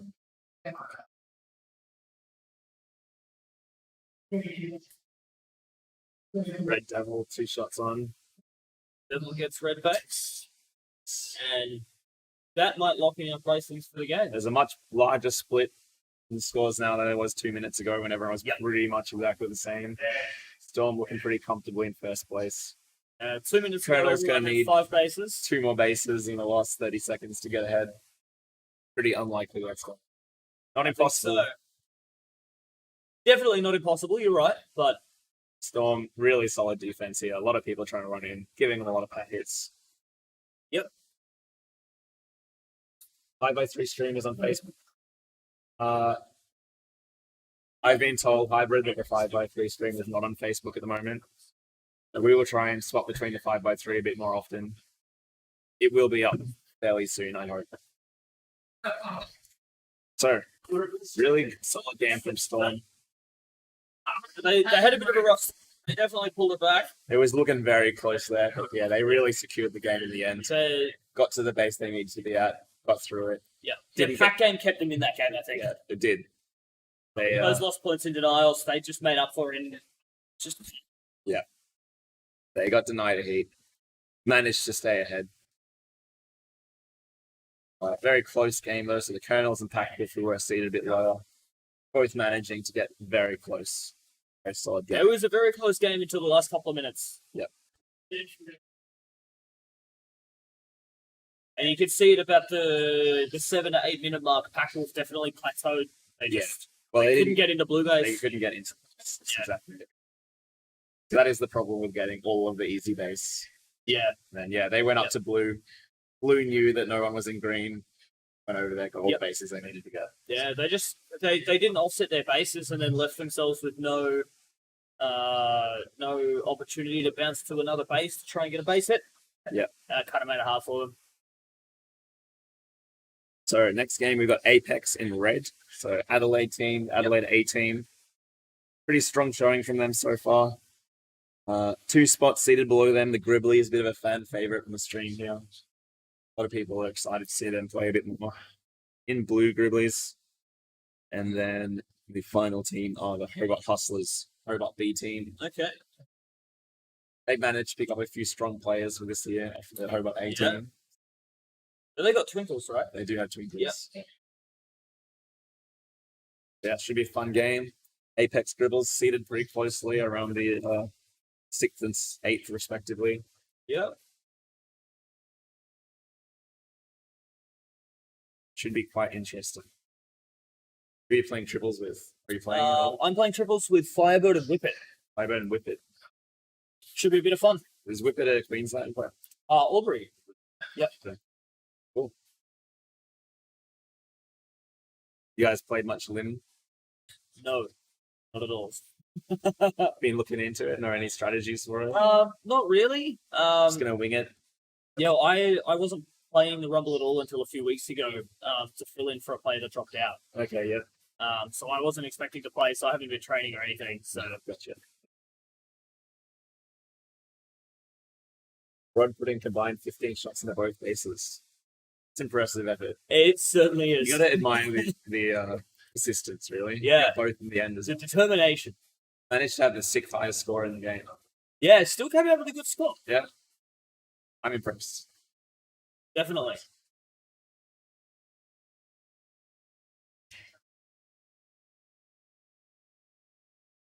Most of the player photos are up as well, which is good to see.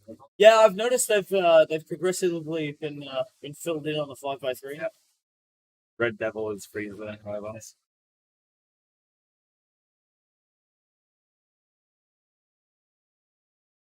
So What are your predictions for this game? I gotta say, I think Apex will win. Okay. They've got some very strong players. They've been playing pretty well. Quick, they love the bases here, get a lot of denials. Yeah. Pretty good at getting people out of the bases as well, which Yep. makes a big difference. I'm going to disagree with you. I think the Gribbly's going to take this one. Well, they do have a couple of really strong home maze players. They've got home-sided. They've got some home-side players. And there's been a little bit of inconsistency with Apex so far. They've been a bit hit and miss. It always is usually. We got a second over them last night. Okay, nice. Do you attribute that to anything in particular? Do you think they maybe tilted a bit? Or... Maybe I just think we had a better pack game than them. Yeah. I just don't think they were in the pack. Which definitely does happen.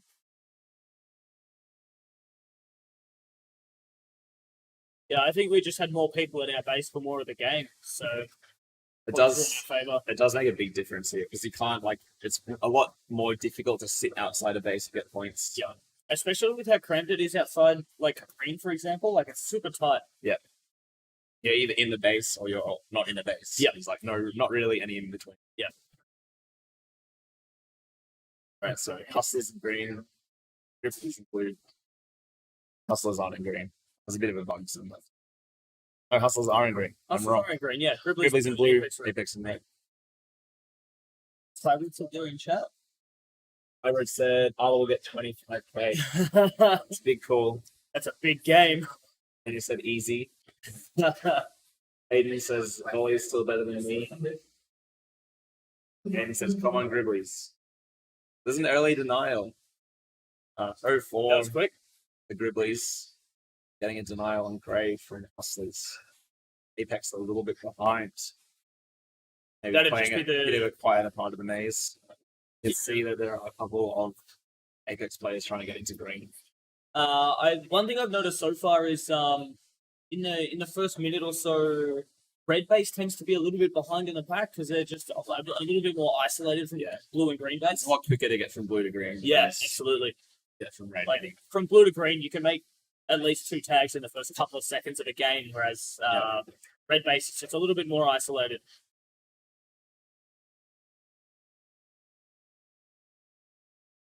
Gribblies have taken a strong pack lead off the start of this. They have. Everyone's at their base, I think, and they're just holding that defense. Everyone's running in and they're shooting. Link's just like chilling between those barrels. Managing to watch both directions at once. He did. Apex take the first base of the game. He was like on the front there, like opposite where the ref is, kind of in the weird pocket. Yeah, I okay. don't see many people shooting from there. Obviously paid off for him.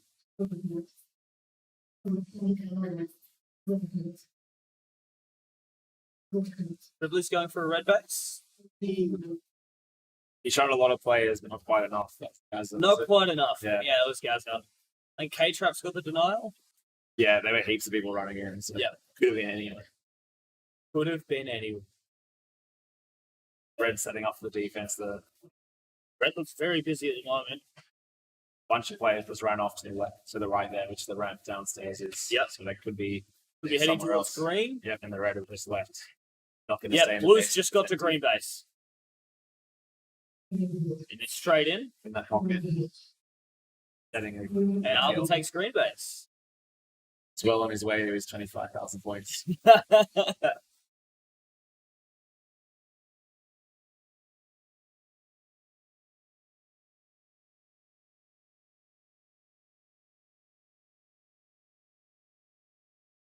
Getting denied by Phoenix and Blue. So Hustlers are having a pretty rough start to this game. In chat, Hustlers win this easy. Guess we'll see. I'm not too confident in that prediction, I don't think. They're playing against some really strong teams. They are, definitely. Bubble. Oh, Buggin gets the deny. red base is going to be a struggle for the Gribblies, I think.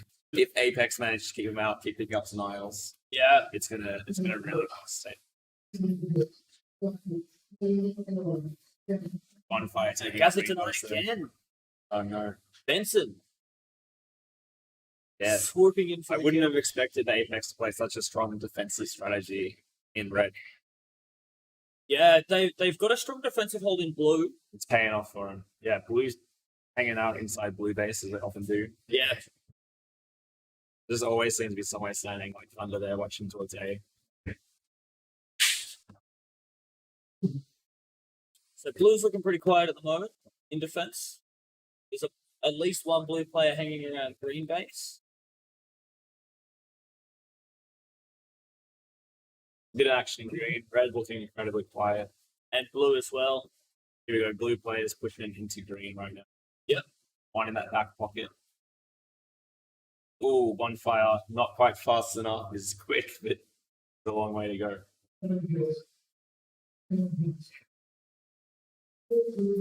Oh, Oh, Gaza again. not looking good for Gavin.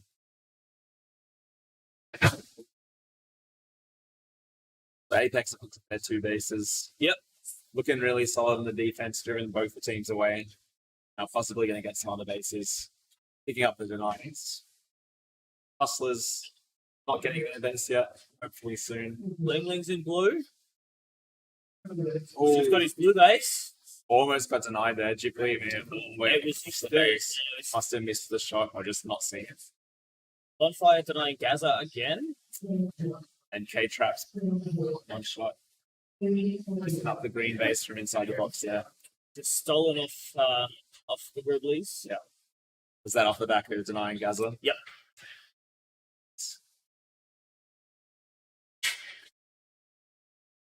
There's a couple of people hanging around trying to crack into blue base here. Green's also pretty busy. Red base setting up again. Red team setting up inside the box. And Or red, just wherever they want, running around. Yep. And red base looks really quiet. Yeah. I can't see a single person on those cameras. Well, you can see like where Fuggin has been alive in that little white bar on 5x3. Yeah.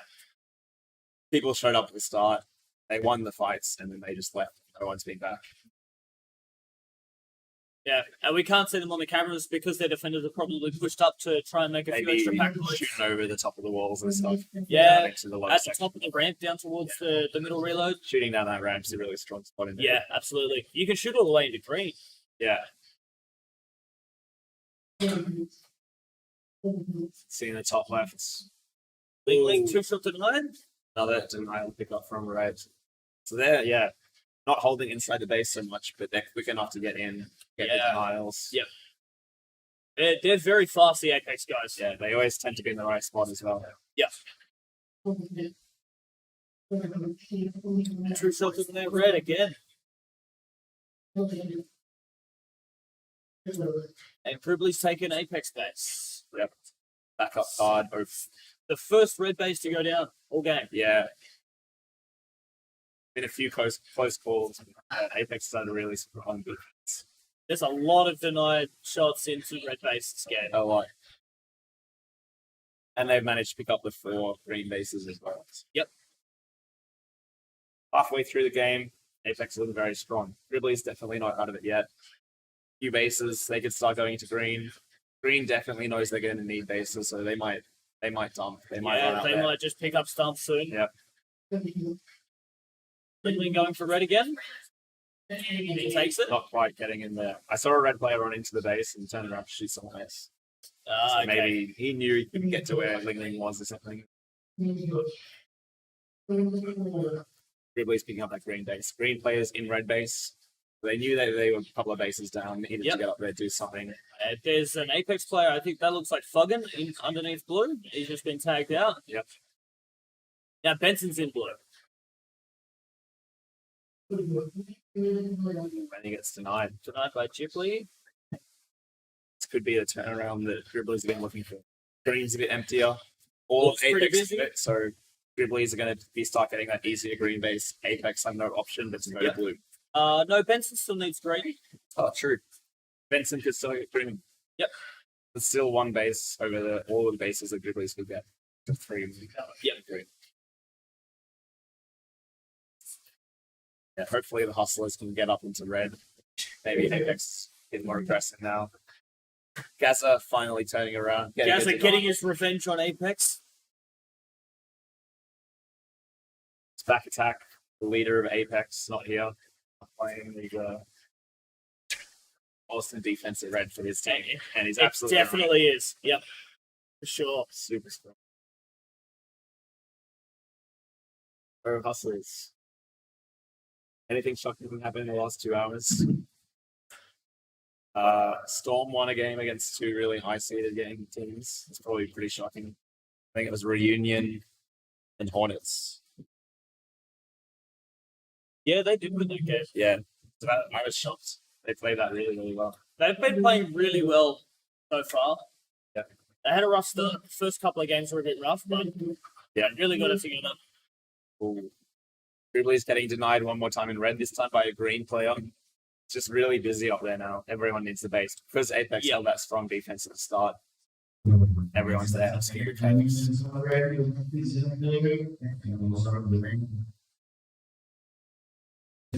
It says cheeky piggyback from Link. I missed that one, but it seems like something Link would do.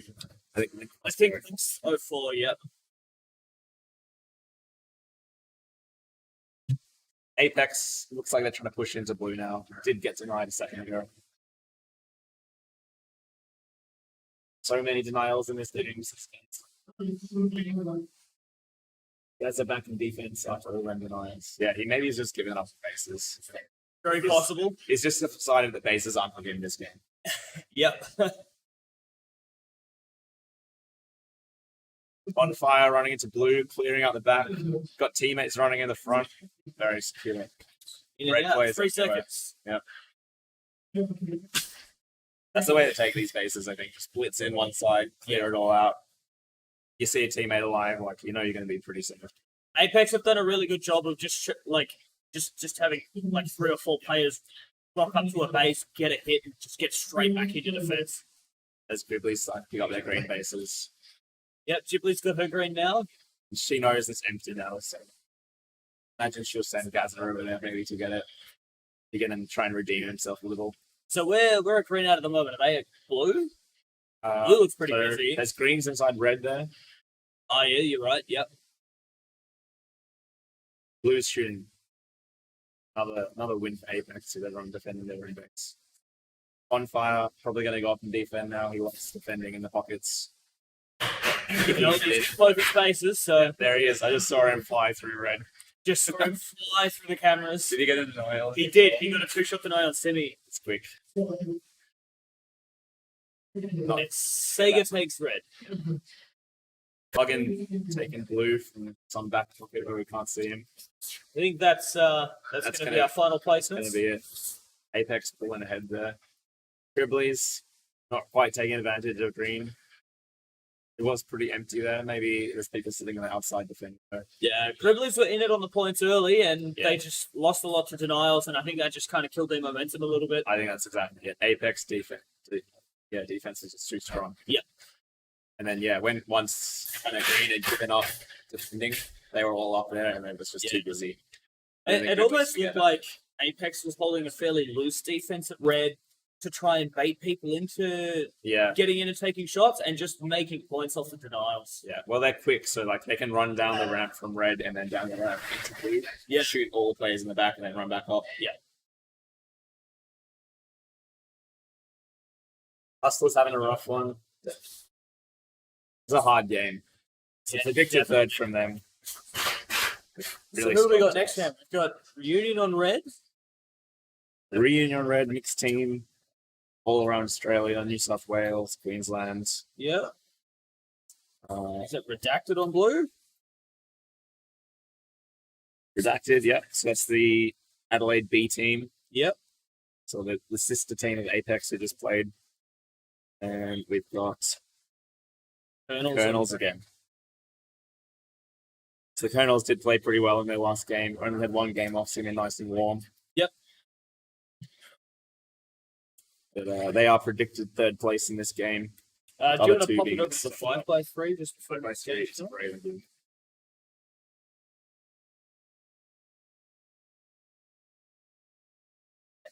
Yeah, heaps of knockouts in this game. Gazza did manage to get that green base. He That's didn't good. get his red though. Red was pretty nuts by the looks. Yeah. Arbor also got denied 4 shots into red. Yep. Phoenix maybe making a smart move, not shooting any bases. Yeah. Be commentating that. I'm just hanging out. I'm supposed to be rapping, so I can go. And I'll keep getting in. Alright, so thanks for tuning in, everyone. I'll leave you with my more handsome counterpart, Iber, and Thanks, guys. See you later, Augustus. Yeah. Hello, how are you? What is going on? Thank you. How goes the morning of laser tag, everyone? How's the Marines going today? We played 3 games, 2 first and a second. Yeah, okay. I think we're going to finish up 4 first, 2 seconds overall. Okay. Which is probably like we're happy with that. Yeah. Probably about right, I reckon. Dropped a second. We probably shouldn't have snaked a second in a game. We probably should have got third. So It all evens out in the end. yeah, exactly. So it looks like we have the next game going in. Have we got a teams list somewhere? Because I think have they fixed all the names? Are these names correct? These names are correct, yes. Beautiful. So in this game, we have the Colonels playing out of green, Redacted from blue, and Reunion out of red. What's the predicted outcome of this one? By the seeding, Reunion seeded highest, then Redacted, then Colonels. Right. Okay. But Reunion are playing out of red, which, correct me if I'm wrong, but seems to be the weaker base so far. Honestly, I haven't paid too much attention to it. But you're probably right. I think just due to being isolated from blue and green a little bit more makes it a bit harder. We get a lot of early activity at blue base. There's heaps going on there. So Redacted doing a reasonable job of defending so far. And at the same time, out from the Colonels take a hit at red. There's still plenty of foot traffic happening over there at blue. It looks like the Colonels have set up underneath blue. Wow, they've set up. Are they split them? Is that a split now? I assume so, That because might be they a got 2-shot denied at blue at basically the same time they took red. So let's go have a quick look at the green base to see what's happening. If indeed, I think you might. I'm going to see some of these players activate, but certainly doesn't seem to be anyone set up inside the base. So there's a red player at green. Yeah, it looks like blue and red are fighting for. Looks like blue and red are fighting for green base, which could play into the hands of the Colonels really well. Yeah, As absolutely. I say that, Elmo takes his shot on red. Excellent work there. So this is a little bit of a rookie error when there's a dumped base. If a team dumps this early, you've got 10 minutes in a game to cycle. It only takes 5 minutes of total game time for a base to be cycled 10 times. Yep. So they're definitely wasting time fighting over here, I think. And that's going to play right into the Colonel's hands if that continues to play out. So so it looks like at the moment Redacted and Reunion are making a little bit more pack points than the Colonels are, but they've got 2 very early bases as well. yeah, and if we go back to blue, we can see that Redacted are trying to defend out the base. Let's say that we start seeing hits on green. So I think what just happened? Looks like Redacted just got denied at green. Was that correct? It's so hard to keep on. One shot denied. Church got denied by Cuff. This game is playing right into the Colonel's hands. They're really in the driver's seat from this point. And if Redacted, the fact that Guinea's putting shots into green. I'm like, how is this happening? Like, I think 2 teams denying each other at a dumped base. if you're the Colonels, you're just rubbing your hands together at this point, right? Yep. Like, Definitely. how come every time I've ever done this doesn't happen? It's always the way, isn't it? Yeah, I think there'll be a lot of conversations had by the Redacted guys and the Reunion guys after this game because, realistically, the Colonels would really be expected to probably get third in this game. And They're seated at 18th, Redacted at 10th, and Reunion at 7th. They're seated far lower than Redacted and Reunion here. I think the only place that the Colonels are going to come into possibly a little bit of trouble is that they've focused all their energy getting the red base. Yeah, they haven't offset their base takes at all. They haven't got any blue hits yet. We might swing over there now, and we can see that Redacted have got a presence at the red base, and they're going to fight Colonels for that last one there. Squids does still need it, so depending on how the next sort of minute and a half plays out, looks like they've cleared the base. That's a great start. Can they get Squids in and get that last one? It's a bit worrisome. I mean, in a normal game, you'd be a little bit nervous about this because Redacted, even though they're coming last, Griffo's putting shots into green. Nice clean take by Griffo there at green base. But here's Squids. In red. This is a big take. Easy. So the key to this now is, can the Colonels go to blue and get a consistent cycle through blue? So as I was saying before, we've got in a what you call a traditional or a classic game, you'd be a little bit nervous now. So even though Redacted are losing the game, what's going to happen now is up to them, because the Colonels only have one place to go. They're going to go to blue. Yep. If Redacted feel like they're out of it, they're going to be stuck. They're going to have to make a decision. Do we leave and hand the game to the Colonels? Yeah. Or do we try and defend and very possibly still get third anyway? Yeah. So it's really going to come down to, I don't know who's captaining this team. I presume Meerkat is captaining Redacted. I'm pretty sure Meerkat is, yeah. And there we go. Insomniac just gets 2 shots tonight. Why red at blue? So, well, they've just exchanged denials Frank there. returns the favour. This is a big base take. That's a massive base take. So That's Insomniac getting that blue is going to be key. I think Redacted are really in trouble here now. we need to go over. Sorry, I'm talking way too much and not paying attention to the cameras. So we need to. But I think we should probably just watch the rest of the game at blue at this point in time, because that's going to be very, very important. And Reunion are going to fight. Reunion have chosen to fight the Colonels at blue base. You know, there's enough time in the game. If Redacted pull the pin, dump right now, and force the fight at blue, they could very possibly come through. Yeah. Could very possibly come through. Reunion taking 2 bases at once. Firebird just 2 destroyed. clean bases at once. That's all bases down, because I'm pretty sure Chuck's just took red as well. So all bases are currently down. Reunion have really pulled themselves back into this game. So Definitely. they've definitely got the field point advantage right now. They are 2 bases high, but really they're going to be fighting over the same base. That said, though, Reunion do have, Got 3 2 easy rotation marks. Yeah. Having 2 hits on blue here is really good, I think. Yeah, this is a classic example of the enemy of my enemy is my friend, and I think all 3 teams are going to be ants.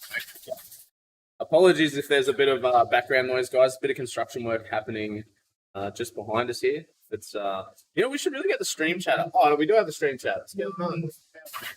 Yeah. 2 bases have gone down again. Firebird's got his now, and Killaboo just took Reunion's base. Okay, so just gonna address a couple of quick questions in the chat. Hello to everyone. Sorry, I didn't realize I had the chat up, so I don't know how far back I'm going. Hi to Dark Ash in the chat there.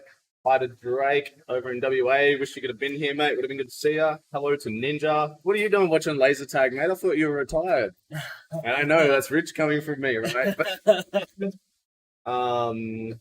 We've got Daikius out of Canberra asking what happened last night. I don't know. What happened last night? Did something happen last Pacific.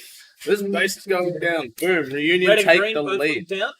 Although the Colonels caught up on that pack point disadvantage. They certainly did. It's almost evened out. The Reunion have about a K clear field point advantage. I'm a bit nervous for the Colonels now, though, because there's still Guinea's got an easy green base to get. And you never know how easy it is. In fact, I'm going to pop over to green now. I know there's action happening everywhere, but I really want to see. It's empty. Hope he hasn't forgotten. I think I just no. There's at least 1-2 Reunion players at green, I think, and there is actually a Colonel at green as well. We're seeing Big If True. All right, Redacted just popped a red. Not really affecting anything now. Oh, this is a massive take by Cam. I think Reunion have just about sealed it now. If Guinea can get that last clean hit on green, I think Reunion are gonna take Red looks very quiet. Did Reunion pull up stunts? Blue's hanging around in red base now. I just saw a blue player run through on the cameras. Go have a quick But look. other than that, there's nothing going on at red. Redacted are still trying to defend despite being well out. Well, they're not well out of the game, but are they defending with 2 or 3? If I'm Redacted at this point in the game, I'm probably trying to roll a 2-person defense. Like, you've got nothing to lose at this point. Yeah, I think they just need to make sure they put the numbers out on attack to stay in the pack and try and get their base hits. Dossie, team denied. Oh, that's rough. That's rough. So Reunion's starting to really run away with it here, and they've still got that easy base for Guinea. Although, I don't. Maybe there's no easy bases when you're Guinea. So. Morrow's just said in chat that Guinea will leave it to last to get. I don't know. That can be risky. I mean, there's a lot going on. Redacted might just pull themselves. Redacted might just jag themselves a second here. They've really brought themselves into it. Yeah. Especially if the Redacted don't have a hit on the empty kernels base. What? Does a blue player at green now? See, if Okay, Guinea's just waiting, give me this is the danger. This is the danger of Guinea waiting. So Yeah. he might just find himself. He could have just like, who's taking that? Yeah, see, Dossie's just taking green. Redacted are going to come through, send a force. If they're smart, they're going to send a force over to the kernels. They probably don't know that Guinea still needs, right? They probably presume it's easy, so they're going to do it lightly, maybe with 2, and have someone floating between that green and that blue base, between the front doors of the 2, while defending with 2. That's probably the percentage play there, and they very well may be able to keep Guinea out of it, and he would just be, he'd just be filthy. You know what? I'm calling it here. I'm going to call it here. Redacted are going to win this game. Yeah, Redacted are going to win this game. What do you think, chat? What do you think?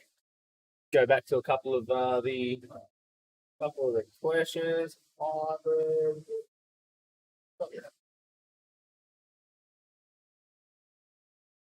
A good chaos game. Hey, Gemster, how are you, mate? No point fishing for a mostly empty base. Yeah, that's while that's very true. I don't know. Sometimes you got to take the bases when they're there. Like, Yeah, well, that's the thing. Like, there are still 4 people that need green, and there's only just over a minute left. There's not enough time for everyone to get green base. this is unbelievable. Green dumped from the start of the game, and somehow Redacted and Reunion just couldn't figure it out. Yeah. Like, it's.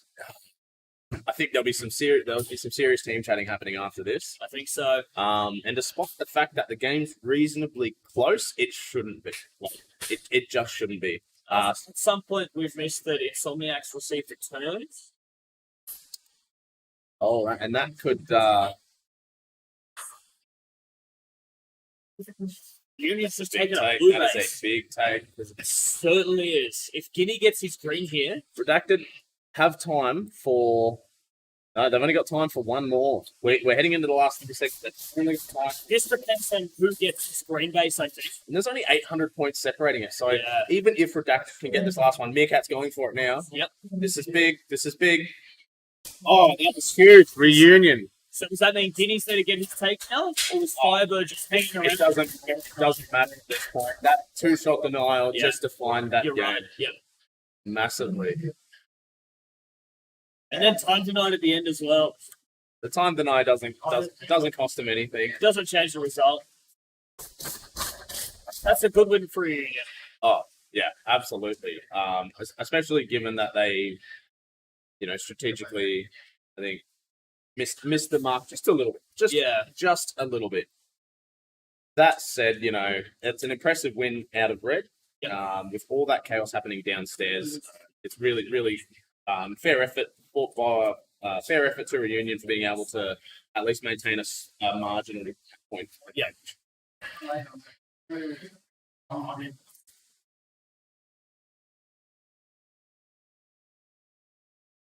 So now, chat, tell me, did Guinea forget, or was it just was it a tactical mishap? Because he had a lot of time to do it.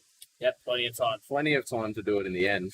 And it looks like he was in the thick of the whole game. 48 tags to 52. We'll bring up the 5x3, actually. Sorry, it's actually my first time on the stream in a long time, guys, so just bear with me. I'm not going to be that great at remembering to, do the camera thing. Got the tech guys laughing at me from behind the screen. But we'll bring up the 5x3 and just do a quick breakdown of some of the stat stuff that we see. So Guinea, 48 tags for and 52 against. So he was in the thick of it for the entire game. I can't remember the last time I got 48 tags. And I definitely can't remember the last time I got tagged 52 times. That's that action-packed game that he was playing there. What other stats stand out to us?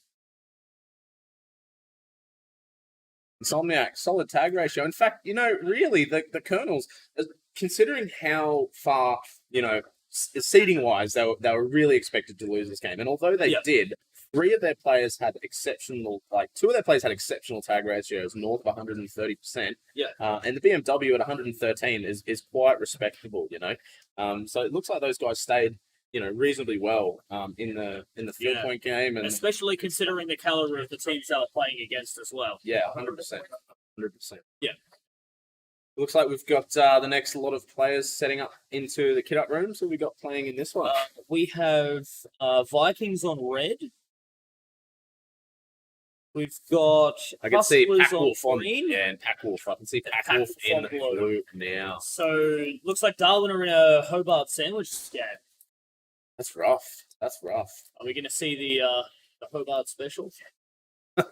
I doubt it. I don't know that. I don't know that there's a great deal of wash between these two Hobart teams. And they're Hobart have sort of spread out their experience a little bit. Yeah. You know. Twinkles is on the Hustlers. Yeah, absolutely. And having CV and Ling Ling playing on different teams is a big deal. Yep. Let's swing over through to the base cams and see what kind of setups that everyone is using. So if we pop into green, we've got a pretty standard defensive setup here. One inside the box, one working at the back door, one working at the front door. Textbook defensive setup there. And Winkles is just straight taking away, his red base. Winkles gets into red. So let's pop over to red base now and have a look at what happened. How did that fall apart? Twinkle's still set up inside. And we've got a green base going down already. Wow. And Runt has returned the favour. Runt has returned the favour. So two Hobart teams exchanging quite a bit. Doesn't look like either's really given up. If we go to green, we can see that the Pack Wolf are set up inside of green box now. Unfortunately, the green base is currently down, but it'll be up in about 10 seconds. And I think that's Bubbles looking at the camera.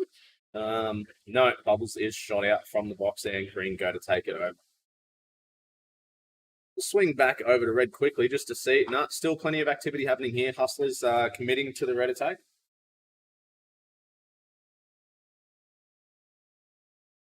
Red set up. Okay, so red are just going one front pocket, one back pocket. Vikings, that's a really looks like they're committing pretty hard to defense too. They're keeping three in there. Ling Ling sets up in the front pocket there.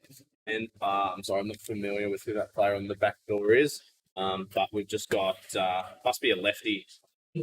That's a pretty strong spot. It's basically a mirror of the front pocket. And if you're a left-hander, you can hold it like that. I'll be interested to see how many teams adopt this defensive setup. Because the biggest problem with it is what we just saw just then. As soon as one door cracks, you're out of it. And look at that. We've got that player's just come through and Simi soloed base. Yep. Like an absolute hashtag boss babe.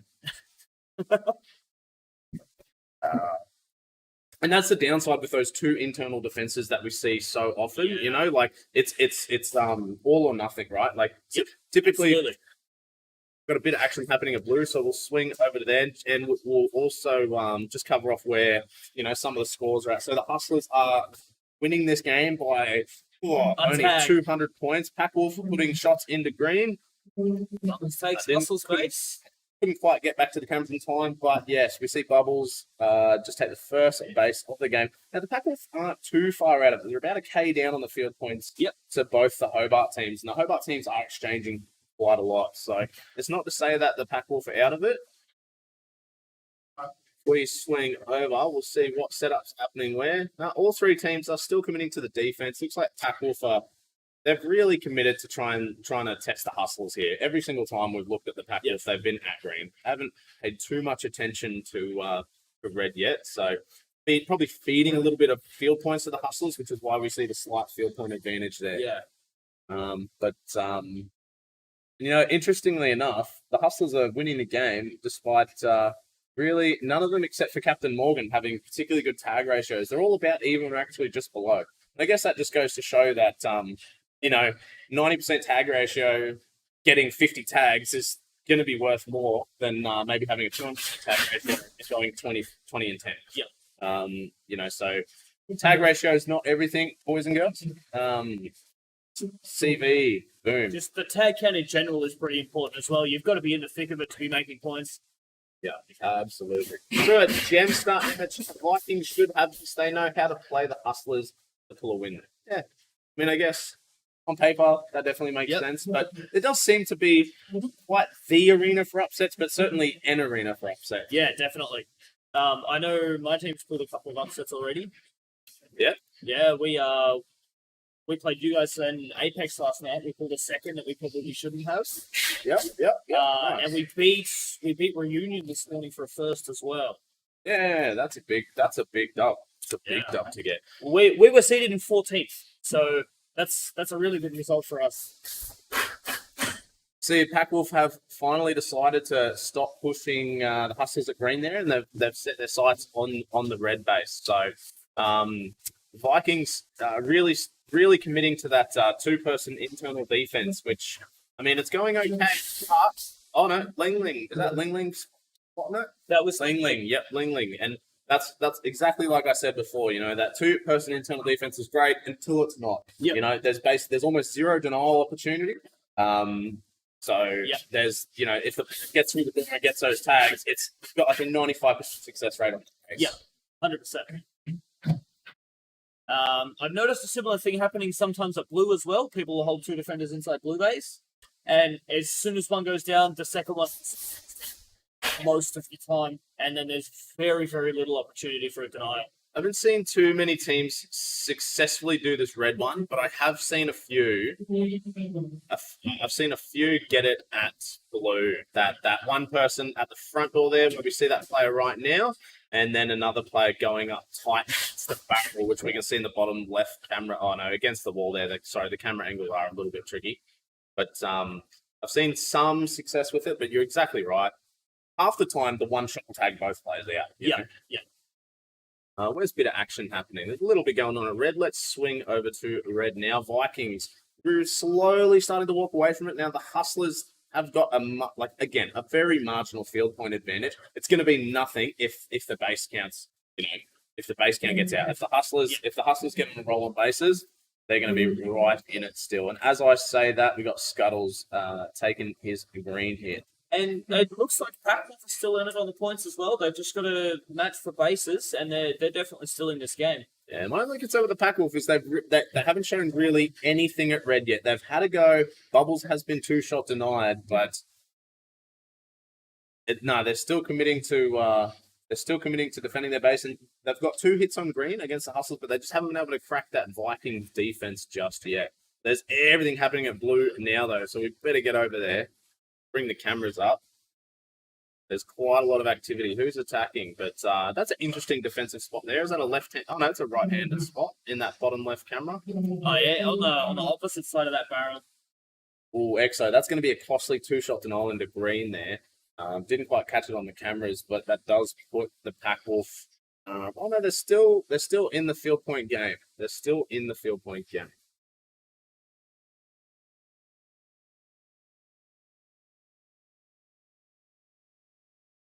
Anyway, we're approaching sort of the 2/3 point, 3/4 point of the game. There is about 4 minutes left. Vikings starting to walk away with this one. They've still got to get Mantis and Gandhi through some bases. They've definitely, they've exhausted their power players. Runt and CV have got their 4, and Aaron Core, I'm not familiar with who's got 1, but Mantis and Gandhi are going to be the players that are probably typically a little bit more defensive, not quite as dynamic in attack. It might be a little bit more challenging for those guys to get through those last ones. Whereas if you look at the Hustlers, they've got a lot of options here. Twinkle still needs a base. Lingling still needs a base. Simi still needs a base. Captain Morgan, while he's not the most dynamic or aggressive player. He's been around for a long time. He's going to be capable of getting a base. So though the Vikings are up right now, I think there's more base opportunities for the Hustlers. Yep. And as I say that, we see Seeger putting shots into red, and that's a big take. That's a big take there for the Hustlers. Vikings have taken a little bit of a runaway with this in the field points as well. Yeah, as you'd probably expect with the players that they have. You got CV and Runt first and second place scoring in this game. Oh, we're seeing takes on green. 2 shots denied. Boom, red team just denied. So Aaron Core 2 shots denied by Shifter. One might be close. One could go down to the wire. 2 shots into green. So that's Shifter 2. Hustlers are going to get a field point bonus for that one as well. So that's Simi Bear's just 2 shots denied Shifter at the green base. Great defense there by Simi. Those and in really close games like this, those denial bonuses are They significant. mean, they mean a lot. Yeah, I don't see the Pack Wolf getting out of this one. Their score pretty much hasn't moved in about 4 minutes, so they're just maybe just passed on the caps through the arena. So it's looking like that at the Oh, moment. Lingling, shots into blue. Led by Stone. Looks like they're gonna keep trying though. They're gonna keep trying. That's a costly denial. That 1,000 points there. It definitely is. They are still in the vicinity of pulling a win over Vikings here, though. Ling going again and denied again. I think that's just about going to wrap it up. Short of an amazing run on bases in the last couple of minutes. But it'd be a massive moral victory for the Hustlers to take one off the Vikings. Definitely. I don't think it's going to happen this time, but I think it would have been a huge moral victory. And the Pack Wolf, they're just here to have a good time. I think so, yeah. Let's quickly just pop back and look at 5x3.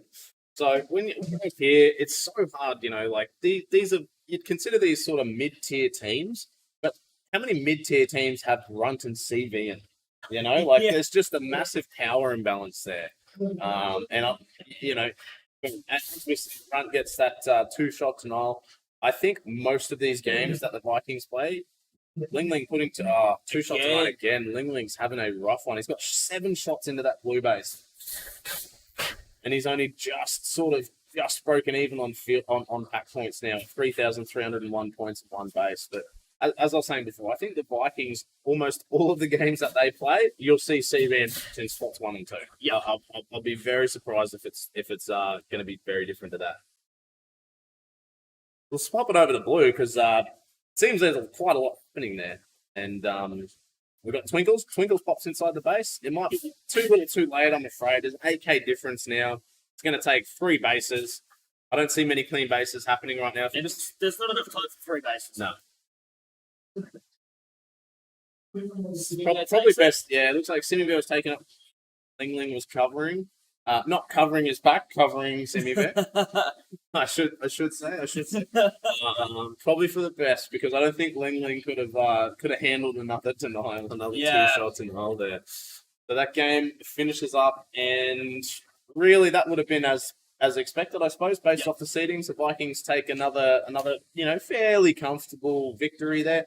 Hustlers not too far behind in second place, and the Pack Wolf. Now, tell you what, the Pack Wolf actually weren't too bad on the pack points. They were 3 bases down, and they're only, they did lose the pack point game, but only by a couple of 100 field points. Yeah. I think that activity at the base at the end would have really helped. Yeah, definitely. But Vikings taking out the victory from Red, and you got to take those Red victories when you can because they seem to be hard to get. Hustlers in second place playing out of green, and the Pack Wolf getting another third out of CV. Bit of a beast of a game, 11.5K run, not far behind him with 11.2. The Guardian Mantis not doing too bad. No bases, but 3.5 and 3K respectively off the gun. That's close to 9.5, 10K. So, in that very, very respectable sort of games out of those guys.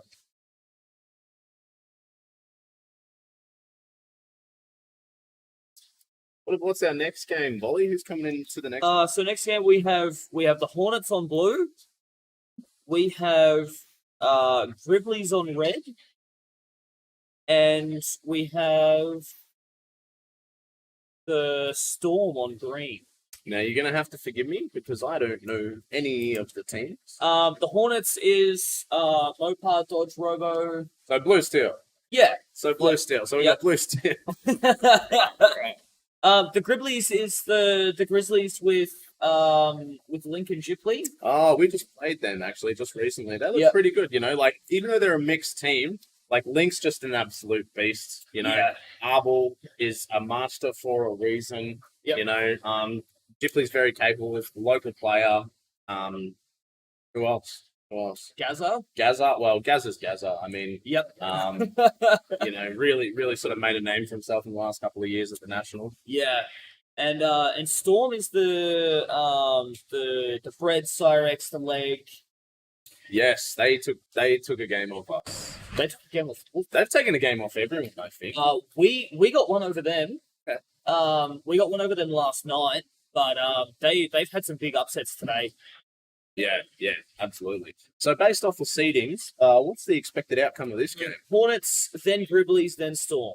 Then Storm are supposed to get third in this. Yeah, Storm are seeded 11th. Oh, this is ridiculous. This is just goes to show that the seedings can't always be that accurate. But this is quite a tough game. We've got three sort of I say middle tier, but the Storm have beaten some of the best teams in this competition already. So really could go any way. I think the base balances are going to play into this one. We'll go quick, have a look at how some of these setups have gone. I actually want to have a look at the Storms. Oh, no, sorry. I want to see the Hornets' defensive setup. So the Hornets are a local-ish team. They're not. Yep. They're mostly Sunshine Coast players, but they will come down to Launton from time to time and do some training. And I'm seeing a bit of what have we got there? Is that Gracie just sitting inside blue base, moving from one side to the other? So I wish I could have a little pointer, but there seems to be a couple of ways that one player, she gets shot out, and which player is that? That's Rod, I think. That's Rod, yeah. 2-shot denied. Denied by Gracie. So getting denied by someone who you tagged is pretty basic. That's a very rookie error. Yeah. So for those of you watching at home, all right, it takes about a second and a half to shoot a base total, maybe 2 seconds if you allow a bit of wiggle room. When you tag someone, and a little internal clock should just start in your head. 8 seconds. That's the first one, all right? So 8 seconds, all right? And then everyone after that is after that 8 seconds. If you get denied by a player that you've tagged yourself, you got to work on that little internal clock thing. Yeah. Now, you might have missed a shot or something like that, but he didn't allow himself a lot of room for error. So, as I was saying before, it's interesting to watch how teams that have played in the arena a bit more are setting up their defenses. Where most teams would typically just have someone playing, where we see Gracie right now holding that front door. They're just the more common defense I've seen is they're switching to the back, whereas Gracie's going all the way around into I don't know what they're calling that, spider or something like that. Yeah. And I mean, so far it hasn't been too effective. She did get that first 2-shot deny against Rod, but Arbel's just come through and taken a pretty clean base. So, it's hard to say if it's the defense or if it's just sometimes you just lose the duel. Yeah. But we see red shots going in. Rod's putting shots into red base. Let's go have a look at what's going on elsewhere. I'm not going to go to red because the base is deactivated. Seeing yet another pretty standard defense by Storm at green base. So one set up inside the box, looking through front door. And it looks like we've got someone floating around. Someone's floating around in that top left camera there. Not sure which team it is, but we might see a bit of action soon at the red base. Who are you picking for this one, Dolly? So far, it's really it's a tight 9K, 8K, 7K, one base apiece. Hornets winning the field point game. Blue, I mean, it feels so strange saying it, but Blue seems to be the field point dominant base. Yeah, maybe. Ghibli takes a base here, so pushes Gribblies out in front. I want to go back to Blue because I'll keep going and call them Blue Steel. The Hornets have changed up what they were doing, and they've just changed it again. Bloody hell. They're really not helping my case here. I thought they were going for a hard stomp. So we see just a massive collection of players. So it looks like they're going to try and set up a 2-person interior defense. But we got the leg shooting Blue. Clean. Yeah, so, it's having a bit of a hard time defending their base so far. Yeah. But before I got the transition, they'd adjusted. And instead of having just Gracie inside, switching from one spot to another, they'd set up like a 2-person internal defense. And I wanted to sort of talk about that, but by the time I got the camera change, they'd lost it. They'd coughed up on the base. We've got Ace from New Zealand in the chat. Storm haven't been doing well against middle to low end, but they've been smashing some games against the top dogs. I mean, that's always been Blue Steel's deal, though, right? Yeah, but this isn't Blue Steel that he's talking about. He's talking about Storm. Oh, sorry, yeah. I thought you meant Storm are suffering from Blue Steel syndrome. Oh, it's just they pumped us. Like, Yeah. pumped us. So we thought we'd trial, it wasn't revolutionary, but we thought we'd trial, Cyrix has put shots into green. Real standard sort of, not into green. She is green, putting shots into blue. Really good setup that they had there. Cyrix covering herself through the front door, exactly what we see the red player is now going to do. Set up underneath the base, looking through front door, and just get someone, watching the back door for you. Really seems to be the bread and butter way to attack this base. Yeah. One thing I've noticed with attacking blue base is lefties seem to be really comfortable diving through that front door. Because they can just get the most out of their reach as they come over that baseline. 100%. Oh, wow. Hang on a sec. So Gazza just got signed up. So who just? I don't think it was Gazza that got denied. Oh no, it must have been Gazza that got. Gazza put a shot in and Mopar dived in for Through back. I think. Yeah. Anyway, quick update. We'll bring you over briefly to the 5x3. Update us as we sort of head towards the halfway point of the game. Still anyone's game at this point. Grizzlies. I just want to call them the Grizzlies. Tournaments. Everyone changed their names. It just makes it hard. It makes it hard to do the commentary. Can't we all just be the teams we know we are? But Grizzlies maintaining a 2,000 point field point lead in first place. 20,000. That's a base behind though. They've actually field points in the Grizzlies do. Yeah, and you'd expect that. A lot of the action's been at blue so far. I don't doubt Hornets' ability to accumulate field points. My question to them is, when push comes to shove and they know that they're not winning, what are they going to do? Yep. Are they going to play for 12 minutes and just lose, or are they going to make a decision and go out there, back their two-person defense, back a one-person defense, and see what can happen? But I mean, right now they're really doing the right thing. There's a lot of pressure being put on them throughout the whole game. They're getting a lot of field points through this. They just need to go get, just want one or two more bases. One or two more bases, and then settle the game down. For Eureka chat, we're at the halfway point in the game, and it's basically a draw at this point. What do you guys think? Who's going to take this one out? Grizzlies playing out of red?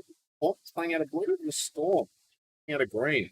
Storm are just about to piggyback Hornets on the field points. Oh, sorry, Hornets. Hornets have piggybacked Storm, even though they're a base down. It's still definitely anyone's game at this point. This game can go in any direction. Oh yeah, 100%, 100%.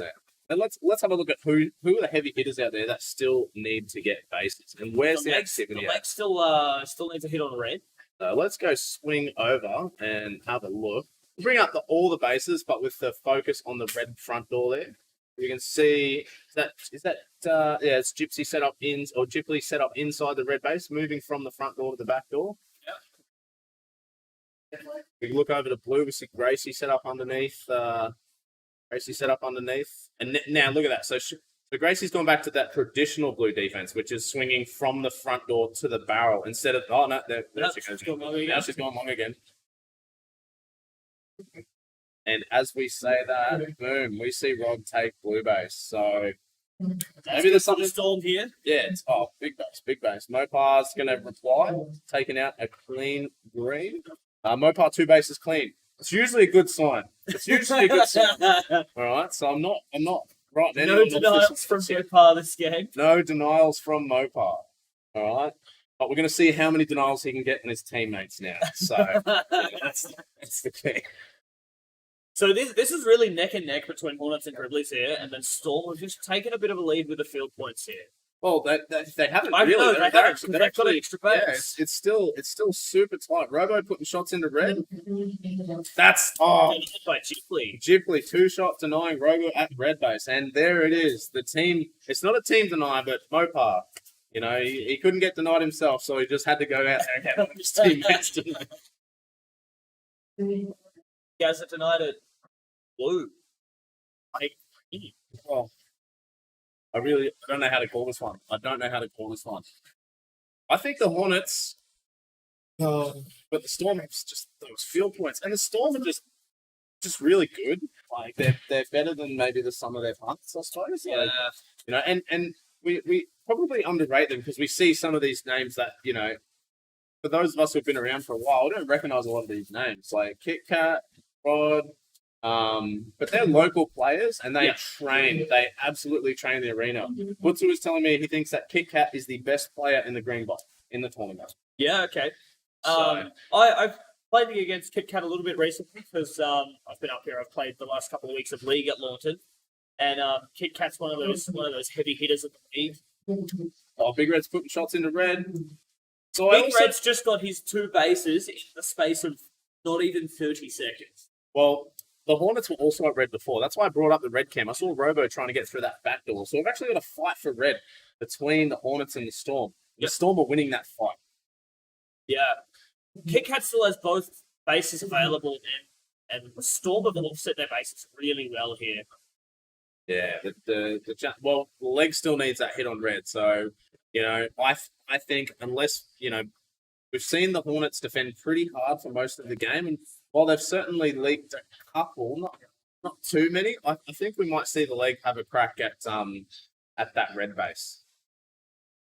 There's a lot of activity there though, so maybe they're going to make a decision and try and see if they can get Kit Kat through the blue. Yeah. They've had more success, but it's like, do you take your power player through the difficult base, or do you take your defensive specialist in the green box Yep. to try and get the easy base? There's no clear correct answer in that situation. Yeah, exactly.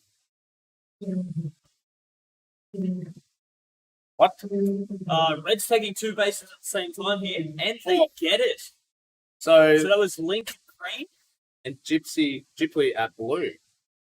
Have we That's seen? big Is that for- they split Green's currently inside like red a base. 500 IQ play to seal the game? Just last second double base take. Wow, unbelievable! The game's about to end. There's no chance. There's no time. No, that's it. They've done. The clutch double base. Hello, old chestnut. I shoot 1 base when you can shoot 2. Unbelievable. Huge comeback there by the Gribblies. 2 bases at once. Doesn't happen very often. It certainly doesn't happen very often to win a game. Yeah, definitely. Bring it back to the 5x3. Take a look at that run. Just watch Red just skyrocket in that last minute. Yeah, really. 2 bases. So the interesting point there is that the Gribblies somehow pulled it back despite, look at their worm, all right, from about the 4.5 minute mark, 5.5 minute mark, it's flat. Yep. They got all their bases in the first third of the game, and then in the last minute 20. Yeah, it was just unbelievable. We got 3 bases in the span of a minute with a minute 30 to go, down to about 30 seconds to go. Yeah. Just unbelievable. And the Gribblies pull a win out of red. So Yeah. maybe red's not that weak. They definitely took a risk in that last 30 seconds, and it definitely paid off for them. Yeah, if I'm the Hornets, I'm probably coming out of this one and just maybe assessing the blue defense because, blue is considered one of the more defendable bases, and they did puff up 1, 2, 3, 4, 5, 6, 7. They puffed up 7 bases. Maybe they needed to make a call a bit earlier in that game to go out and do something. Yeah. They got 1 base for the last 7 minutes or so of that whole game. Yeah. But they're all very experienced. They're smart players. They'll come out of that and they'll talk about it. Who we got? What's the next one coming in? In the next game, we have Redacted on green, which is Aftershock. On blue base, we have Hobart Hustlers. And in red base, we have What the Fuck. What the oh. And based off seedings, who should be winning this game? Redacted should win this. And Hustlers should take the second. Yeah, right. Who are the players that are on Redacted? Is that That's the Aftershock guys. So that's Meerkat Church, Hillahu, which is one of their newer players, I Yep. think. Who else is from that team? Yeah, that Redacted sort of strike me as the type of team that they'll be very up and down. They've two extremely powerhouse players. Is Dossie's playing with them too, isn't he? I think so. I think Yeah. Dossie's playing with them. So they've got they've got their 2 well-known powerhouse players in Chutch and Meerkat. You've got last year's Rookie of the Year at Nationals, Dossie, who by all accounts seems to be pretty competitive now. And then they've got two newer players. So, Yep. These games are going to be decided. If they can get a couple of nice, easy bases for their newer players early and sort of pan the game out, it'll go really well. But if they're forced into a high base game situation where it's quite chaotic and they need to get those last couple of players through, that's when it gets a bit tricky. So, What the Foe take a huge field point lead to start the game. Shock just went on a big roll right off the bat. Yeah, so I want to see. Wow, everything's happening already. We're seeing green get attacked already. So we look over to green and we can see, Redacted defending. Meerkat staying home. Little Meerkat just at the back door of green there. Yeah, okay. That's a interesting decision. I would have thought Meerkat would be out pushing everyone through bases. Not the best start to the game for Meerkat and Chutch. 0 for 2 and 0 for 3. But Chutch starts putting shots into red. Touch with the first base of the game. So, interestingly enough, this is something that I've only just realised now, but I think shots into the base count as tags for. Oh, because I just watched Chutch, who had no tags for, or one tag for, put 3 shots into red base, and now she's 4 and 4. Yeah, okay. So, can anyone confirm in the 5x3 that shots into base count as tags for? Because I didn't know that was a thing, but I think it's the case. Unless she just made 3 tags, they should took the base. Also would not surprise me.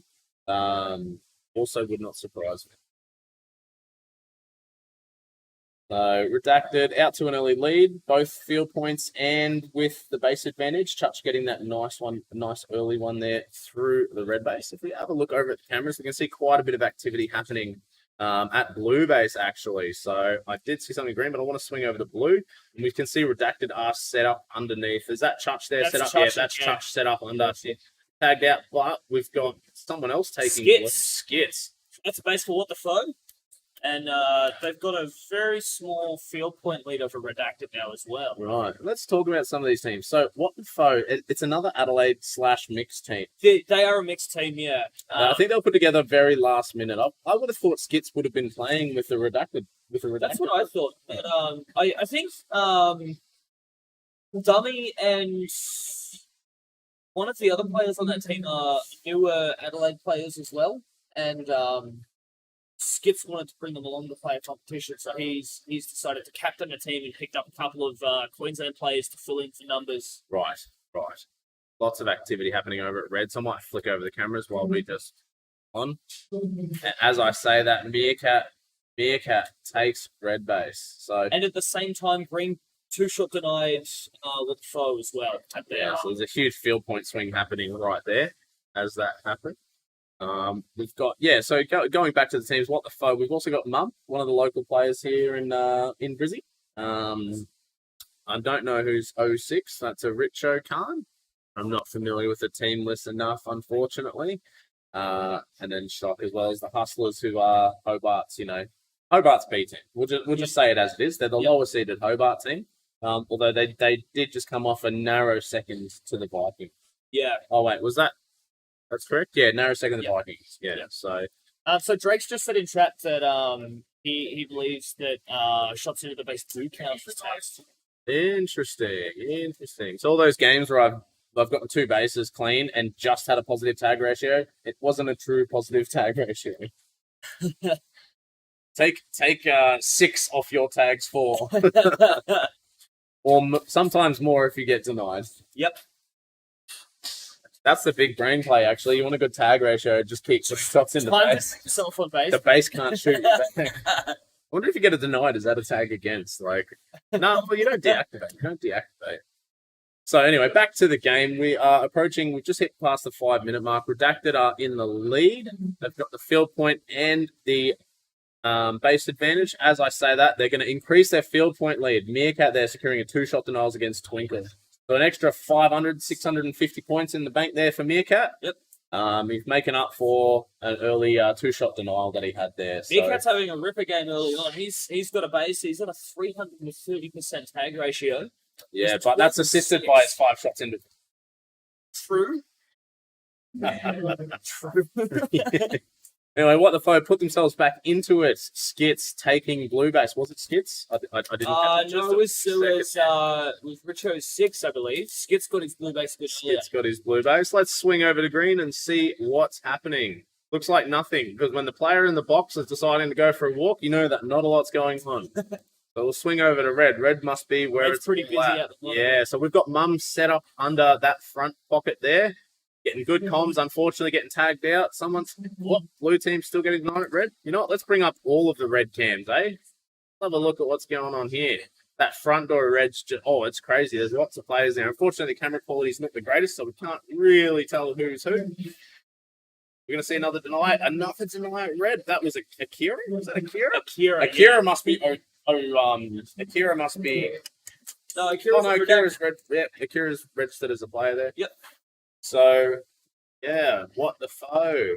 What the foe? Losing the field point game, but it's all happening at their base, so they could definitely come back into it. If you're the Hustlers right now, Volley, and you're captaining the Hustlers, what's the play? How do you get yourself back into this game? I don't know. There's a few people hanging around outside blue, but I don't know. I just saw deactive packs, so I don't know if they're more blue players or if they're another team making a push. Let's swing over to blue base and just let's do a quick little assessment of. Oh no, hang on. We're seeing red hit get shots. Akira takes red. Akira takes red. Let's have a look. Let's do a bit of an analysis here. Let's break down what's going on. So the foes just showed up to blue base. Right. They've got 2 players there at least. Now the Hustlers have to know at this point they're out of it, both from a base perspective and a field point perspective. It looks like they're committed to the 3-person defense. If not more, there's a lot of people at blue, but there's a lot of not. There aren't a lot of people that aren't blue. Yeah, I mean, there's a lot of activity at the base, but I suppose from a tactical standpoint, you have to ask yourself the question: hey, even if this defense wins right now, can we win the game? You know, and even if the Hustlers lock out their base for the rest of the game, they're probably still not in a position to win. You know, so maybe it's worth making a decision, maybe rolling with a 2-person defense. Just send a bit more in terms of numbers out on attack to try and make up the pack points and pick up a couple of bases. Yeah. Try and get back into it. And what, as a defender myself, I really appreciate the value of defense, but at the end of the day, you're not going to be able to win this game anymore. Yeah. You can win the game from defense at the start, but if the other teams start exchanging and there's that many points up for grabs, you need to get involved in that. Yeah, if you're not involved in the field points, you push yourself out of the game. Especially if you're not keeping up on bases with the other teams. Yeah, 100%. Something, we did for years and years on just overcommitted to defense. Yeah. And we didn't really see any success until we decided that, you need to score points to win the game. Yep. It's funny how that works. Yeah. So Redacted maintaining their lead. I'm actually impressed with the amount of field points that what the foe's been able to generate. I know they're 2,000 or they're about 1,800 field points behind Redacted, but if you look at that worm, they're catching up. Yeah, they're really sort of skyrocketing up towards them, and Red has just proven to be really difficult to field point from. Like if we have a look here, like unless there's activity at your base, which there has been a little bit of, there's almost no field points from Red. Yeah, it's upstairs, and blue and green are so close to each other. They don't need to go upstairs to find field points unless it's busy upstairs. Red are attacking green. I just saw someone take some awesome people out there. I want to see if they can pull something off. No, unfortunately not. Green get back in and set up. So green player inside the box. You've got what the foe going straight at Redacted. See if they can pull something off. Well, the field point difference between the two teams is only 1,000 now, so they've really closed that gap. And still got shot denied.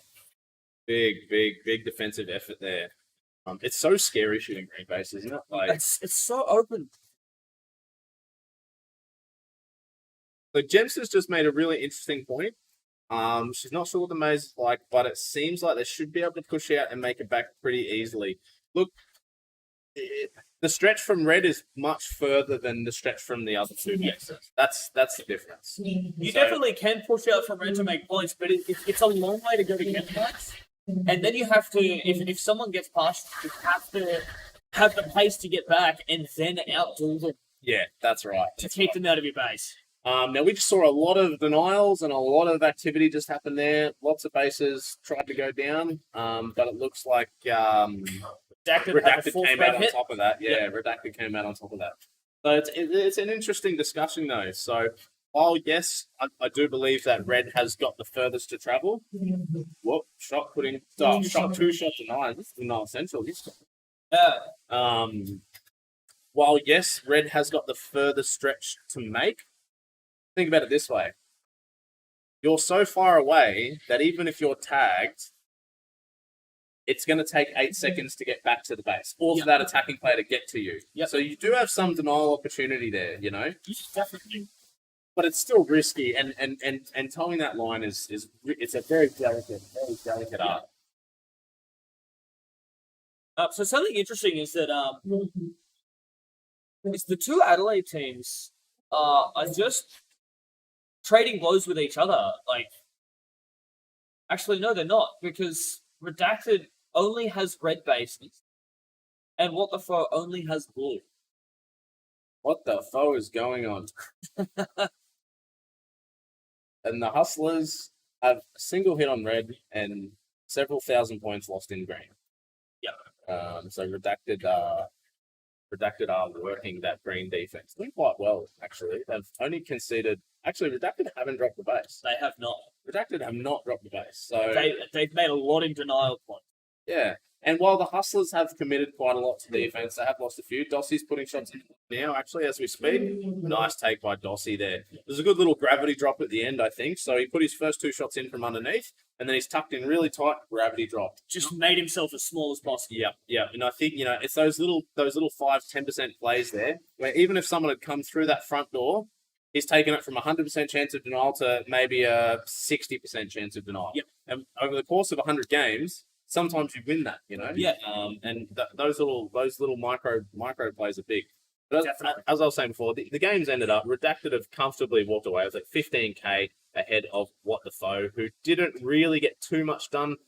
What the Foe were able to bring their field points basically in line with Redacted up until about the 9-minute mark there. But then when Redacted got that 1-shot denial on it, it pretty much just stopped the momentum. Yeah, that's right. And then but we'll bring up the 5x3, and I just want to have a quick discussion about that defense. So we see 2 teams that committed to defense quite heavily, and What the Foe not quite as much. Right, the Hustlers committed a lot to defense, and while they did end up conceding 3 to What the Foe, they just weren't able to get anything done anywhere else in the maze. Redacted, they committed to their defense, but they got those 6 bases, and they didn't concede one. I know it sounds really simple to say, if you give up no bases and you go and get a lot of bases, you're going to win. But, it's really that simple. The point that I'm making is it's awesome to commit heavily into your defense, but if nothing's happening offensively, you need to make a call. You need to do something there. There's no point walking out of a game being like, we only dropped 3. It's like, okay, that's fine, but we got none. Exactly. There needs to be the trade-off. So some interesting stats to note is Dossie and Meerkat had some really big tag ratios that game. Dossie had both bases and he had 179% tag ratio. Oof. So he's had a really good game. Meerkat had a base, he dropped 2 shots in denials, but he had 260% tag ratio. Oh my lord. That's unbelievable. For an attacking player, for someone that's putting themselves in the thick of it. They were making a lot of points out in the arena, and they weren't conceding a lot. I actually think Meerkat must have been more defensively minded. I think he was because he spent a lot of time without being tagged at all. Yeah, throughout the middle of the game. Absolutely. If we look at the white line at the bottom there, we can see that there was a period about almost half the game, nearly 6 minutes. And he made 3 denial bonuses as well. Yeah, so definitely Meerkat was defending. Yeah. I did see him working that back door of Green Base a little bit. Yeah. We got players walking into the next game now. Who's in this one, Lord? I think a scoreboard will beat me to it, but let's have a quick look. So we've got. So I can see the Pack Wolf are in red based on the cameras. We'll bring up the cameras right now. See the Pack Wolf there in red. Got Blitz reffing. So we've got Eclipse on green. That was the shortest game.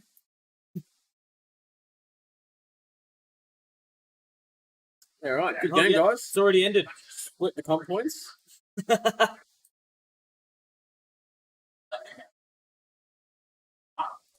Must have been maybe a technical malfunction or Very possible. Someone might have been a bit trigger happy with the game start there, but we can see that. Oh yes, blue steel or whatever we're calling them in this comp. Hornets are playing out of blue. Now we just saw blue steel play out of blue, didn't we? Yeah, we they just had- watched that before. So Yep. let's see. I'll be interested, guys. Chat. What do you reckon? Are they going to change up how they defended it, or are we going to see the same thing? Yeah, so we've got Hornets on blue, Packwolf on red, and Eclipse on green. So far, it's much of a muchness. But Gracie defending at that the front door there. Really standard sort of defensive structures here. The Gracie shifting from front to back. Boom. Gracie shot out straight away by Taipan. Great Nice take clean there by take. Taipan. Great take by Taipan. If you're the Hornets, you got to start asking yourselves: is this blue thing working out? You know, I mean, they didn't have a lot of time between the last game and now to really talk about it. Yeah. I think once they finish their games for the day, I definitely think that's going to be something they're going to. Yep. Quick look over and see what's happening. Green looks like Green's defending pretty well. Oh, Taipan. Taipan's got both his names. 1 minute. That's all it says. What's the sports bet that's on Taipan scoring 14k in this? I think Pretty high at this point. I think at this point it's probably paying about $1.50. And Blue still have changed something up because Gracie's just gone out and taken that green base. So they pulled her out from underneath that defensive spot, taken her out into attack. So Taipan's sitting at 1.5k field points Hang by on. himself already. Hang on a sec here. Eclipse have no. They've done. Well, No, there's still green players at green. oh, no, there is. We just saw a I think it's just really busy. boom. Okrai has just gone and taken out. Man, Okrai and Taipan are a huge 1-2, 1-2-10. And I saw a game before Okrai scored like 16 and a half. Taipan was 14 and a half. That's Yeah. just I think you might have dumped here. Packwolf have set themselves up pretty comfortably inside blue base right now. And Yep. they don't look like they're being pushed pretty hard. Yep. I think I probably spoke too soon about the Hornets not mixing up their defense. So. I think Hornets have dumped onto green. Orkarai's got his red base as well. So they're Eclipse is obviously letting Packwolf cycle through blue base first, and they'll probably go back to it later and pick up their So dump this bases. is dangerous by the Hornets. Now I'm not saying that it's the wrong call to dump, but when you're going to dump in a situation where teams like Eclipse have already got Taipan 2 bases, I just worry about the amount of field points that you're going to give to Taipan. Yeah. If Taipan can go and follow around 5-man attack for the rest of the game, it's going to be, you know, Maybe the $1.40 odds of Taipan to make a 16k game. oh man, he's at eight already. So 2k off the gun. Yep. In 3 minutes, he's got 9 minutes to go. Definitely on the cards. There's a lot of time for points. Yeah, Oprah's actually got more tags for him. Yeah, so it looks like both teams are going to politely take it in turns to cycle this blue base. Yeah, I think Eclipse is just letting Packwolf have their run through first, and they'll go back in and take their minutes later. Now, Hornets are actually not doing too bad here. They haven't got any offsetting bases, but on paper they're going to back themselves in a dump situation to take the Packwolf aggro. Yeah. Right? So it's really about how are Eclipse going to play this. The Hornets are going to get that last one through green shortly. Whoever's got the Richo card, 03 there, they're going to go get that last hit, and they're going to have almost 8 minutes to get 5 hits off the Packwolf. Yeah. Right? So what do Eclipse do here? Do they divide and conquer? Do they say, all right, Okrai, you've got your 2 bases now, which he does. Okrai's just taken the blue hit. Yep. Okrai, your job now for the rest of the game is follow around the Hornets. That's all you do. Just ruin their day. While Taipan pushes the rest of the players, you know, Taipan cycles that empty and, you know, fighting from red. Fighting from red's dangerous. It certainly is. Hornets are red. Robo's just taken red base. Yep, that's big take by Robo there. Good. And it looks like Packwolf There has you go. So finished that Packwolf finished. Now, what do the Packwolf do here? Do they go home and try and hold the Hornets out of their base, or do they just carry on and try and take a couple of cheeky hits at green? Well, obviously they know that blue's dumped. I think I do feel bad because we've just left the camera on the empty blue for forever. So don't worry, guys. We'll give you a bit of action. Here's red base. It's all happening. We've got Stingray set up underneath that front door. Boom. Stingray is a god. Look at those switches. Really clean. Spoke too soon. He just got shot out. Well, Gracie starts putting shots into red. Good take, Gracie. Yeah, good take by Grace there. Covering herself through that front door. They're very much behind the clips on pack points here, but they're making the base. And that's it. But the thing is, like, it's fine to be behind on field points. If the Hornets get this roll on through red, the Clips aren't going to get 10. Yep, that's just that's a fact. If the Hornets get the roll on, then they're just going to sit on the Clips. They're going to identify who needs what, and then it's going to sit on them. And they might only win by 3 bases up, but it's still a win. Yeah, exactly. I do find it interesting that Okoro went for his blue base instead of trying to get another red hit. This is a huge take by Stingray. See, this is the Pack Wolf have let us down here. They've given up, and we're seeing Eclipse and Hornets fight over the empty, and the Hornets are winning this fight. They've got set up inside the base. You can see, we look at the cameras there, we can see they've got one internal. Eclipse are but it's so hard to get inside that house. When there's that much activity happening, you've got the spots just outside that front door. It makes it really difficult. EXO gets 2-shot denied at green by Lil Bro. And Scuttles gets straight in to go for his, and he takes. Huge take here in red base. Oh, it's Arthur. It's Adam. Where his alias is now. Adam. I wonder if Mopar realises he still needs. Oh, sorry. I wonder if Mopar realizes that Adam still needs the green, because I don't think there's a great deal. Oh no, there is a lot happening in green actually. There's a lot of green. I've committed hard to it. Yeah. So Pack Wolf are really trying to push into green, and Hornets are just. I guess they're just setting up to finish the red cycle here. Yeah, we've got a really interesting situation, because what's happening is. It looks safe to say Mopar's about and he's starting it now. There's no one around. Okay, so the Hornets have finished at red. Yep. So Adam just needs his green hit, and green needs red. But Eclipse still have 2 more free takes on board, unless Hornets go and defend green out of their base again. If we look at it this way, Eclipse, we can add 6k to their score, right? Boom. Yep. We can add 6k to their score. So they're going to be on, right now, 43 to 39. All right? Which means the best case scenario is it's basically a draw. The Clips can snag 1 more base. In addition, Cat Kent's just taking that's red. it. That's the game. Yep. That's the. I mean, I'm not guaranteeing it's a game, but that's huge, because Goat's just taking the empty blue. it's going to be quite difficult for the Hornets to get a 3k field point advantage now. They need to outscore Eclipse by at least 3 in the next couple of minutes, and I that's just a big ask.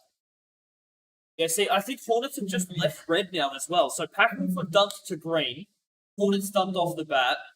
So blue and red base are both empty. So Eclipse are just going to finish finish their 10 base. Yeah, and they just dominated the field point game. I mean, look, that could have possibly been a costly denial, but the Clips are playing a little bit with the house's money at this point in time. They've got way more base opportunities. They've got an easy 3k. Although, interestingly enough, if we go over to blue, I swear I just saw a blue player floating around blue. So maybe the Hornets haven't fully given up on them.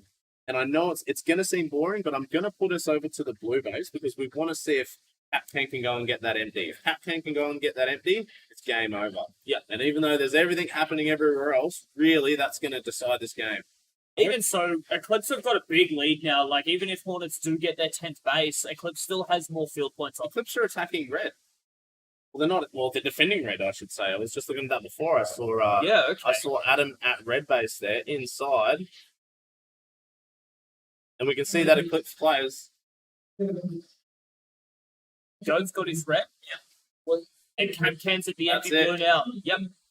And GG. That'll also went in for Eclipse. I don't see the result changing. No, I don't think so. Unfortunately, the Eagles just don't have the field point scoring ability. Even if they did get that 10th, they're just, too many denials, too far out of it. The Clips have dominated the field point game pretty much start to finish. And though the Hornets, they look good making a bold decision to go out there and get a lot of bases. Fortunately, it just didn't quite work out for them. They couldn't score the field points that they needed to. Yeah. I think it was more of a panic dump than anything because their base went down to Taipan in about 8 seconds after the game started. Yeah. He was straight in, 3 shots in, and then straight up to red and took red as well. And that's a tough call because, Taipan's going to do that. Yeah. And sometimes Taipan's going to do that against the best defense. Yeah. And that's just what good players do from time to time. Yeah. So, And there are definitely a few players that do that sort of thing. Like I know Meerkat has a reputation for it. Spider has a reputation for it. where are all the players? They're all Everyone's a green. Everyone's a green. So we're going to go have a look at green everything. Green. Boom. There's quite a lot happening at green, and that's just going to feed Eclipse. They're going to finish on north of 60 at this point. Yep. Opry 12-8, Taipan 12-7, Goat 11.5. Like, massive scores there. Yeah. Opry's pumping out some, he's had multiple 60-plus tag games. Yeah. Yep. And then we're just going to see denial bonuses roll through. This one's over. Well, there's only two people left to take the base, so we may not see a lot of denial bonuses here. I know 2 have just happened, but with only 2 people to take the base, there's a lot of people that don't have the opportunity to get denials on. Yeah. Yeah. But it's just all pack points here, and everything's just coming up at cliffs. 60k. Is that the first 60k of the comp? Probably not, but it's certainly the first one I've seen. Yeah, I don't think I've seen one yet. A couple of 13s in there. 13s by Opera and Taipan. Yeah. Big game. Singer is popping off. Is that 58 tags for? 58 for 37. 58 tags, 150% tag ratio. Popping off. Unfortunately, wasn't enough to carry his team into a victory, but they take a solid second. There. Packwolf, yet another third. So Clips win that one, playing out of green. Hornets in second place out of blue, and Packwolf in third, playing out of red. Yeah, Jamster just commenting in the chat. Hornets should have focused on slowing down Eclipse on base. The dump means they were behind on pack, so they needed to beat them in the base game. 100%. Correct assessment. Looks like we got, 2 more games left? 2 games to go. 2 games left, guys. We got 2 more games with myself and Bolly, and then we're going to go play a little bit of triples. Yeah, we're going to live on this afternoon. Elimination triples. That's going to be it. So for this next game, we've got Reunion on blue, Gribley's on green, and What the Foe on red. So Reunion seated highest in this game, but they're only 1 spot above Gribley's, and What the Foe is seated in 19th. So based off that, we can assume that it's probably going to be a close fight for first, and What the Foe are going to be in third. But What the Foe pulled a couple Yeah. of so far as well. Yeah. I don't know that What the Foe have the firepower to get the win in this one, but they have been in the mix in a few games they probably didn't deserve to be. I definitely know they picked a win over Storm last night. Over Storm, who are beating all the best teams. Yeah. So it's just that thing where there's always that one team that'll beat the top dogs and lose in the mid-tier games. The enemy of my enemy is my friend. The enemy of my enemy is my friend. So let's have a look. Let's have a look at the players. I think there's much to be said about the pre-game rituals. I can see if we have a look over at Blue Base, we can see that the guys are quite close together. Not very good social distancing happening. They might be huddling together for good Wi-Fi though. Yeah. Oh, yeah. Those Wi-Fi issues that are happening at Blue Base. Yeah, that's very, very scary. Very scary. I tell you what, I think Cougar's been having a pretty good tournament. Cougar playing with the Reunion guys. As I understand, I believe he's captaining the team. He is, yeah. And they've pulled some solid victories. They have had a couple of rough moments as well. I know we played against them earlier today, and Cougar had a lot of trouble getting inside bases. Yeah, right. So if we go over to What the Foe, we can see that Mum is set up underneath the base. Have a look at Blue. What are the defensive structures here? So Brisbane have left the front door unoccupied. as Gaz jumps in there and takes it cleanly. But interesting to see that reunion just had one person in the spider spot watching through to the back door. They actually left no one. They might have someone outside that front door there, but Maybe. That also might have been based on their exterior defenders' comms as well. Maybe he moved from front to back and they just missed it on the cameras. absolutely. So Gribblies and Reunion both have a base piece. Yeah, and what the foe off to a bit of a slower start. Although they're still there in the field points, but I mean we're a minute into the game. When you're playing a red base, it takes about a minute to get to the other bases. So Yep. jump over there, we can see that we've got Griffo there underneath that blue base, looking through the front door. They've got the two attacking, the two defensive setup in there. It looks like Guinea. I think that's Guinea in at the back door there. I think it might be Camster, actually. Oh, Camster? Camster. Too much of a thick boy for Camster. Oh, maybe, yeah. Either way, we've got blue defending with two internals. So I reckon that's Guinea. I think that's Guinea. I don't know. Take your bets. Take your bets. Griffo getting shot out. Oh, that two-person internal blue You're defense. right, that was Guinea. That was Guinea at the back door of blue. Yep. The two-person internal defense, it works so well, but then as soon as it stops working, it's rough. Like, you just get out. Yeah. Got Thomas Lee in the chat, up the Eclipse, who aren't playing in this game, but yep, up the Eclipse. Good win in that last game. Yeah, they had a very, very convincing win.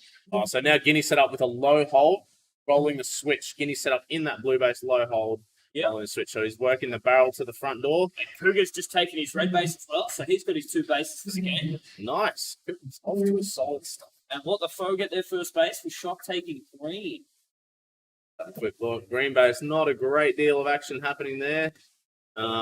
Looks like most of the defenses have actually reset. We see it red base, Mum's there in that default front pocket. Yep. Blue base, we see Griffo taking that front. There's a bit of action happening over at blue, so we'll swing back And over Griffo's holding those same two spots that Gracie was holding earlier as well, opting for the back wall instead of going for the barrel. there. And as we say that, we see That looks like skits. yeah.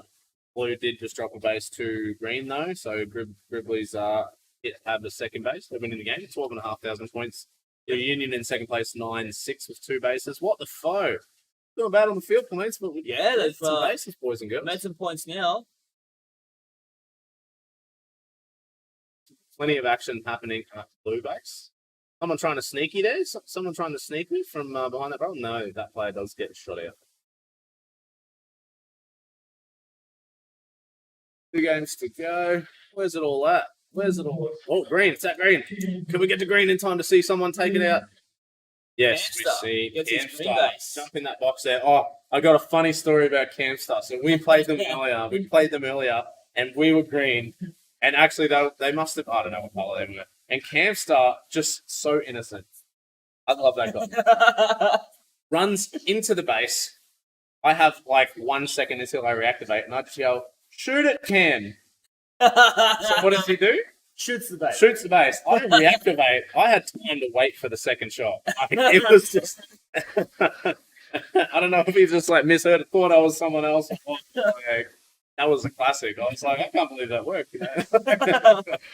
But Guinea take green base. yeah, yep. What's Cougar going to do at this point? He's having a really strong game. 178% tag ratio. He's already got 25 tags, but he's finished. Was Cougar now going to keep pushing people through bases? Or is he going to let someone like Firebird or Guinea go out there and do some Yeah, let's have a look and see if we can find him on the camera somewhere. Where's our mate Cougar hiding? Where is he? There's a bit of activity at red. Going over. Quick look at the red front pocket. Yeah, red have got numbers though. Red's got numbers. They There's at definitely least 3 of them there. So again, Mum's just holding that front pocket spot, backing onto the wall. She's been doing quite a lot of training since that last nationals in Darwin. Yep. Someone's coming through the back door now. I found Cougar. He's at green with Firebird. And we trying can to see get Firebird his green. Link's just gone through. Link and Arbel are attacking red at the moment. So that's a tough one. Red's got the 3-person defense. But Link and Arbel are a pretty powerful combo. And yep, there we go. Boom. We see Link's got his two bases. Link's over. So yeah, I think Cougar's just trying to help his team finish the cycle on green. He's at green with Firebird. It looks like Red's there as well. So maybe going Have a quick skip around green. Now, honestly, green's that base that you don't want there to be a lot going. Like it is just that denial centric, very risky. I see.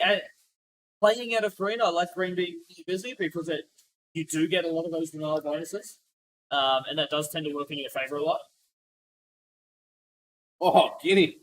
I just saw. Unfortunately, we didn't have it up, but I just saw Guinea just very, very much, not intentionally, but get in the way of the player while he was vacating the base, and yeah, that's rough.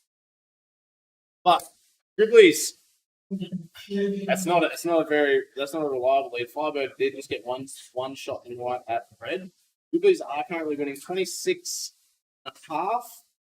To Reunion in second place at 22, but they are a base down, so it's really anyone's game. I don't see what the foe pulling themselves out of this one though, right? But They've got the pack, they just haven't been making bases. yeah, and I think they will struggle. And if they do decide to make like a dump call, that's really going to play into the hands of Reunion, who need more. You know, Reunion need 4. So if what the foe make that call to dump, then it plays it really strongly to Reunion. Yeah. Quick look, find a bit of action on the cameras for all the boys and girls watching at home.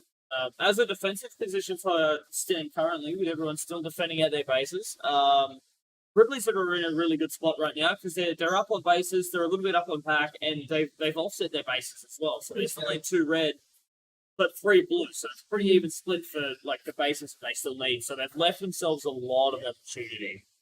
Just want to point out, Mum's doing a cracker of a job defending that front pocket of red. Well, she did just get shot out, but I was watching her before, and like Gypsy, who just shot out Firebird from that spot, had no shot at all on Mum. So Mum's doing a really good job defending that front spot there. I think I haven't really been around the local scene for a long time, and I haven't seen Mum play since the last Nationals. It's definitely been training. Yeah.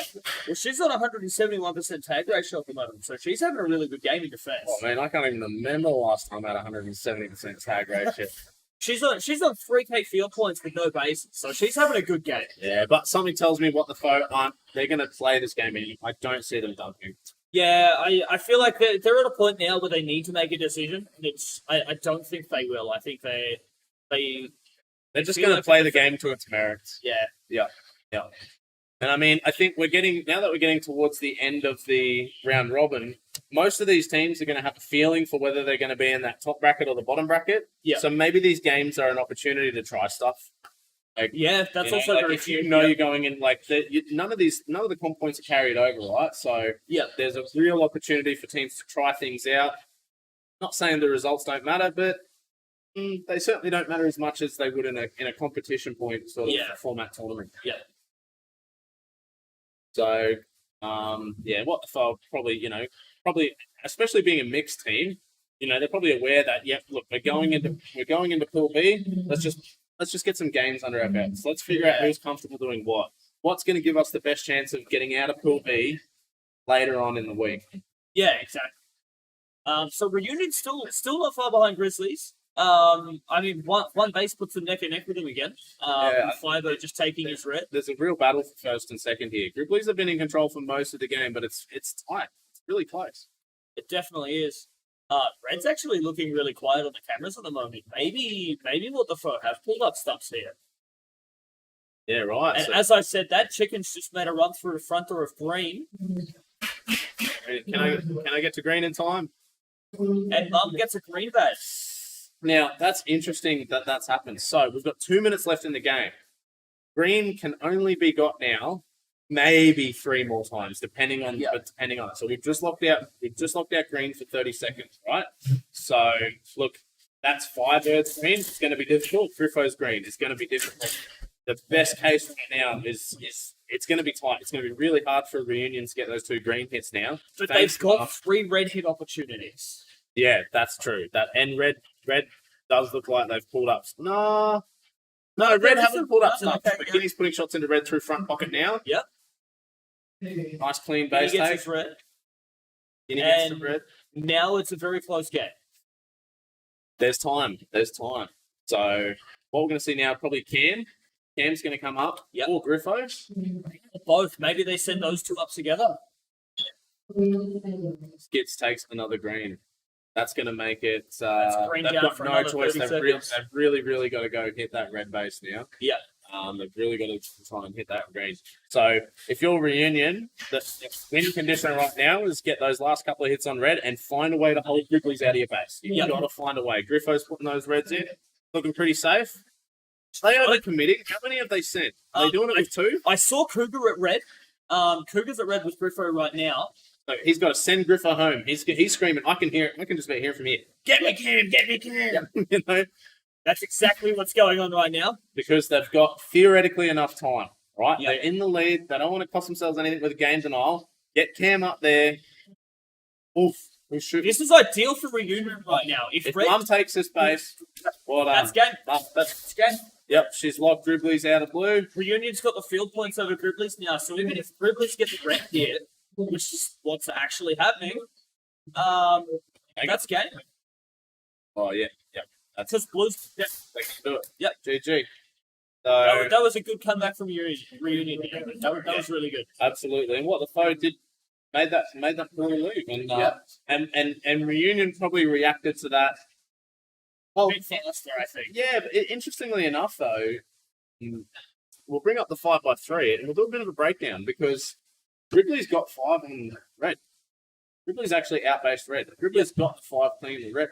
And if you're the Grizzlies, maybe sometimes it's frustrating when you're a team and you work so hard and you just smash yourself against a brick wall trying to get a base to get 2 or 3 off them. And then they dump and give the other team who hasn't even tried 5 easies, and you just go, man, that's not fair, dude. Like we got some leads there, we got shot the hell while we were trying, and then you just in stumps now. Yeah, like, and it's maybe definitely there was frustrating. Shouldn't be it. maybe there was a little bit of that there.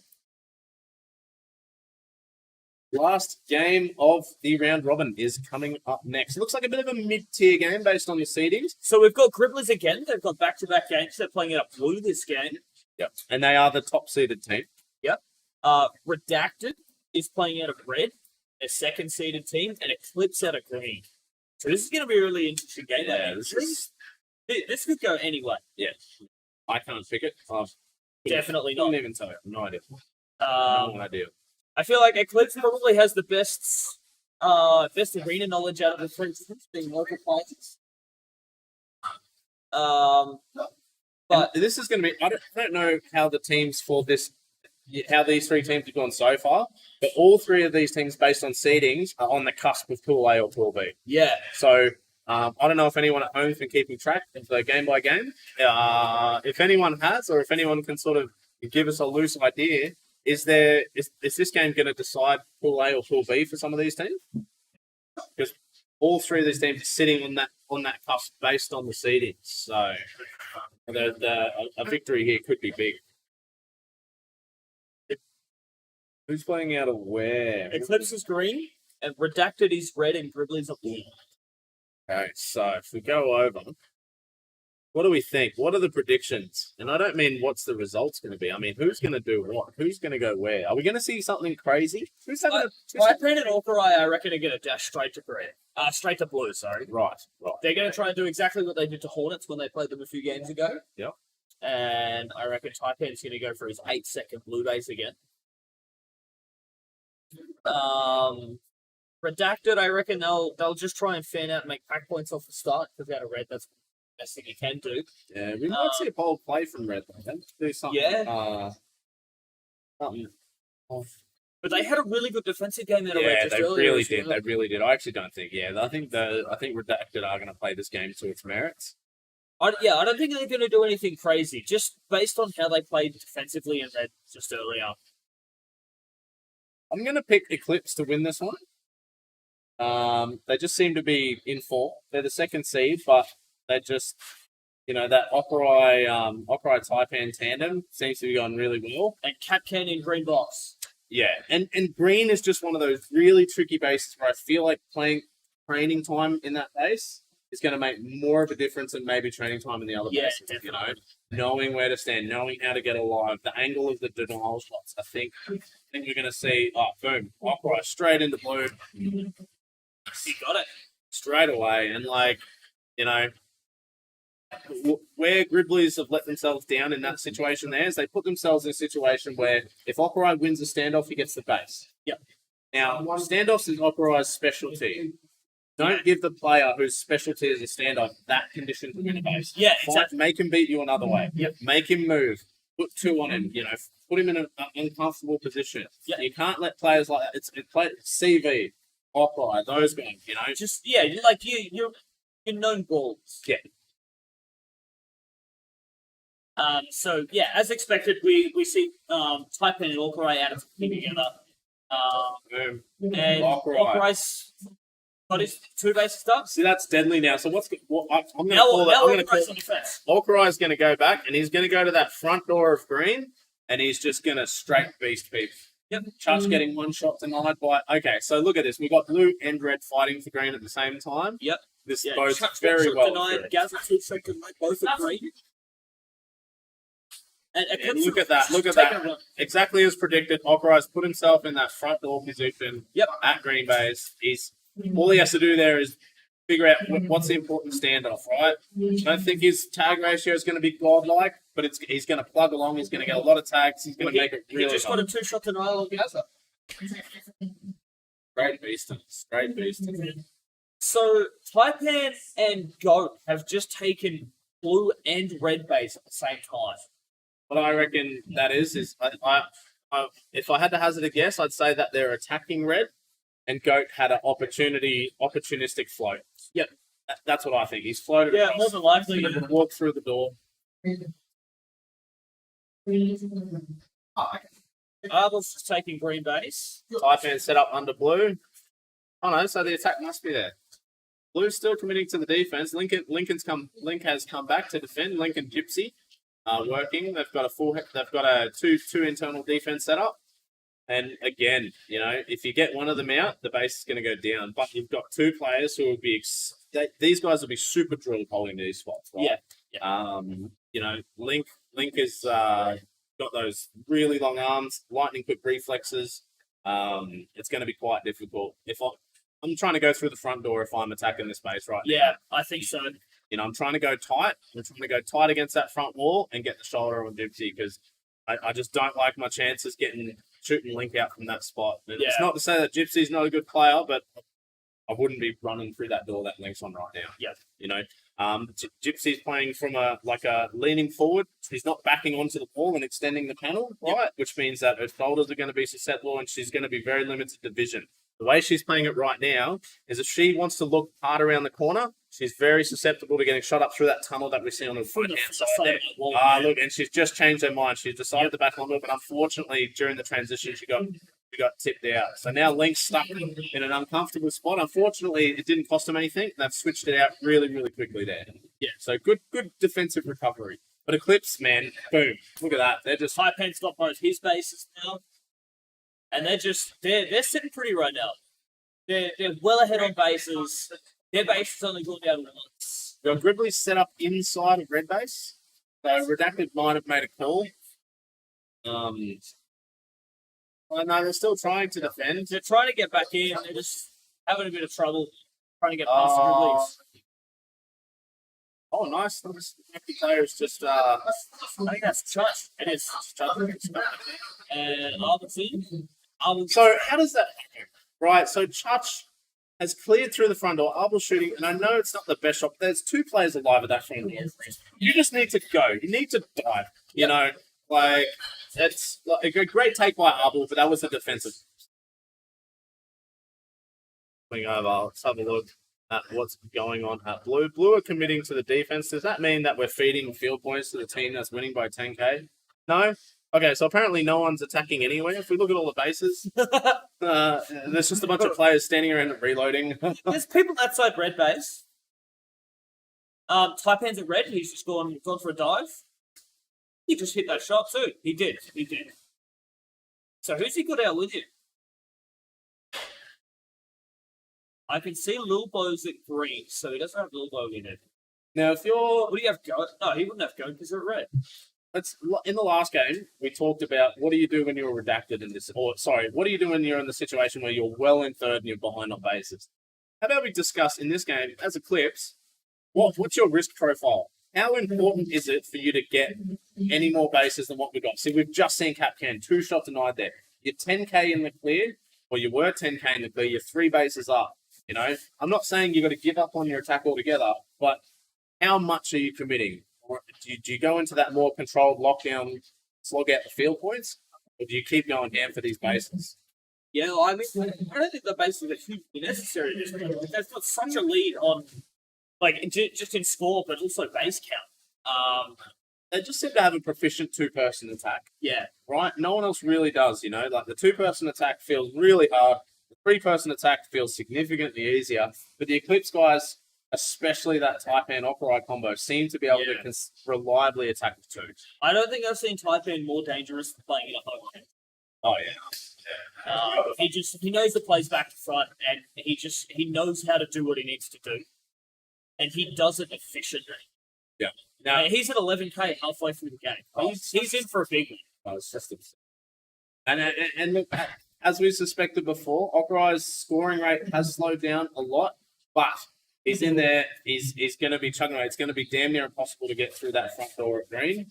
Yeah, and that's just part of that win condition. Did a player just get powered or not? I think so, because there was a blue player in the base. No, he's got power. He's got health.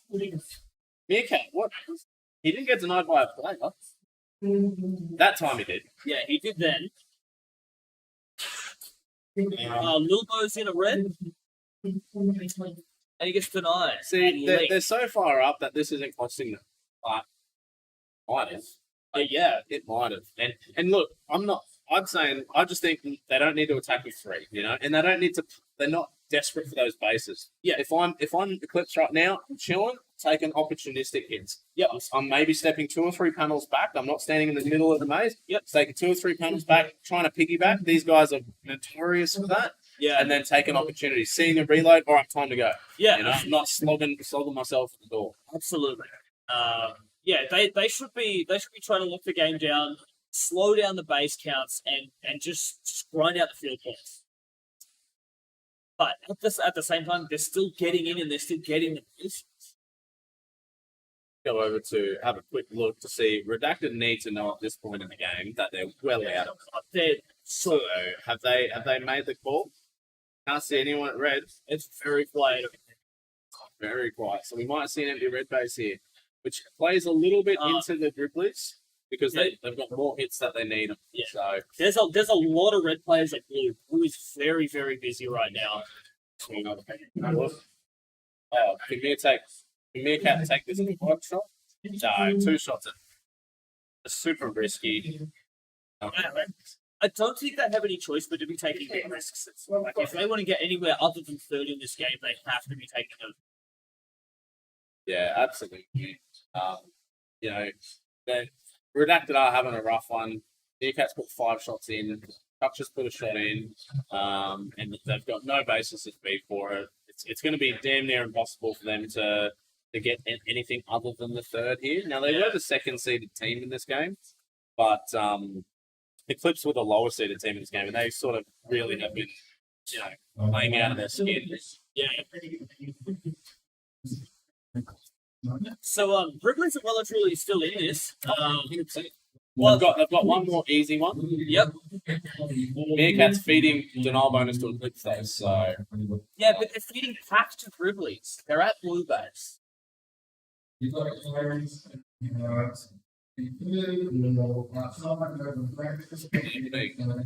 5k lead with 1 empty base for to get. Yeah. Come on, Dossie. Nice. Dossie takes what Meerkat couldn't. Oh, Eclipse still had a red hit as well. Yeah. Link's at green. Link gets green. Just have ourselves a game. I think this is still very have ourselves a game. Let's have a quick look at what's set up at green base because we're gonna see Gaza go have it. Like Gaza, Ripley, and Phoenix. Who's Phoenix? Phoenix. Yeah, right. Blue. Meerkat again. See, this is big. Blue Meerkat has just denied 30 seconds of opportunity for Eclipse to get a blue hit. Yeah. Eclipse only need blue, right? So they've got Goat and Cat chance. They're not going to be able to get both of them. They're only going to be able to get one. So if the Grizzlies can get one of these hits on red, they can take it. They can take it. Definitely. Gaz is putting shots in. Gaza. And you know what? There's more than 30 seconds to go. Yep. So although they've fully cycled now. Yeah, red will be empty for the rest of the game now. There's no reason to be a red. This is so tough. As a captain, this is the situation where you're like, got time. If I focus on getting a base, we could get denied and we're going to get smashed on the field points. If I focus on stretching for points, we might be able to out field point maybe 800, 1K. It's so hard. There's no way they can know how close they are right now. Yeah. There's no right or wrong decision here as a captain. You just got to go off your gut. And I think they're the most stressful decisions to make as a captain as well. Like knowing that there's no decision that's technically wrong, but at the same time, like it could potentially change the result. Look at that. Grizzlies come through, pull out the win by 300 tags. Not even. Unbelievable. And they're a base down, so exceptionally well played by those guys. They remained cool, calm, and collect. They did have a little bit of, Gaza had a little bit of denial issues there, and that's probably playing on his mind while he's going through the game. Unreal finish to that. And look, guys, that does wrap up the teams round robin. We are about to head into triples. So Volley and myself will be leaving you. We're going to go play our triples games. Wish us luck. Thank you so much to everyone who tuned in, hung out with us for a couple of hours while we talk about laser tag. Look forward to doing a bit more commentary later in the week as well. Hang around. We're going to have some triples. This is stream to stay live, yeah? Yeah. Stream's going to stay live. Not going to be long before we get in, so enjoy. Elimination triples.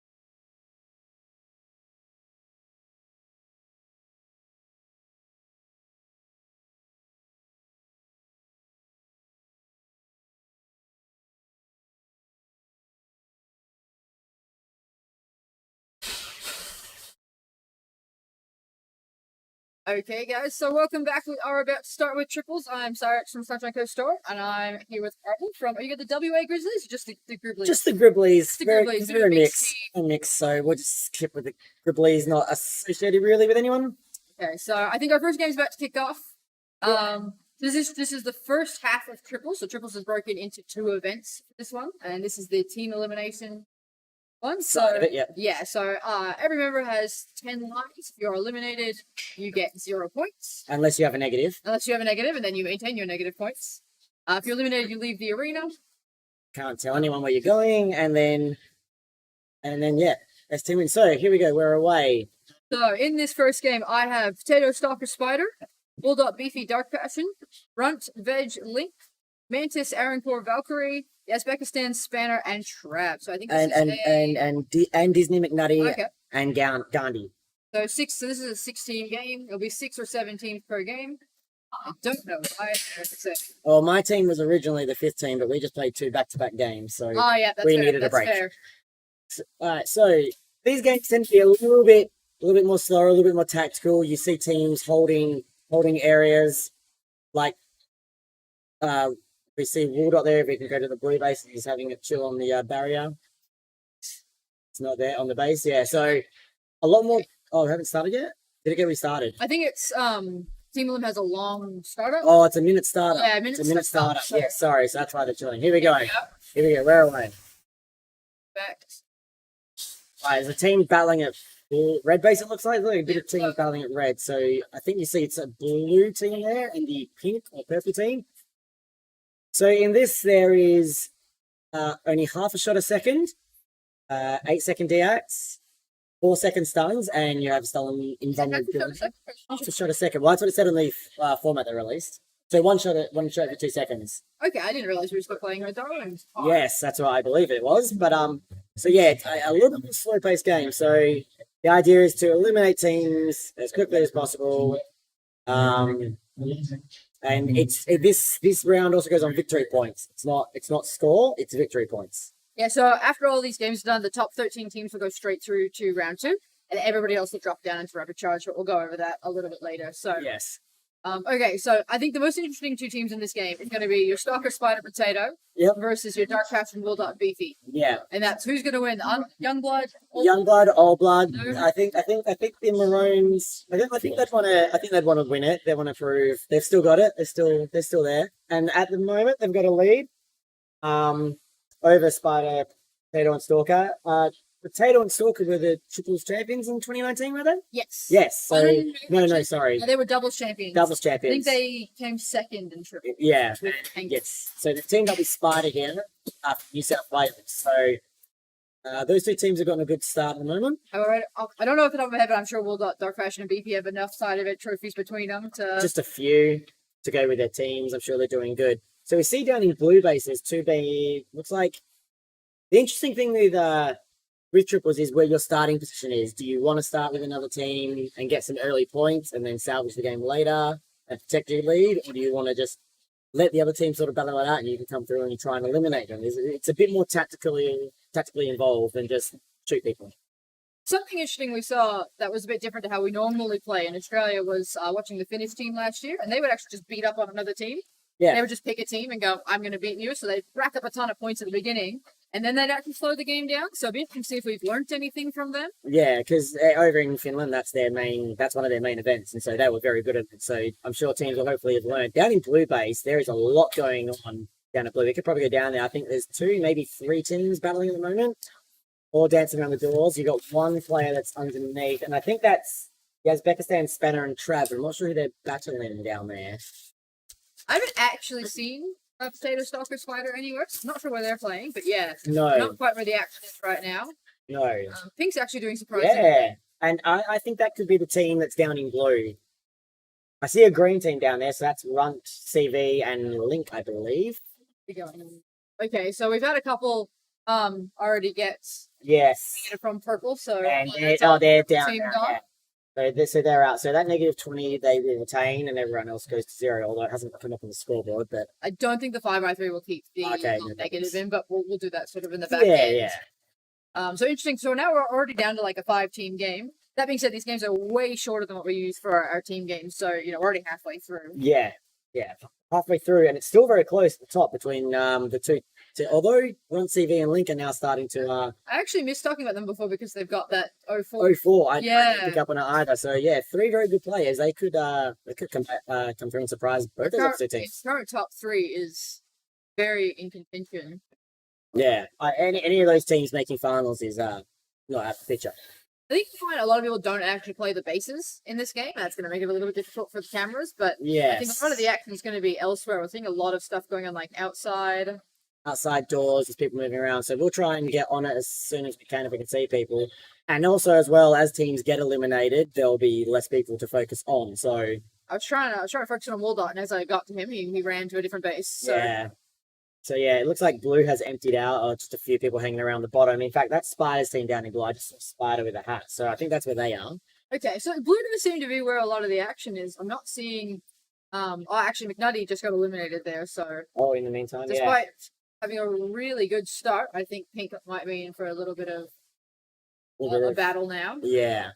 So it'll be interesting who's got lives left. Is anyone? Oh, in a with bit of Potato. trouble? Potato. Okay, so Potato has 1 life. Potato's 1 life, So- so he'll be hiding somewhere protecting him because if they lose Potato from here, well, he's only got He's 100 only got 100 But points. anyway, You 100 don't so need him. You can afford to Just do let it. him go. So in that situation, you could send him out to try and sacrifice a few lives on the other team, and he won't lose that many points. I think it's more about don't waste too much time protecting him. Like Yeah, Stalker needs to still be getting points. So Stalker's still got 7 lives, and Spider's still got 6. So yeah. So there's stick him in a corner. and in the last 2 minutes of the game is usually when a lot of the action happens. Especially if teams have been sitting back and they've got a lot of lives. That's when you find they'll push. They'll go find teams because they've got lives to burn. They can get a few cough up a few lives to get some points. At least the Maroons, or the 3 Maroons are running around red and chasing another team now. I think that's where all the points are coming from right now. So I think they're with red. Yeah, I just saw him chasing someone who just threw the doors there, and there's a team holding it green, but there's no one near them. They just seem to be holding. And that team is Mantis, Valkyrie, and Aaron Cook, doing quite well actually. Yeah, they're holding their own. I think they've probably had a good start. They found a good place to Although Mantis, lives left is 10. 10. Wow. The Rangers and Valkyrie still have 10 lives somehow. Yeah, they're doing quite well. I swear I just watched them get chased down, but maybe they only got stunned. So getting stunned if you get hit on the face or the shoulder doesn't actually count as a life. True, and 3 stuns will take out it.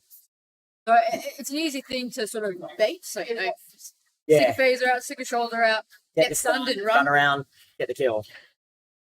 But a lot of the time you got to be careful because usually teams are set up. They've got layers of players, so they'll get the stun. You'll run to get the kill. You'll get taken out by the player behind. I think Yellow's in an interesting position here because they're obviously protecting Potato. Spider's down to 1 now as well. I think they're getting hunted. They're getting I hunted. can't see where from though. I think it must be. It might be from the Maroons, although they were down in blue. So I see a green team there. That's Link, CV, and Runt. So maybe, So red seems to be getting left alone at green now. I'm only seeing red players wandering around there. yeah. We're occasionally getting somebody pop up at blue. So I wonder if there is a lot of action just off site. Yeah, I just saw him leave. Okay. In that situation, game's over now. So fast. I'm not used to I it. know, it's too fast. Okay, well, Potato did survive. So did Spider, but they probably sacrificed a lot of points for hiding there. So Yes, and that's cost them in the end. And you've seen Valkyrie and Mantis and Aaron come up and take out the 3rd place. And it is victory points here, so you want to finish as high as you can because that could get you. interestingly, like a lot of players have a lot of lives left. Yeah, So BC, Wildot, Valkyrie, and Mantis are both on 10. Personally, in that situation, I definitely would have pushed hard at the end. yeah, Just, when you've got the live, it's probably prudent to just push at the end and try and eliminate a team, get them way down. But I wonder if anybody identified how low Yellow was because, they definitely could have just quickly gone and eliminated them. they could have, Picked up some extra points, maybe pushed themselves up into 2nd for red team. yeah, they could have done. There is no bonus points in anything for eliminating team. It's just you get the joy of eliminating a team. Mantis actually has a infinity tag ratio, Oh, 8 wow. tags to 0. That's not bad. So they must have found like a good spot. Well, to they were set. down, seeing down in green a lot, and maybe no one came down, and they just could have, sneak over blue, get a few shots into blue. Okay, so our next game has the leg, Rod and Zeropa, Big Red, Cougar and Griffo, Skits, Meanless and Marmaduke, Wildcard, Fulcrum and Sadland, Dossie, Hillahoo and Tylix, Chicken, Lilbo and Goat, and Garn, VG Master, and that guy. So I think this is going to be an interesting one because it's a little bit of anybody's game. There are a lot of standout teams, but there is a couple of home teams in there. Yeah, and you think the home teams would probably be at a much more advantage here, but I think to see probably the leg, Rod, Zeropa do okay, and Big Red, Cougar, Griffo, very three experienced players, and maybe the Canberra guys, VG Master and that guy could possibly sneak up there as well. I'm switching the Adelaide guys before. I wouldn't underestimate Dossie and Hillahoo. I haven't seen Tylix too much, but I've not seen Tylix much myself, but you never know. the Adelaide guys look like they've definitely been coming up in recent months/years. So Yes, absolutely. So we see the players moving into the maze now. So who's setting up where? So Let's I see if we can figure out see a blue team over in green. who's that look like. I can't see who that is. Looks like there's 2 teams in green, possibly 3.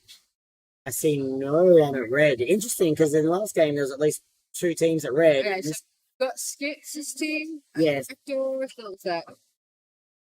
And the Skits, nameless. Actually, that's another. Let's- This is definitely someone to look at. I haven't seen. Smoker just one of the new players. Yes, new players come through. That Skits is captain this year. Let's go. So you said no worries. We got one team at red. Looks like Cougar, Big Red, and Griffo. Well, I see 2 teams at green now. Definitely 2 teams at green. Blue. That looks like Hillahoo. Still who that's That must be Pilux. And so I think we Yes. saw Dossie. yeah, Joss just came out. So I think that's there's a ref running around. that's Big Red up at red. And he's just looks like he may have that to himself because Cougar's there with him. Oh no, there's another team now. So I think that was the team that was down at green. And That's Goat, Lilbo, and Chicken. oh, okay, no, it wasn't them then. I think they're ones to watch. Like they're a home team. They're It looks like there's 2 or 3 teams here setting up at green. 2 teams? Yes, definitely 2 teams. just squaring off a bit. Still squaring off. Everyone got excited because they thought the game started, but there's still a minute 60 time. seconds. So I actually hate that. I know, It gets 'cause to me. it comes on, it says get ready, go, and everyone's about to shoot, and it's like, oh, let's all just wait. So this is a 17 game. So we just saw a 16 game. 17 game, probably going to get a lot more action. More people in the maze. Yep. So I see yeah. 2 teams at red here. Yeah. At red. So it looks like we've got Lilbo, Goat, and Chicken squaring off against Cougar, Big Red, and Griffo. So Yes. not a lot of people using the inside of the bases. But Well, I see a few. There's 2 teams at blue. That would be Polchrome, Sadnap, and Killahoo's team and Dossie. So there is a 7th team somewhere. The Canberra guys, I've not seen them anywhere, so they're off hiding somewhere. I've not seen them on many cameras yet. what if people are using that middle part of the maze that we can't see a lot in this? Yeah, a lot of people call that the mez. So in between the top of this maze and the bottom of the maze, you've got a little transition, little platform which people call the mez. So some teams may be on there, but you are sort of in the open there, not much protection, so maybe they're not playing there. First 6 seconds Oh. is just going to be a lot of stand-ups. Oh, that is on red. That is Rod. Just took out both Kruger and Big Red there. That's a great start. And taken a couple lives Griffo already. I So, think Zeropa is up in that top left section against Griffo, and Zeropa is very tall. yeah, tall people, we all know how tall people do. Yeah. So yeah, it's currently up first. The legs Zeropa and Rod with a good start. Looks Yeah. like Hillahoo, Dossie, and Tylix probably came off worse in that square. Yeah. So what you'll see here is the red and the blues are battling each other. So they're going to probably pull ahead of the other teams here because they're taking lives off each other, scoring off each other. So you'll see who comes out on top, but then they've got to protect that lead they get. I don't know where Canberra is, but they've lost a lot of lives already. So Garns are down to 3. So I think they're getting hunted. They might be, but wherever they are, I don't know where they are because they're not on the camera. So wherever you are, Canberra, Cyan. see if we can. We've got a bit of we've got a bit of a standoff over here at Have a blue. look at blue. Here's an example. If you look at that top left camera, you've got 2 players there. Just there's the dive. a couple of stuns, is there? It's just I think it's one shot a second. I don't think it's half a shot a I second. don't know. I reckon they've made a mistake in the rule because I'm watching people shoot, and I don't think it's. Maybe it is one shot a second. Yeah. I think in that standoff, no one lost a life, and I think there was one stun. Oh, there we go. Finally, a tag out from Sadland. So blue team has set themselves up in red. They're trying. Looks like that goat little bone chicken seem to be trying to contest them for it. Yeah. So that little exchange that happened at the start at red, is it still going on? Yes. I don't know where. Looks like Zeropa right in the lake has moved on. I feel like it's Nothing yeah. Nothing at green. Green is empty. A team did start there. In fact, two teams did, but they've all So left. we've got a team holding inside blue and one team outside. The little team's missing. Now, the Yeah. question is, are the missing teams doing well or the missing teams doing poorly? Well, Garden has been eliminated. Guard's eliminated, and he's one of those teams that's missing. So wherever he was. Although I just saw him walk out near towards green there, actually. So he may have been in that little area around the reload where you just enter the maze, Yeah, which there is no camera there. they're So, down at green now. But yeah, so like that guy's got 4. VG Master's down to 1 life. I think Yeah. they're gonna struggle. yeah, so if teams have identified the guns out now, you can probably push towards them because you'll 3-2, you're going to get the advantage. And in that exchange, I think we see someone pushing over to them. Yes, VG Masters just got eliminated in that exchange from the Adelaide team, Meanwhile Skits and Marmaduke. So they've pushed over to try and finish them off and eliminate them. Not saying, like so red got off to a bit of a killer start, so now I'm not seeing them at all. So I wonder if they know they got a bunch of points and have just pulled back Yeah. to try and cruise. And they didn't lose a lot of lives in there. Rod's down to 4, but the other two are fairly still. Circle's got 5 and the legs got 7. So Okay. They've had a good start, so they can just sit back and relax for a little bit. there goes Cyan team. So that guy gone and VG Master all eliminated. Yeah, the Adelaide team, the yellow team, identified it and moved over and hasn't took them out yet. So the chicken's down to 1 life. So there's his team protecting them. Actually, Purple have a lot of lives. They probably should start pushing now. Like Holcomb's still on 10 lives, Wildcard on 9. Sadlam's down to 6, but that's okay this late in the game. Yeah, because there's only 3 minutes to go. So if you've got that many lives, you can push towards a team. Even if you lose a couple of lives, as long as you get a few exchanges, you can just pull back and just push your points up. There goes chicken now. Okay, so chicken is gone. That leaves just goat and little bow. Unfortunately, that people And, just a good chunk of their I think they were the team battling at red. Yes. So we still see this standoff happening. Oh, they're the team battling down here, are they? Blue? I think they were at red, so they were battling blue up in red base. And they've gone down to. I think they've moved now. So blue's just holding back. They don't have a lot of lives to play around with. They got some points, but not enough. So they're going to have to make a move soonish. In total, their team lives are about 13? No, 15. Somewhere around there. So they're going to want to push soon just to get them up into spots because we can't just sit back too long with only 2 minutes remaining and not get any points because right now they're sitting there at red. No one's coming near them. I think there's one floating at the back of red. It looks like I can see Griffo sneaking out to have a look. I've not seen red players since the beginning. So I think they found themselves a nice little sniper spot that they can spend the rest of this game safely. Well, someone is at the back of outside red base. So I just saw Griffo sneak out there and she lost a life and then went back in. So Zeropa is down to 2 lives, so they probably just tucked him away. especially with his points because he's got He's first. Just He's over- got the yeah. most points. it was just over half their score. So if they lose him, they'll probably still be first, but not by much. Yeah. And victory points is what's important. The maze currently is really interesting for this game because there is a lot of dead space you could go hide in. Yeah. So there's a corridor at the top that essentially leads to nowhere that never gets used in team Which was the games. old green base. Yeah. And so that's a very, very empty area. So, but mind you, though, there's also not many people. If no one comes up there, you get nothing. You need a team up there to battle with you. Red's in a good position right now, but they are, the legs down to 2, the rope is down to 2. They really just need to hold out the rest of the game. Yeah, they'll be camped somewhere. They'll have their 2 guys sitting back. Considering they've lost a player, Pig's doing quite well.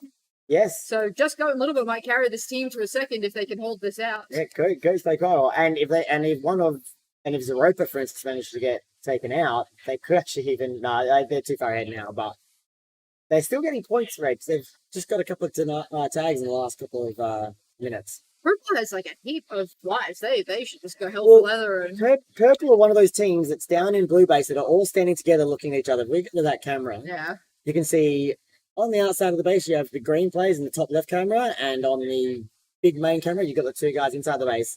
They've all been standing there for the past probably 2 minutes and not moved.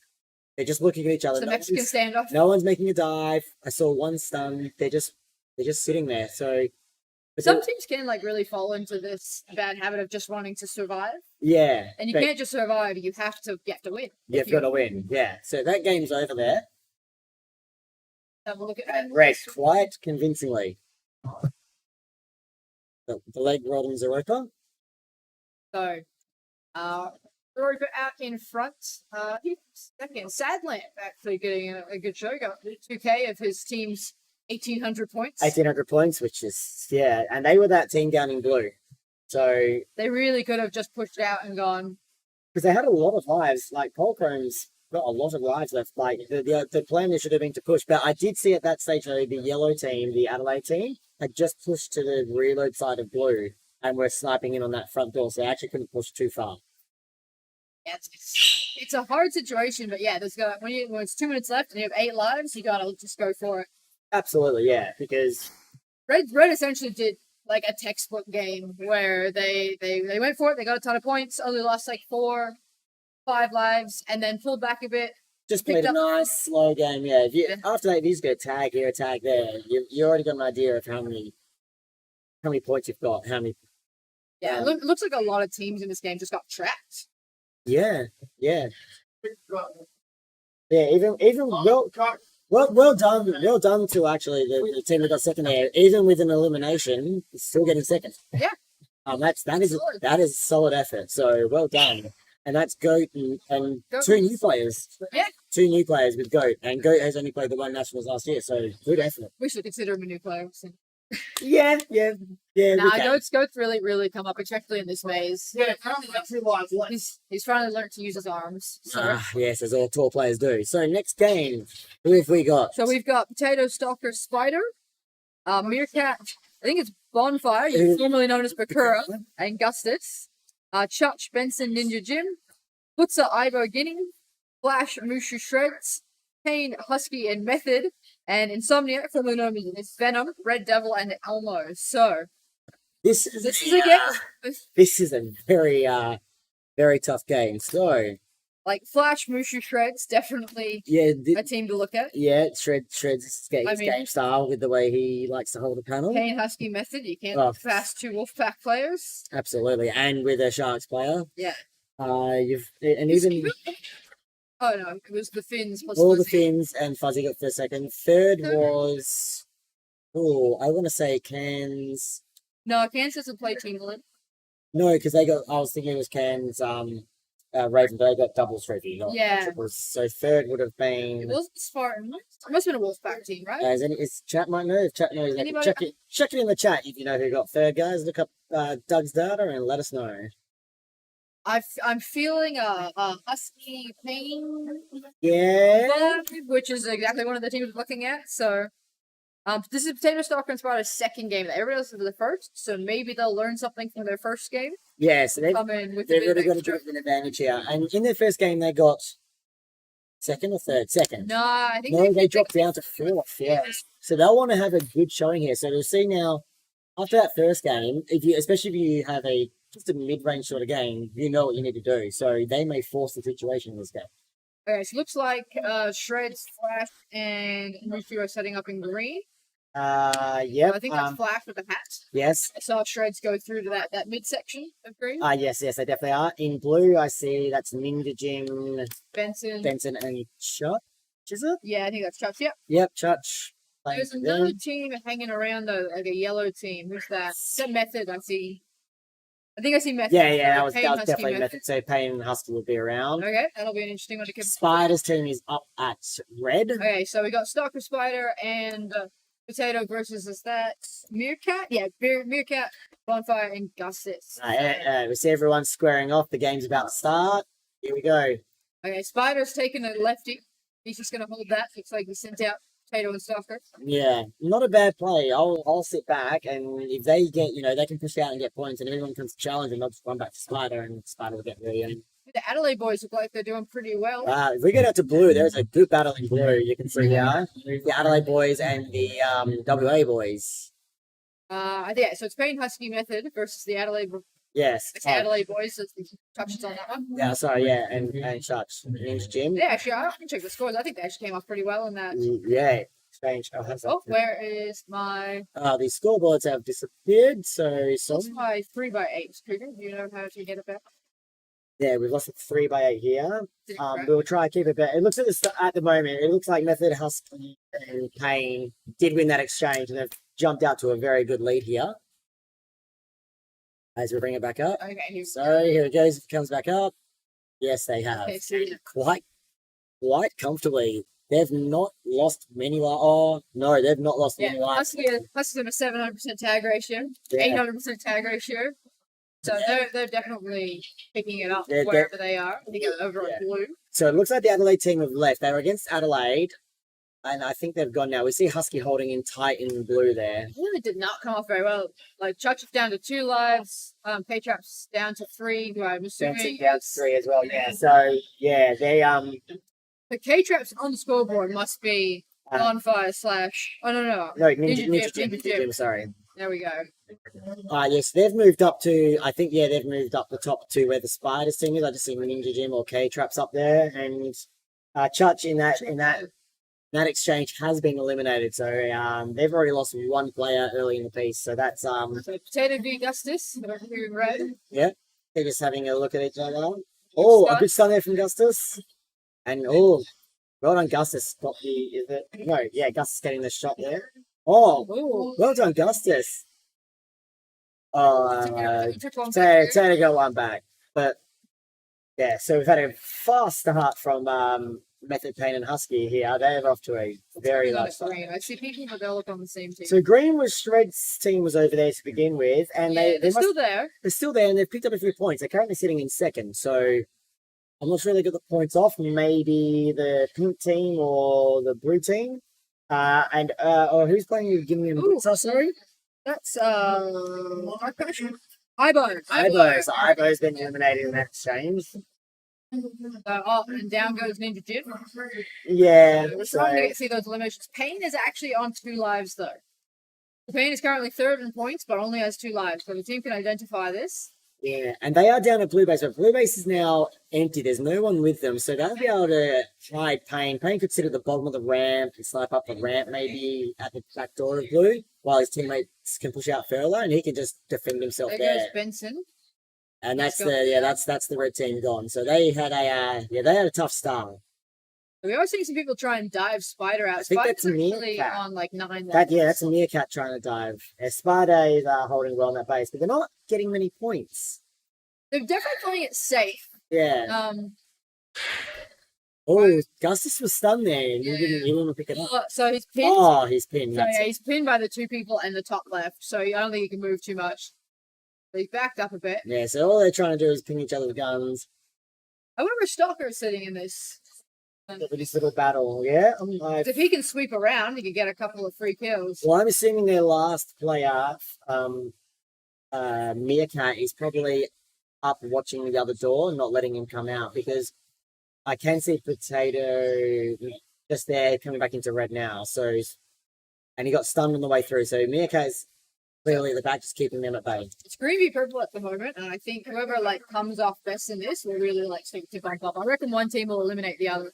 Yeah. So purple's starting to come up in the points.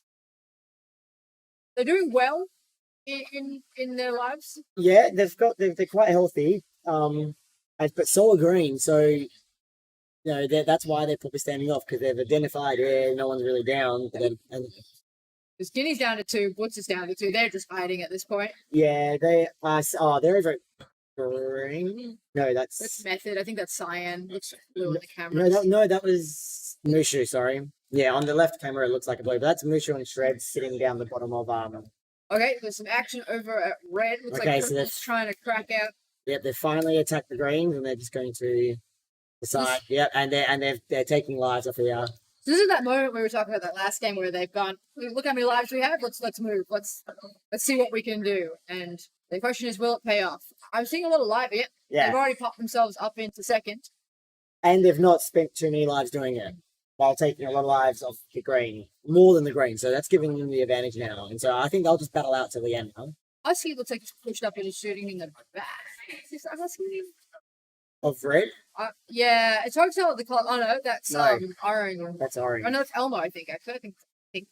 Oh, okay, yeah. It's hard to tell the colors on the And camera. that team, actually, they're doing quite well, sitting in third place at the moment. But I've not seen them, so they've obviously found a little campy spot and just picking up points where they can. Can anybody identify in the game that they have not seen yellow in a while? Because if somebody can just go take out Pain or Method, it could really open this game up. But I think probably moved at exactly the right time, where it pulled them up into a second. I don't think the number's going to find yellow at this point. Yeah. They We can't- see some. We've seen the Cyan team push up into red. I see Shreds up there. So Mushu's team has moved up there, and that's not a bad play because green and purple were attacking each other, and so now yellow's pushed up. Cyan's pushed up there, so they could take a couple of extra points off of those players and push their team up, and they are now actually getting up there. Spider is actually cleaning up there, I think. He's getting a lot of. I'm not Potato is down to 2 lives. Oh, he's down to 1. Shreds. I think as long as he can, he's got last 20 seconds. Yeah. It's gonna last 20 seconds. Let's see. Where have they gone? It's all gone quiet up at red. Yeah. Everybody's scattered. Everyone's like, There's a little bit down at green. Oh, Stalker got eliminated, I think. Hold on, I'm going back. Stalker got taken out. And that's Potato's down to 1. Can he live? if this will change the game around. If They'll go down to Potato fourth. lives, they'll They'll go down to fourth if he's. Okay, I think he lives. Oh. So elimination there could have been very costly. Yeah, luckily Stalker getting knocked out didn't cost them, but That was a byproduct of that battle they had earlier with the green team. We also see Bonfire survived, but green Gustus was eliminated. Gus was eliminated. Sorry. Yeah. So that was that exchange I had earlier. So that was well done by Cyan to go up there and capitalize on it. Didn't push them up above fourth, but above third, but got them back in the game. We're seeing something similar to last game, where the team who won had a good first fight and then just cruised. So you see, they got a lot of their points early. They cruised, they lived. That's all they had to do. And actually, when you say where was Payne after the game ended, I saw him walk out of blue, so he stayed there. Yeah, he must have just been hiding. He was hiding in a corner somewhere and not moving.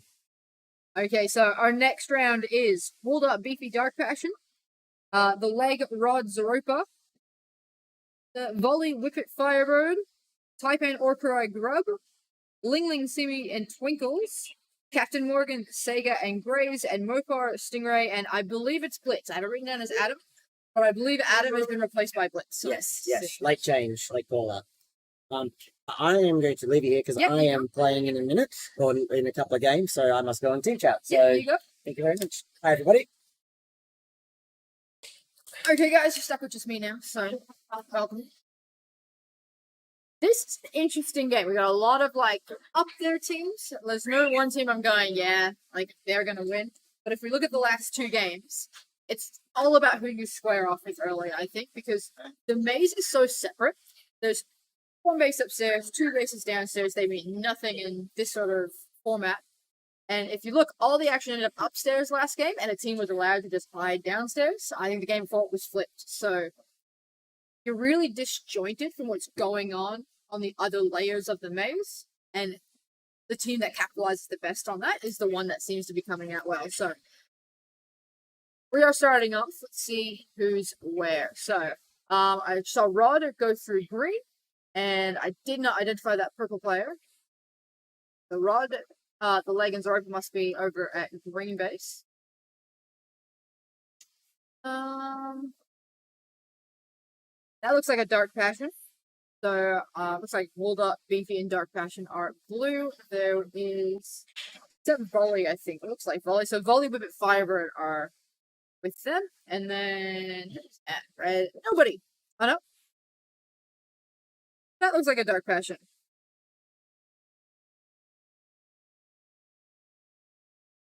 Blue. Yeah, I see a Firebird. I see a Zeropa squaring off. I think blue seems to have a lot of the action. I'm seeing 3 different teams around there. There goes the leg coming around on volley, and looks like Mopar. I think it's Mopar, not Dark Passion. So blue is Mopar, Stingray, and it is Blitz. I can't confirm it is Blitz, not Adam. Let's go look at the scores. Yep, Teddy had 1 HP in a dream last game. Orgro, Tiger, and Grub are in this game, which did I read? Yeah. I have no idea where they are. I have not seen them, but they are doing well. So I wonder if they squared off against, your blue or your green team. Because I haven't seen green either, nor really purple. I think they poked around. So far there's nothing happening at green. What's going on at blue? So got Firebird's team in. It looks like that's Mopar at backdoor. And like a good fit there. So it's really hard when the colors are so close.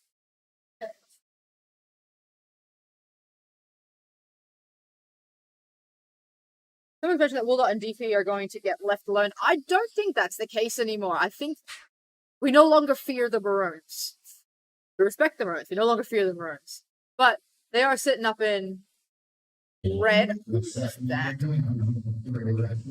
Green team. So green team is up there. So Simi, Twinkles, and Ling Ling. So they could. Simi just took life off of Wildot. So hopefully they can come better in this exchange.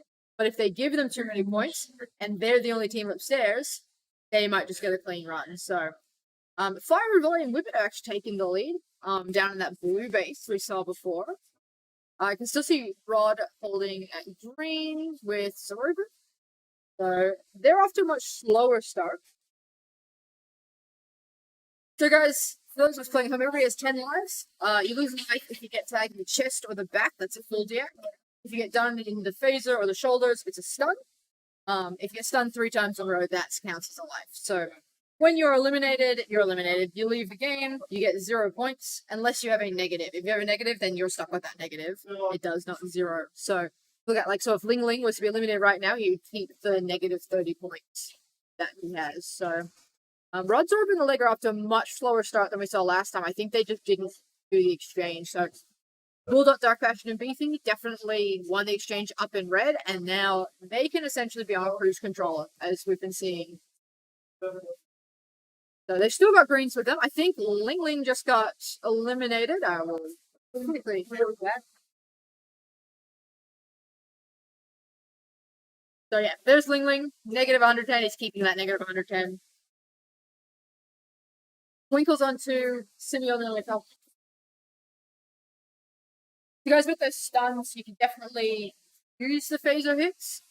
It's better than getting a life taken off you. You can use them strategically. Like, I know some people will, bait for a phaser and use that to run, or get a teammate to come around. So it is only a 1 shot a second, which is slower than we see in the team games. And between the stuns and the slower rate of fire, you can definitely use that more strategically than.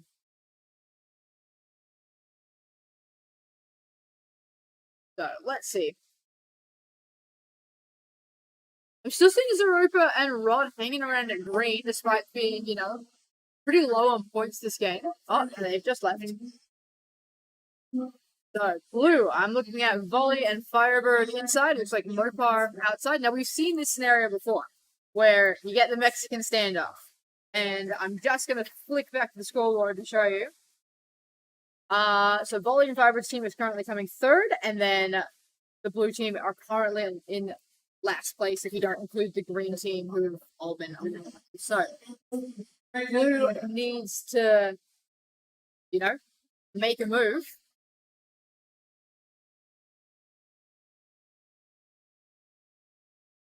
Now, how long will this Mexican standoff go on? Because they've got to do something. Even if they need to dive them and start, pushing them out of the base. Remember, there's no base at back, like we've seen in team games, so they can just stand in there and stand off. Or they've got to move on and find somebody else. Because you'll see, so there's nobody at red. And nobody at green. So we have a Mexican standoff, and then everybody else in the middle of the maze, pretty much. So Captain Morgan just got eliminated. Sega only has 1 life left as well, so purple's not in a great position right here, unfortunately. Volley only has 1 life, so that's probably why we're having a Mexican standoff. So they're trying to protect Volley. I don't think blue would know this, though, so obviously if they knew, they'd just be throwing themselves at Volley. They're doing a good job of protecting him, considering how much is going down on blue. We'll just go have a look. Oh no, I think he just got taken out then. He doesn't look happy. Yeah, so there goes volley. It does open up a little bit for the teams below them. So blue is now hot on their tails. But just as we've seen the other ones, I have not actually seen Type and Orca grow up on any camera. They're not at a base. They're doing something right. I just don't know where. So, a lot of action at blue. I see 0 people at green, and it looks like purple has just decided to go park up in red to stay on there. Best Elim strategies. Now, I don't play a lot of Team Elim. I love playing Team Elim. Can't say I'm great at it. However, the trends I'm seeing seem to be find a team you think you can beat up on them, and then find a nice sniper spot for the rest of the game. So you just get a couple points here and there. Because essentially, if you take a team down to, 3 lives a person, you've gotten 7 tags. You're sitting pretty well, like, per person. So if you just square off with the team you know you can stand off against, you pick up a bunch of points. And after that, they've got to run away, essentially. And you might have an area that you can control. So I don't know where yellow is, but they're controlling their area. And I don't know where cyan is, but they're controlling their area. Orca is down to 1 life, though. Orca just got eliminated. So it looks like someone's identified that Cyan's doing well and is hunting them down. But yeah, there goes out goes Orca.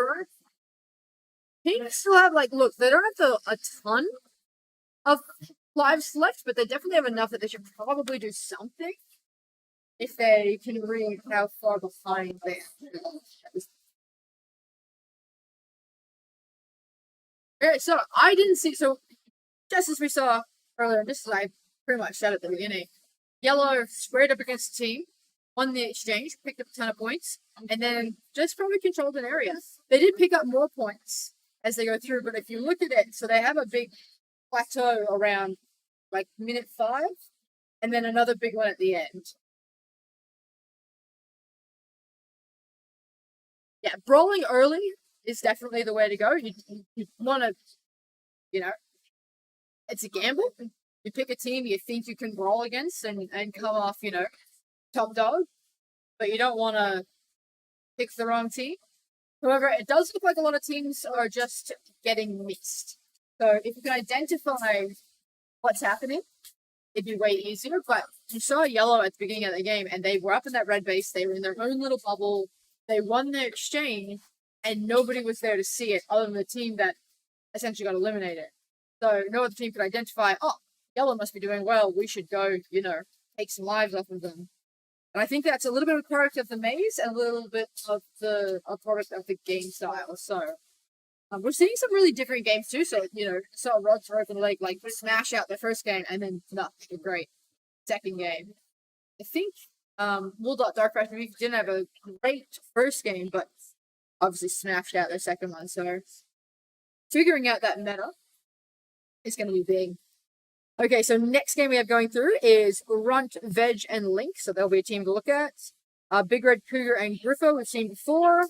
Meerkat, Bonfire, and Gustus we've seen before. Robo, Gravy, Dodge. Interesting one. Wax, Whamfox, and Falcon. Definitely a team to look at. Tricky, Bubbles, and Shifter. And Arbol, Gaza, and Giplet. So there's a couple of big names in this game, so I'm particularly looking at the Wax, Whamfox, Falcon combo going here. Definitely, I would, on paper, say that they're gonna come out on top. However, with England, it's so different. So different to what we normally play. It's too hard to call it. So where's everybody setting up? I'm not actually seeing a lot of cameras, which is interesting. Oh no, here they come. So at green, I can see the Darwin guys. So Tricky Bubble Shifter. Seeing anybody there. There's actually quite a bit of action at red. So I'm looking at Gaza, Justice there. I think those are 2 different teams. And then I see Link down at blue, but seemingly alone. So I see a team alone at blue, a team alone at green, and then 2 teams at red. So that's probably where at least some of action's going to be. I've not seen the Wax Ram Fox Falcon team. I have not seen the Adelaide go as well. Oh no, actually Adelaide's in red.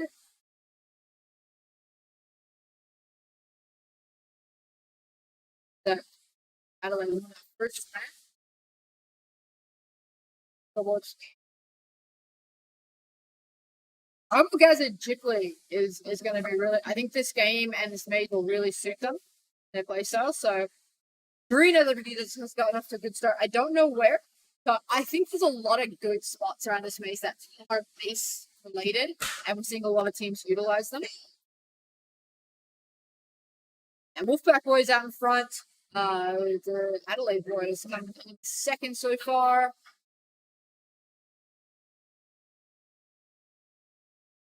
So teams can get targeted in this game. I don't think this round. So round 1, when everybody's in, we don't see a lot of that sort of targeting. It's more about just getting as high as you can. Once we get to sort of a round 2 sort of situation, I think that's when we start to see more teams identifying what team they need to push down. Dodge doing really well for Cyan. I don't know where they're set up as well. So I think there's a lot of action will be going on that mezzanine, so like the middle grid we were talking about before. Because green's just cleaning up. Yellow still seems to be sort of around green base. They have pushed out now. There's only a bit of action that I can see up in red. And that's your Adelaide. So it looks like yellow is still at blue. I see Gustus and Bonfire in red. Like Meerkat's outside, but I'm not seeing a second team anymore. I think they've pulled back. So there's Church running. Like that's Church. Oh no, in this game. It's getting really confusing. Right?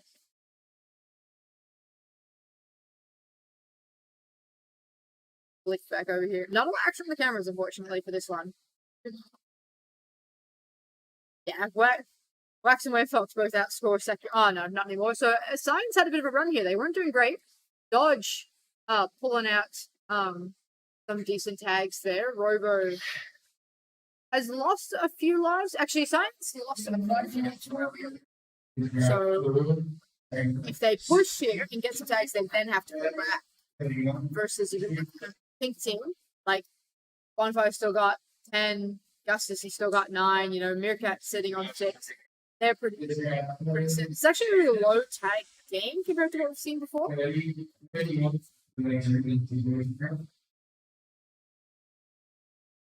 Yep. We are seeing a lot of sort of defensive plays. Like, yellow is still at green, and yellow has, like, 2 tags on the whole team. Like, yellow has to do something and push out. Versus you look at purple. Purple's lost a fair few lives, probably not necessarily capitalized on that sort of aggression. So I wonder if that's what green's been doing, where we can't see them. Wax is starting to get into the danger zone though. So Wax is down to 3 lives. Wax would know. There's 1 person at blue base. Now 0 people at blue base. There's nobody at blue base.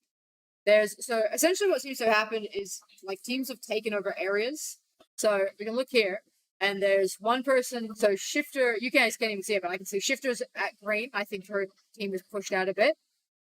I see 0 people anywhere near blue, and I reckon all the action is in that middle or up on the top floor. I can see some action within red, but I think it's actually around red. There's lots of sniping into it. I think if we had cameras that would see like 3v3s going down. I will just. Okay, so yeah. Wax is down to 2 lives, which is, now we're really cutting it. He's probably going to pull back. Thick Jim, however, has like 5, so he can definitely start to push. Wham's got 4. That's pretty good. Cyan has got a really nice second, like pink spot on their tails. Red's struggling a little bit with lives. Like Arbel's down to 2. It's hard to push with 2. And purple is kind of in the same boat. Actually, so see if he runs and into that one. Blink. Haven't seen much of them. I don't know where they are. They've got, like, Link has 10 lives. TV's got 6. Ooh, Arbol getting eliminated there. So that's... He didn't have a huge amount of points, but it definitely hurts to lose a teammate anyway, just for some extra backup. It is weird. Link's got 10 lives. Where is Link? What are you doing? Like, you know, if Link had 10 lives and 1,000 points, I'd be like, okay, but he's got 10 lives and 300 points, so... Ooh, there goes Gaza. So I think Red's just getting farmed now, so someone's chasing them. I can't really see. Ooh.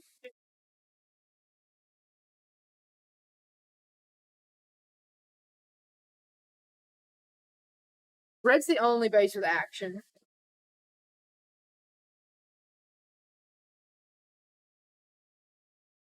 There's a blue person currently in the green box and yellow's around, but it's that stalemate we're kind of seeing. So we're getting into the end game now, and like, actually Pink has taken the lead off of Green, so I think Wax having to pull back may have cost them a little bit. And Thick Jim hasn't really been able to sort of take on that pointing role that Wax was doing. So it's actually a really tight game. There's just enough time for an elimination, I'd say. So Bonfire on 3, Meerkat on 3, Wax on 2. Simon's actually sitting pretty good. Like, Robo should definitely like run out and get a few tags so they could push them up. He's still got 5. CV down to 3, Run down to 3. Link's still on like 8 lives. So he could clean up a little bit. I dare say Purple is just trying to, you know, hide and salvage what they can with Cougar being their top point scorer, but only on 1 life. That's always rough if you lose your top scorer.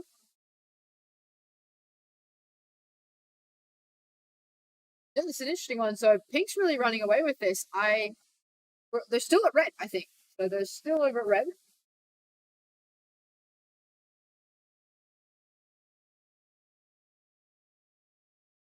So they're still holding red. I think I see purple. So like that's Elim in that top, or Perfo, sorry, in that top left. Just sort of pinning them.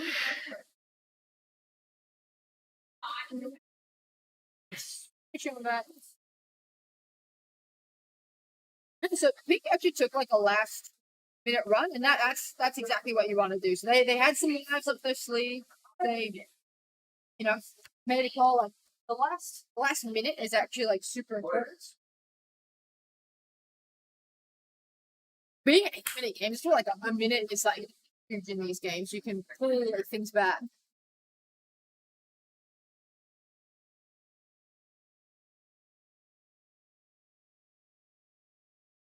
That was actually interesting. So that was a different game to what we've seen before, where, you know, usually the winning team just cruises, and we thought we were going to see that with Green, but we actually saw Pink like pick it up. Pink actually moved though, so it makes me wonder: did they push out and go more aggressive, or did a team just accidentally run into them? So I did see some purple there.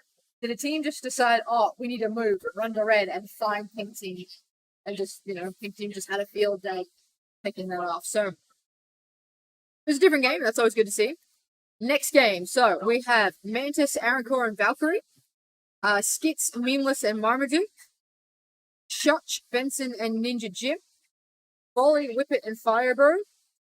Stonefish, Exo, and Scuttles. Spherical, Dummy, and Camster, we have not seen yet. And Akira, Catcan, and Mum, who we haven't seen. So this is actually a really interesting one. I can't pick a winner. There's a lot of teams in here who I would say are probably underpowered compared to some of those, but at the same time, they're players I wouldn't underestimate. So like some new home team players, something along those lines. So let's hope we actually get some more camera action this time as they're really setting up. We're seeing some movement around. It does look like we're going to get this team. It looks like it's here. Oh no, that's Valkyrie, Mantis, and Aaron are there over in the green.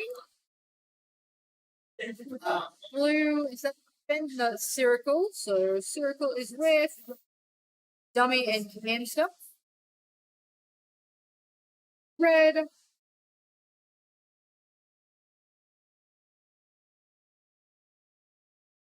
Yeah, wildcard, ultra. They're not in this game, so it's fine.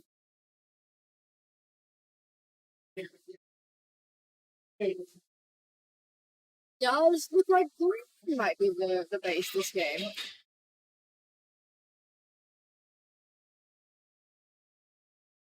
I don't think we've actually started the game, so we haven't even hit the second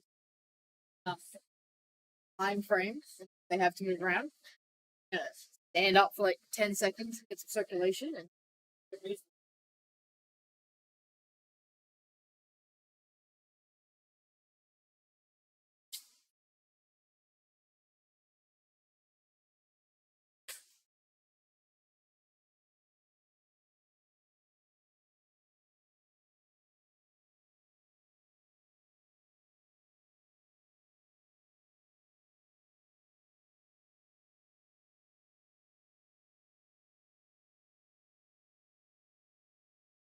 hasn't started. I think. Oh, here we go. I think it was a ref shift change, so took a little bit longer than that.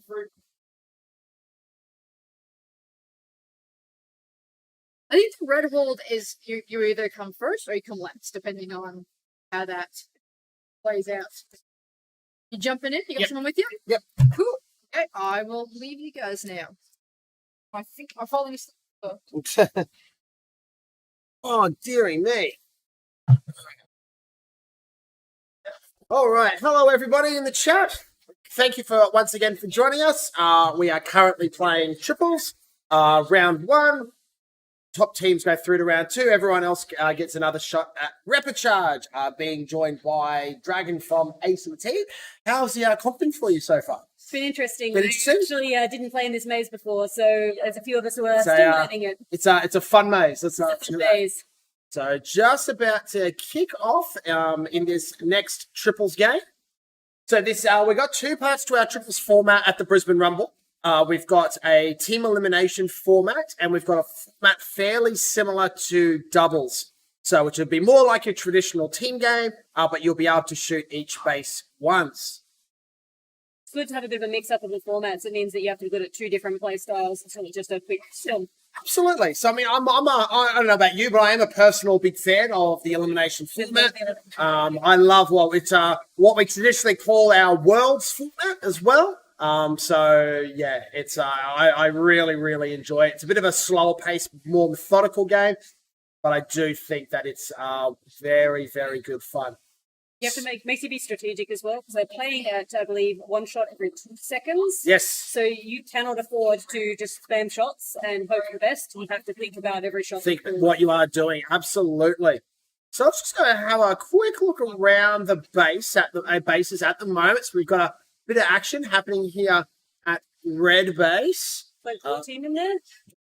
That looks like red team. So that's Mum, Cat 10 and Akira. There at the black door, and we've got blue team, Benson, K-Traps, and Church currently fighting it out in red. That's Benson there in the front pocket, gets a tag. So remember that you can only be tagged a maximum of 10 times before you are eliminated, and you go back to a 0 score or negative if that is the lower number. Other thing, I guess, to know with this format is that stuns are on. So you can still get shot in the shoulder or the gun, and you're not necessarily losing a life. And because it's 1 shot every 2 seconds, if you get shot, you've got 2 seconds to get into cover, and hopefully your teammate's there to back you up and get the player that's chasing you. And we have our first elimination of the game. Church, unfortunately, getting eliminated on blue, and she unfortunately also has a negative score. As K-Traps now gets eliminated as well. Benson only on 2 lives. So it looks like it's had a bit of a rough day at the office, and we'll probably see those guys in the Repicharge. The pink team seem to be doing very well. I'm not sure where they're holding. Yeah, so I'm just trying to see that on the cameras. Memeless absolutely killing it. Almost doubling almost everyone else in the arena. Like Memeless is on 2,200 by himself. And the second place team of Aaron Core, Valkyrie, and Mantis, 2,300. So Memeless playing exceptionally well at the moment. 190% tag ratio. Memeless on that score. That is impressive. Is that Memeless there on red? I think that might be. That might be Memeless. So here's our Memeless friend. No, it's not, because he was deactivated, I think. So unless there's a bit of a delay. No, that's pink. Oh no, that's not pink. That's red. So that must be I think that's actually Capcan. Yes, I think it's Capcan from the Brisbane side. So the last blue player, yep, all of blue is out, and we've got an elimination from Cyan as well. Yep, so XO and Cyan is out. Blue being swept there, so they will score 0. Stonefish getting eliminated. Capcan now being eliminated as well. So lots of action happening in this game. Looks like Pink have taken their foot off the gas at the moment. They know they've got quite a lot of tags. Memeless, 22 tags by himself. As Schultz now gets eliminated. Cyan now swept out of the game. I think it's always important to remember in these couples elimination games is to make sure that it's not about who's winning it early. It's all about who's still alive late. Because if you get a Oh, someone just got a godlike. That's memeless. So we just heard that announcement in the arena. So what that means is that when someone's on godlike, they have tagged someone 25 times in a row and have not been tagged once. So well done to memeless there. I believe that's Valkyrie there. In Green Bay. So just looking up the ramp to the middle of the arena, and then she looks like she's switching back to the corridor that will join up Green Base to blue. Switching back to the scoreboard now, guys. Where have you seen the most action in the games you played? Both times I was out at red, and we did see quite a lot of action at red in both games. So, for people not familiar with the Laser Zone Brisbane Arena, it is a multi-story arena. So we have a ground floor where blue and green bases are. Then we have a middle mezzanine, and then we have a top floor which has red base. And a lot of teams are taking the Anakin Skywalker approach of the high ground is better. Not too much action happening on the ground floor. I think that might be the Obi-Wan Kenobi approach. Yes. And as we say that, Akira now gets eliminated from red, and we have a new leader. A Firebird, Volley, and Whippet now overtaking on the purple team. Once again, not seeing a lot of action in the game. So we've only got a couple of people over in our green base. So you see one there on the bottom left-hand camera, just looking at that corridor towards our blue. And we also have a player looking up the ramp towards the middle mezzanine.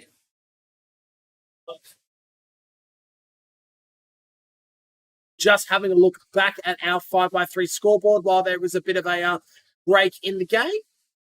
You mentioned earlier, Pink seem to be taking their foot off the pedal, and they're taking it too far. And I can see why is because Memeless is now down to 2 lives. So obviously Memeless deciding, look, I've got a lot of points. We can't afford to lose me. So it looks like they're going to try and consolidate in the hope that that's enough to get them through. Mum getting eliminated. So now red team swept. We have 4 teams remaining. And yellow and green are very close. Yellow could absolutely climb a few more. Yeah, it does look like though yellow's in a bit of problems. They've all got 2 and 3 lives apiece at the moment. So Mantis with the points, with the life lead at the moment. Camstar still looks like he had 10. He's full 10 health. He's got 9 at the moment. So Camstar, the most healthy player in the game right now, can probably afford to go out, take a couple of hits. As long as he gets rewarded in points in return. Looks like we now have some action in the green base as the game ends. So right as the game ends, everyone decides to go down to green, maybe having a look for a couple of quick eliminations. So we see there that Volley, Firebird, and Whippet will take the win there. Memeless, Marmaduke, Skits second, Mantis, Arancor, Valkyrie third, Campstar, Spherical, and Dummy in 4th, and every other team is swept. Quick question in the chat. Do you get bonus points for taking the last life of somebody? I know you don't. We do award bonus points if you are the sole survivors, though. So if every other team is swept out of the arena, there generally is bonus points in that for you. We are working on this competition as if your entire team is swept, you go instantly to 0 as well. For people wondering why the mathematical calculations don't exactly work, you are all considered equal and tied.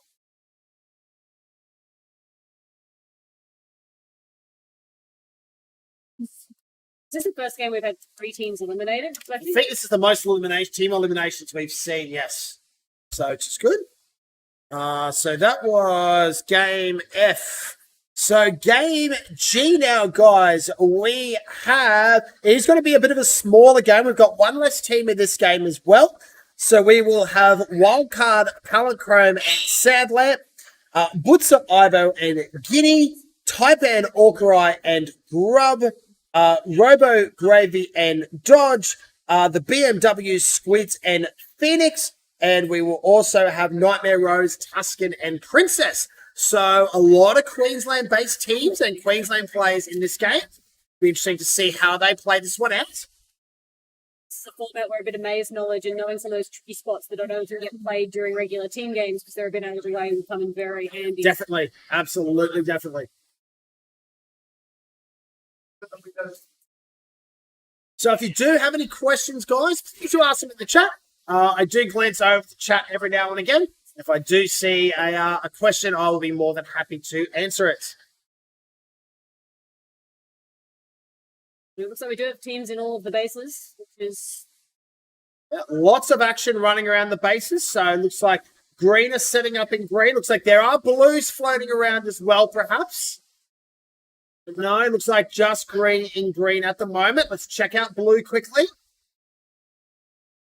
So it does look like it's just purple team in blue. And red looks like it's just blue team in red. But looks like they might be engaged straight away, as you saw both Dodge and Gravy there duck straight behind cover.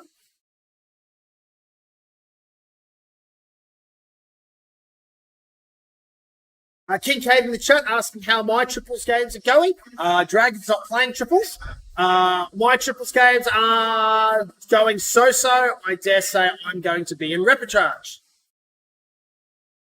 Going to be a lot of teams in repechage. It's always the way. Yep. You have to have I call it games. I call it the value for money round, where I get to play more laser tag.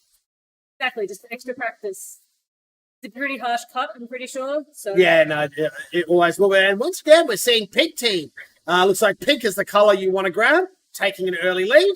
Orkrai, Grub, Taipan in second. Princess, Nightmare Rose, Tuscan in third. So that pink team is Ibo, Butzer, Guinea, so that may also have something to do. Yes, absolutely.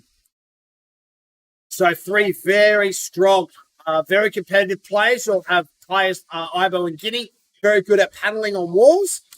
And then you've got Butzer, who can do weird and wonderful things with laser tag pack.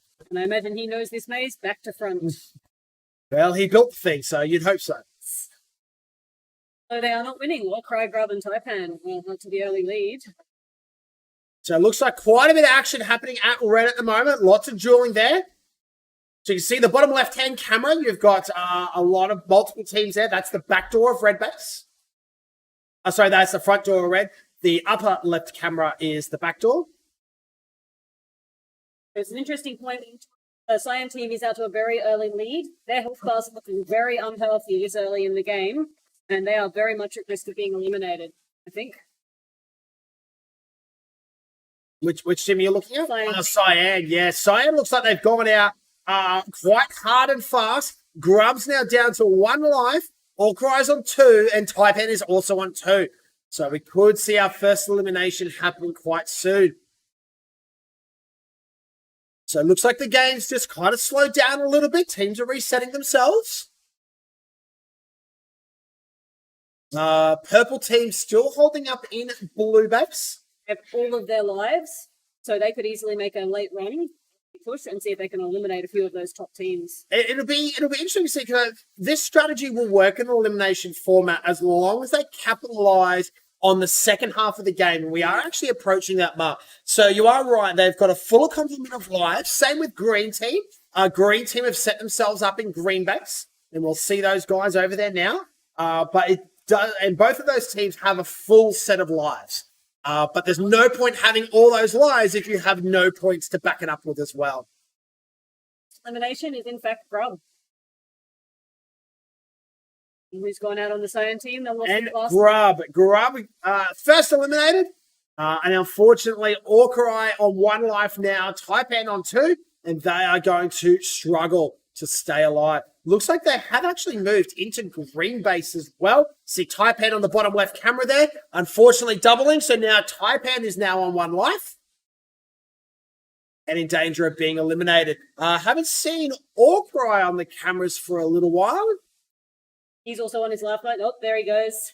And Orkai is now eliminated. Taipan now in the arena by themselves. And unfortunately, Cyan team being pushed down to second last. And we'll see them probably drop down to last very, very soon. Butzer, Ivo, and Giddy now take the lead. And they've got some healthy lives. Butzer on 3, but Ivo on 5, Giddy on 6. So they're actually in a really, really good spot at the moment. They've got lives up their sleeves and they've got pack points.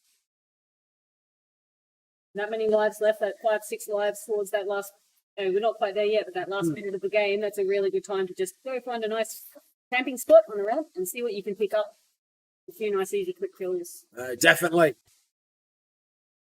So it looks like Blue's actually now making a push up into red. Tuscan Princess and Nightmare Rose are holding out inside red, and you can actually see you've got the bottom left camera, Dodge looking at the front door, and then you've got, actually that's 2 front door cameras there. Why have we done that? Oh, back door cameras. Have we set that up like that? That's weird. Okay, I'm going to have to point that out. But yes, they've actually pushed up 2 red, and it looks like they've got 1 red player in the middle. They got someone in back pockets. There's a gun coming just under the camera there, and I think that's towards the base, isn't it? It is, yes. Probably in that base pocket under the base. So we're approaching the last minute and change left of this game. Kincaid in the chat has made a very good point that while Green have all the lives in the world, they are just sitting in green, not doing a lot. So let's see if they want to make a move now. Purple team actually also got a healthier complement of lives, but they have got no points to back that up. Holochrome, unfortunately, also in the negatives. Hasn't had a single tag all game. Looks like Red's now making a push. Looking like they've pushed blue team out. Yes, Robo and Gracie just got eliminated now. So just Dodge left alive. Will Dodge hold on? He's on his last life. That could be hard with all the red team. He's at the red base and he's set up against them. A valiant last stand. Unfortunately, Dodge could not hold out for his team, so they are also... They are eliminated. So, unfortunately, Cyan, right at the last 30 seconds or so of the game, have been eliminated. Pink team still an extremely commanding lead. Can't see them anywhere on the cameras. Look at that score for Butzer. Butzer on, 25 tags, so he's done extremely well there.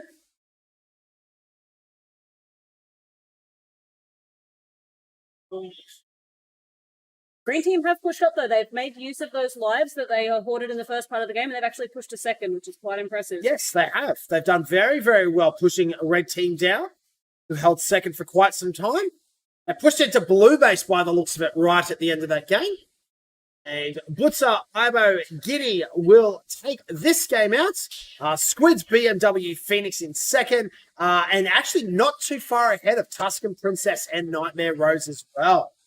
So they actually did a very good job because, yeah, as you mentioned before, Dragon, they were almost in that 4th, 5th position right up until the last, 2-3 minutes of the game. And then they actually made use of their lives. So well done. I think Purple team just didn't quite push out quickly enough, although they are quite low on their lives. So maybe they did and they just didn't have as much luck finding a good position to deal with it.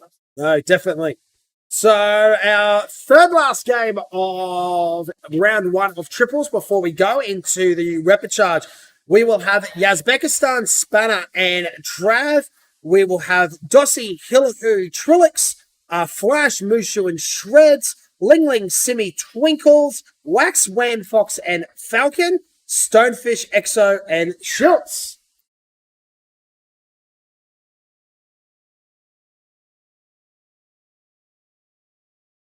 Be some interesting teams. It's great to see Ling Ling back as a former Hobart player. Yes.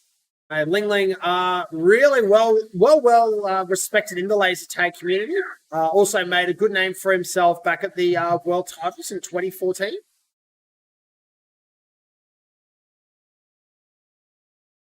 Teams just getting briefed at the moment, and they're just currently making their way into the arena. Another thing I find interesting about this format is the whole first minute in the arena is startup time. What's really cool about this, and it kind of extends into the World's format as well, is that a lot of this game is very psychological because of the fact that it is slowed right down. And everything is a lot more, it's all about accuracy rather than I'm going to continue to pull the trigger and try and get a high score. You know, there's a lot of balance between, trying to keep your lines up, but at the same time trying to balance that with making sure you get enough points. So yeah, I love this format. The way you start in these sorts of games can be a huge factor. If you have to duel a team that's quite strong or just has a slightly better setup early, or if you get pushed between two teams in sniper zones, you have a bit of a struggle on your hands right from the beginning of the game. And if you don't move quickly, you quickly go down in lives, and then you lack confidence late. And I think you then go push for those points. No, definitely.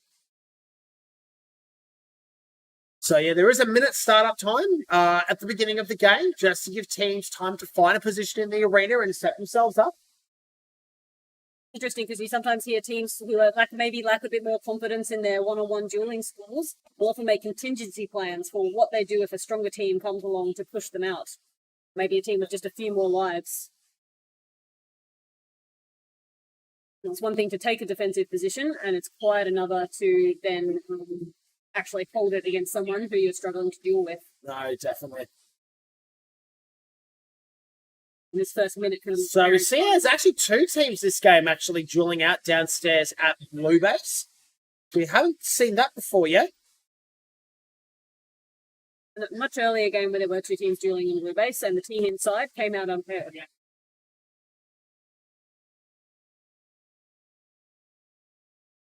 think team is off to a very quick lead at the cost of very few of their lives.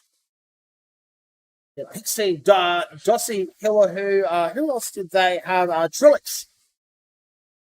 Off to a good lead, but Wan Fox, Wax, and Thick Jim right on their tails, and they've just taken the point lead there.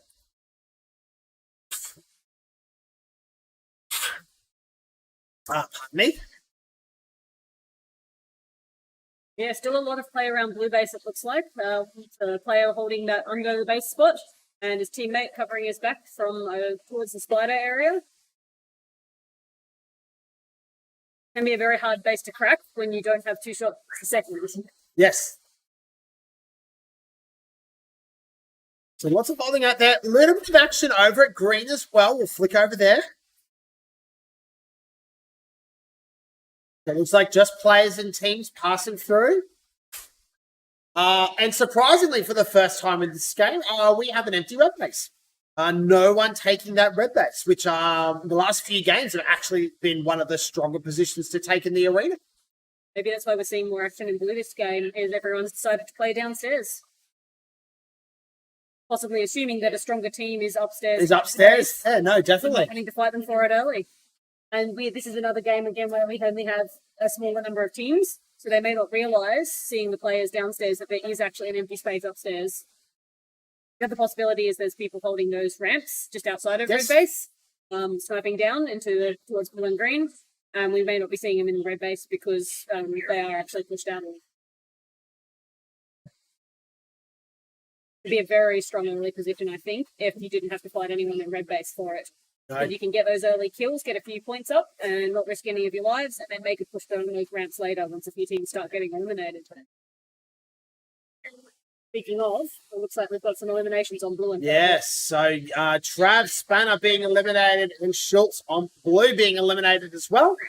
Wax, Wham Fox, and Jim starting to really assert dominance now. And what's great about this, they've scored 5,500 points almost, and they are very close to their full complement of lives too. So they are playing extremely well. In fact, if we actually flick over to red, we have a wild Wax who's just appeared.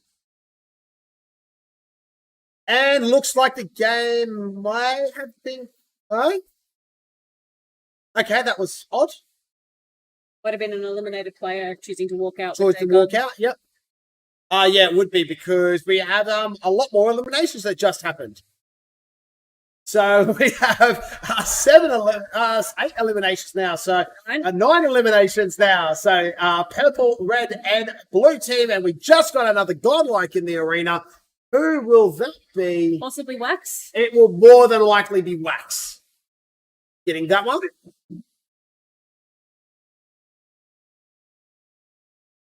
Now, I think 3 teams who got the earlier, stronger setup are probably going to be trying to find each other to duel now. I wouldn't be surprised if there were 2 pairs of teams at each of the locations having a fight. And each of those teams, is one side's come out victorious. So now they're probably going to be looking for each other. No, definitely.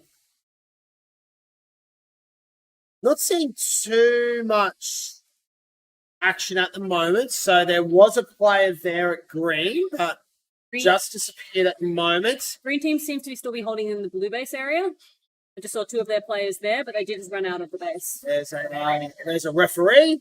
That's Flash, I'm pretty sure, with the white hat. I think the pink team seems to be holding out in green base, in and around that area.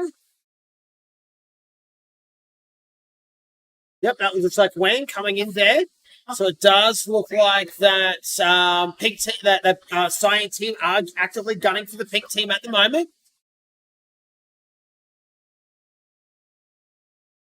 Pink players is down to just 2 lives, so that could prove interesting. There's still 2 full minutes of the game to play, and 2 lives is that's a long time to be on just 2 lives. It is, but Wax is also on 3 lives as well. So if they lose Wax this game, that will be extremely detrimental to Cyan. Fox on 4, Thick Jim on 8, but not a lot of points. Fox and Wax doing a lot of the heavy lifting in this game. But what will be interesting to see is if in this last bit of the game, where the Thick Jim decides, hey guys, I'm going to go out now, I've got some lives, and I'm going to try and rack up some points, because he definitely has the skills to be able to do that. Yeah, so if either Wax or DOS on the pink team go down, their team is going to have a bit of a struggle, whereas the green team has a bit of a even spread of the points across their team. So not a lot of action on the cameras, unfortunately, guys. Let's stay here on the scoreboard to see what's happening. It does look like that these 3 teams, they're starting to kind of reset themselves. We approach the last minute of the game. The green players are still hanging around blue base. I've just seen a couple of them walking around, and there's blue and pink dueling up in green base. And that was DOS that just got shot. He is down to his last life and 2,200 points on the line with 1 life. Close to a minute to go. So hopefully his teammates are going to have his back and find somewhere for him to pull up. Just see a couple of... Oh, here comes a Cyan. Taking out Trilix there. So that looks like that was Thick Jim. So he's pushing out now, getting the lives. Looks like Mushi, Shreds, and Flash are actually now saturating pink as well. So they've decided to come to the party. More action around blue base and green base at the same time. And we have our first elimination of this closing stages. DOS getting eliminated, putting pink now down to 3rd. And it's also Trilix also getting eliminated.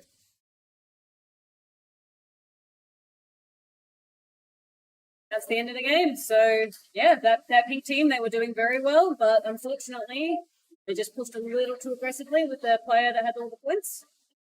It did. So it looks like Cyan, look, they played that game extremely well, obviously running it extremely close with Fox and Wax, not having too many lives left. But the advantage that those guys have is they do have a lot of in-game presence. You know, they're the kind of players that you go, oh, Wax is there, I'm going to go that way. So that probably would have paid into their favour as well. But well done to Mushi, Flash, and Shreds, pulling off a very, very respectable second there as well. with some good, solid scores across the board. Interesting to see that, yeah, Wanfox and Wax, they did a lot of the heavy lifting that game. But Mushi, Flash, and Shreds really did share the burden of that game too. So It is definitely the safer way to go in an elimination game if Yes. you can. Although it can be hard sometimes to find positions for all of your players to set up and get a good position to get some points on the board. absolutely. So second last game now, guys, about to go in. We will have Disney, McNutty, and Gundy, Chicken, Little Bow, and Goat, Payne, Husky, Method, Captain Morgan, Sega, and Greaves, Nightmare Rose, Tuscan, Princess, Akira, Cat, and Mum, and Arbel, Gaza, and Ghibli. Pardon me. So I think Payne, Husky, and Method is going to be a very strong team in this in any maze, but especially this maze. So expect Payne, Husky, Method. They probably will be the team to watch. They will be the team that more on paper should get the win, but it's elimination and anything can happen. Anything can happen, and if a team or two teams decide that they want to make your life a bit difficult, or if they just get will. a better setup, there's a few positions that are perhaps, again, unconventionally played that can really mess with the strategy that you have planned. No, definitely. Just getting set up at the moment, guys. So this is the stage of the game where reputation really matters, because the players who are less confident in their position see a team that they think is stronger than them, they will quite often choose to go somewhere else. And if you leave that too late, all of the stronger spots for starting may be taken. So not a lot of action. It's got a couple of players floating around blue base. Quite a bit of action at red, though. Orange may have had a few packs not start. They've only got one player on the board currently. Look, they're all started there, so I dare say they'll sync up in a sec.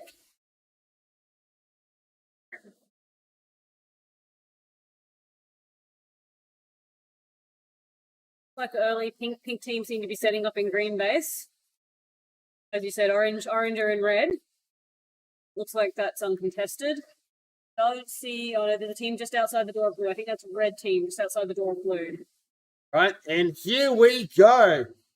So green pushing. It looks like green have actually got a team pinned in the middle of green base there, actually.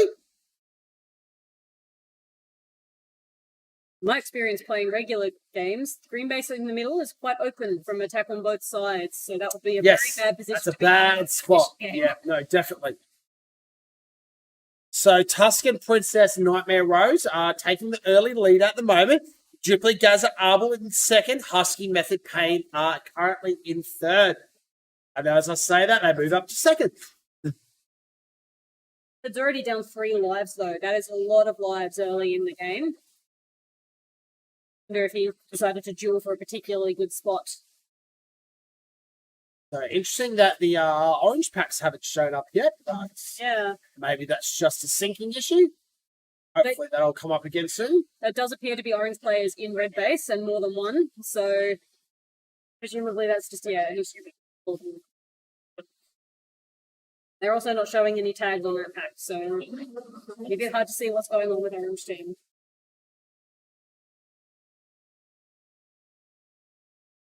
Princess, Tuscan, and Nightmare Rose still holding that early lead. Being playing very aggressively and playing very well because they've actually got most of their lives still on 10, 9, and 8.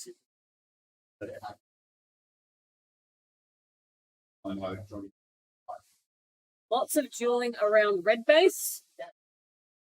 We can see pink team is still holding out team green, with a green player just hanging around the outside, and a blue player on the other door of green base. A lot of players fighting hard in red. All right, so Payne, Husky, Method now making the move up to first. Nightmare Rose, Princess, Tuscan doing a very respectable job there. Just saying, look how many lives they have left. They're not only on that score, but they've got a lot of lives still. They do, yeah. Husky, Payne, and Method have been a bit more expensive with their lives to get up into first place. But Princess, Nightmare Rose, and Tuscan almost have a full complement of lives. Same with Gaza, Ghibli, and Arbel as well. Yeah, they are 10, 9, and 9. As we see our first elimination of the game with McNutty getting eliminated, and now Disney getting eliminated on Pink.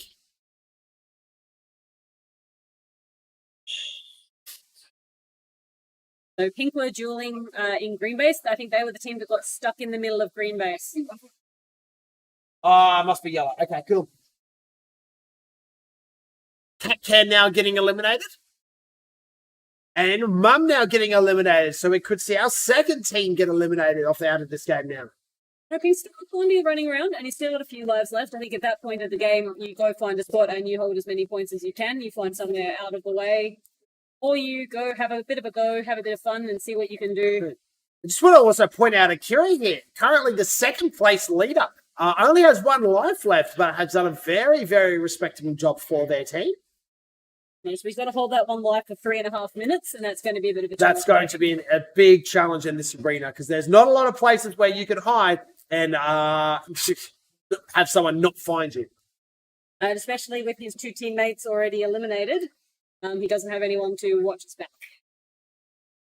So it looks like Sega, Captain Morgan, and Grace have dug themselves into a little foxhole. So they've got a full complement of lives there. They've taken a little bit of hits. But yeah, they are not doing too much at the moment. Princess Nightmare Rose Tuscan still doing a very, very good job as Akira gets eliminated as the current top scorer as well.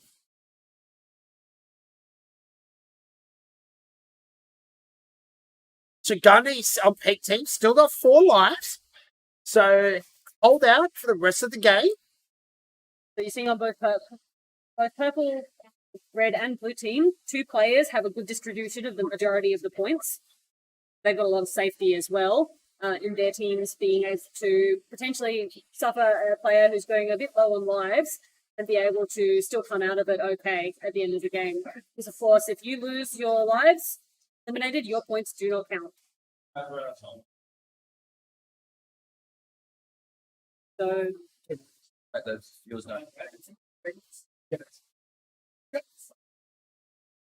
So it looks like it's slowed down the pace quite a bit here, seeing as much the scoring here. Have a look at red base. It does seem to be a bit of action happening at red.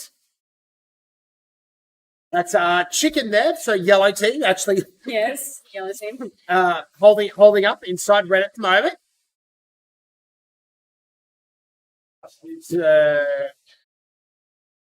Who was that just ran past?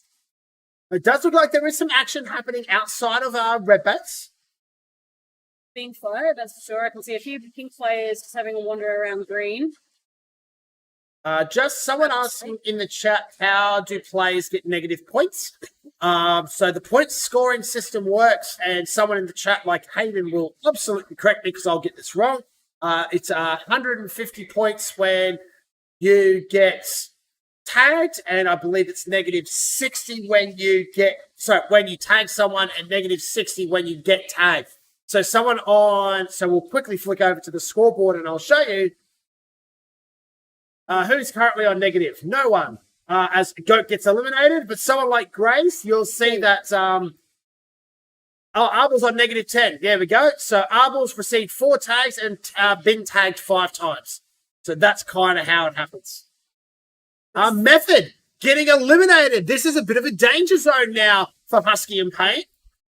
So we're talking about early. Method lost a lot of lives very early on in the game, but their team had a good points distribution across their team.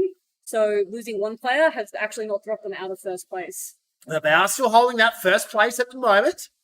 But Princess Nightmare Rose and Tuscan, if they're in the right spot, they could absolutely challenge them now. They've got a few lives to do it with, particularly Tuscan. Not very much time left, though, so they'd have to make a big push now.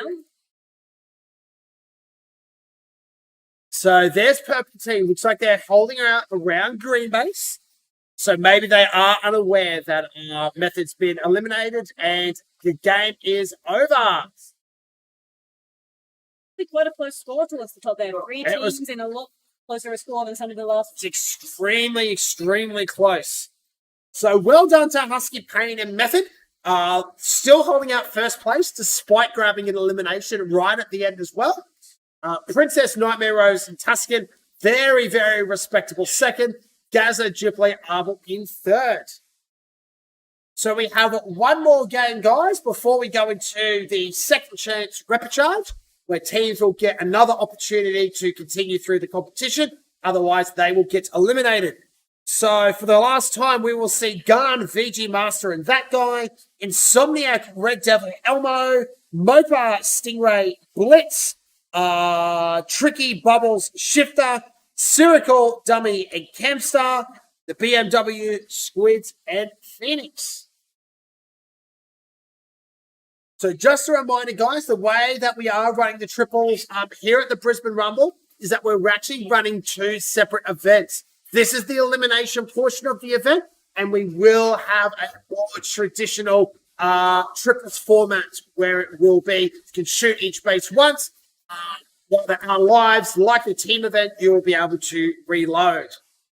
And we will be determining the winners of triples by the results of both competitions. So winning elimination doesn't necessarily mean that you've won triples. And just to let everyone know as well, because this event is cumulative, unfortunately, we will not be broadcasting the results of the elimination finals because we do not want teams to specifically be targeted. Looks like the players are going into this last game, and it already looks like there's a bit of a party at Blue Base starting up. So a massive party at Blue Base. So at least two teams. I think there's a third team hanging about the area as well. Yeah. Blue team there. I can see red team, and there's a third team I can't quite pick the colour of. Oops. Alrighty, so we're just going through our minute warm-up process. It's like the red team have taken up the position. Is that the red team in Blue Base then that have taken up position? It is. It's Elbows team, maybe. Question in the chat, who's on commentary? I'm Cougar. I represent Laser Zone Brisbane. This is Dragon. She represents Zone 3 Canberra.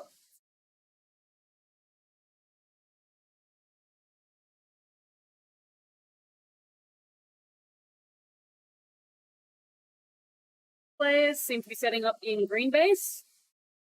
We've got some blue players now who've moved. They were down in blue. They've moved up to red. It looks Lots of players still at blue at the moment. Does look like that maybe. Who is that? so red team. That does look like red team. I think that's red team and pink So team. I did see, yep, though, that's that top left-hand corner, the player on the left, that does look like Bubbles, so that would be pink.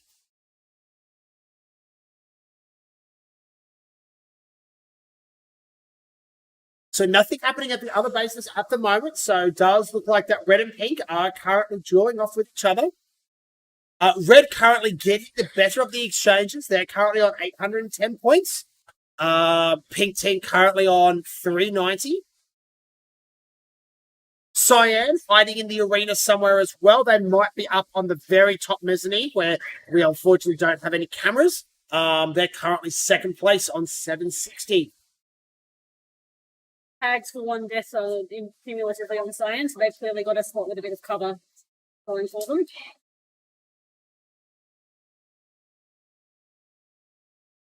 Still seeing a bit of a play around blue base there. Looks like that pink and red are still having it out over blue base. And as you said before, red still seem to be getting the better end of that deal. So they're the ones that are set up outside of the base. That's Bubbles inside the base there. No, that's Bubbles outside. That's outside. That's outside. Yep, now Bubbles has moved inside the base. But you've got Bubbles on the back door there, and then you've also got someone on the front door. So it's actually, we've put these cameras in a great position there. See this little standoff. So you can see both players really taking their time because they don't want to lose that all-important life.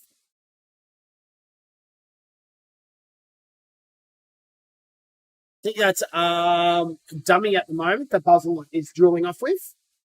Shifter sneaking around the back. Maybe might be better for Shifter to go around to the other door. Shifter gets stunned. Oh, Bubbles gets the tag. Well done. So Shifter looks like got shot in the shoulder or the phaser there. That's called a stun. So she's not deactivated, but she won't be able to pull the trigger for 5 seconds. So she's done exceptionally well, drawing out the stun. So, and while that player can't shoot for another 2 seconds, Bubbles has run in to actually tag them. So they've actually done that very, very well there. That's the team play you want to see in this game, and you need to see to do well in elimination, is to have that teammate there covering your back and knowing that if you get a stun, you can get into cover. As we said, it's 1 shot every 2 seconds, so that is a long time to get back into cover. And that your teammate can have a shot at the player that's chasing you. Absolutely. So Elmo, Insomniac, and Red Devil are actually having a fantastic game despite being in second place at the moment. They've got damn near a full complement of lives and they're on reasonably good pack points as well. So they're actually in a very solid spot as we approach the back third of this game. Fiji Master Gun and that guy, unfortunately, while they've got they've only lost 1 life across the entire team. Looks like that they've put themselves in a little hole and they're not wanting to dig themselves out of it. Yeah, they've been set up in green base all game. At least one of them, probably 2 of them. Yep, there they are there. And Gun holding us. Is that just outside green base? I think. Having a look up the ramp by the look of things, and maybe they'll do. We saw a team do this a few games ago, where they held out in green for the first half of the game and then pushed through to the second place. Yes. But they need to get a move on because we've only got about 3 minutes and change left. This will be the last chance that they get to impact their total score so that they can maybe avoid going into the rapid charge. With these 16 games as well, there's just not as many players around, so there's just not as many points around. So they do tend to be a bit more scoring. But what we're seeing here, we're not seeing any players who are out of lives yet, Cougar. No. So we're at about 3 minutes and change at the moment. Spherical, Dummy, Campster, clean the lead. Elmo, Red Devil, Insomniac, actually not too far behind. Bubbles, Tricky, and Shifter in third, with Mopar, Blitz, and Stingray actually nipping on their heels as well. Purple looks like they're starting to make some form of moves. Just exchanging places with Blue Team at the moment. But Red Team's still just ticking the lives over at the moment, so they're actually doing very, very well. About 2 minutes left. Team have just put their foot down a bit. They've just accelerated away on the points a little bit. It was very close before. Pink's team's actually catching up, which is interesting because I think they were the 2 teams that were dueling early on. So Bubbles is currently our pack point leader in the arena, followed by Spherical, then Dummy. So it looks like they're about to catch up as well. Yep, And they have, here we go. So the game is on now. Look at Cyan. Cyan's not far behind either. And Cyan's 3 teams yeah. fighting for that first place. Oh, and Red Team cops the first elimination of the game. Dummy gets eliminated. And unfortunately, Spherical and Campstar also in trouble at the moment as well. Purple Team have started to push up. Spherical now gets eliminated. So Purple have gone from last to fourth. Red is now eliminated out of the game from first to literally last within the last minute or so of the game. That is absolutely heartbreaking. And the team from the Northern Territory has taken control. They fought the slow fight at Blue Base and they finally came out ahead, I think. It shows you how fast this game can go. Red Team all had 4 lives left and 5 lives left, and they just went 1, 2, 3. Very, very well played there by Pink Team. Bubbles, Shifter, and Tricky doing their jobs exceptionally well. Bubbles being the heavy lifter of this game. But we did see that he did get a couple of lives taken with Shifter baiting out the stun. So she's actually played a very good game today as well. Purple Team have now pushed up into third place. Purple, we did say they needed to make a run late. It's possible. I think they've probably left just a little too late to get into the higher scores, especially with the team eliminated. And in this small numbers game, you just don't have the players around to shoot to get that many points. Definitely. Oh, and Cyan now an elimination. So Insomniac getting eliminated. Purple Team will now move up into second place. Right off the buzzer. Oh! So Purple Team went for a very aggressive strategy right at the end there, and I think unfortunately they caught the shot right at the end that just dropped them back down into into third. Yeah, so look, that will actually be a buzzer finish. So they will be checking the scorecards directly for that one just to make sure that the correct team gets the correct allocation of points. But that is very, very close. Well done to Bubble Shifter and Tricky. They played a very good game. I just heard them walk out of the arena. They are very, very happy with that result. Well done to Cheyenne, holding that second place for now, even with an elimination, and Purple Team making that last minute run to push themselves up into third place. Look at Pink Team. Look at those lives. They had 4 lives in total across the whole team. That's holding your nerve right at the end there. They played very, very well. So, guys, we will be taking a break as we sort out what is happening with Replicharge 1, and commentators will be back on soon. So stay tuned, and we will be back very, very shortly.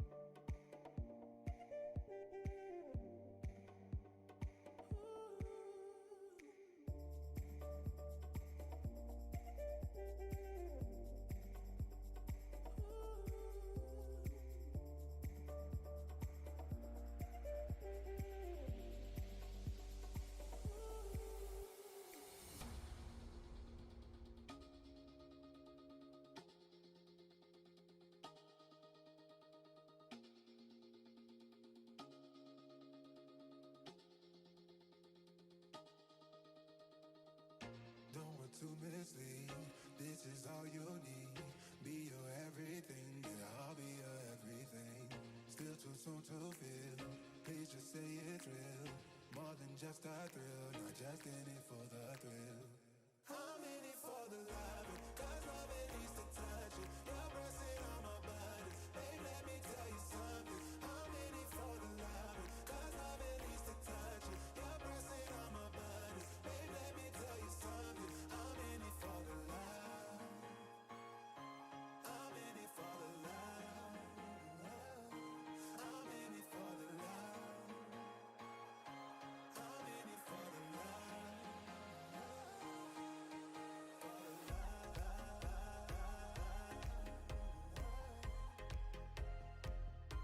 I'm in it for the love.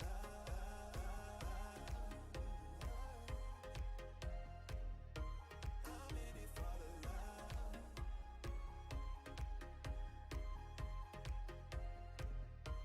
I'm in it for the love.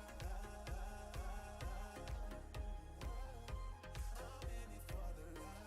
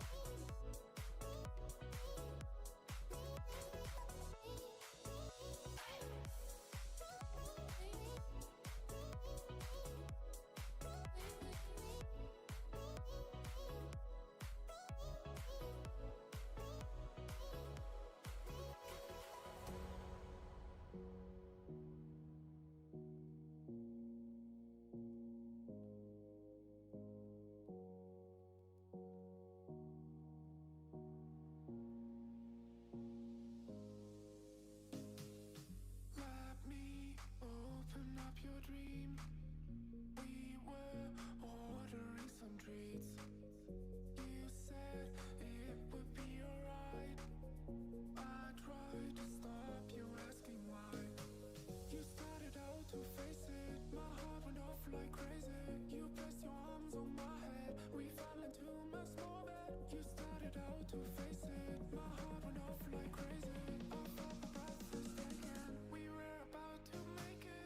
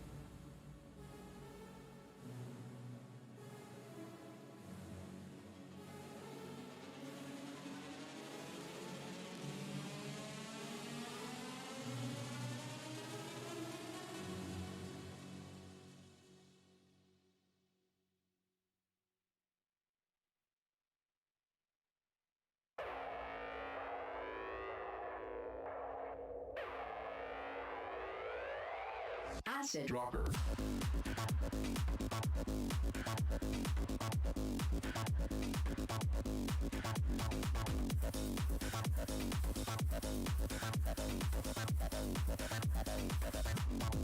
Acid dropper.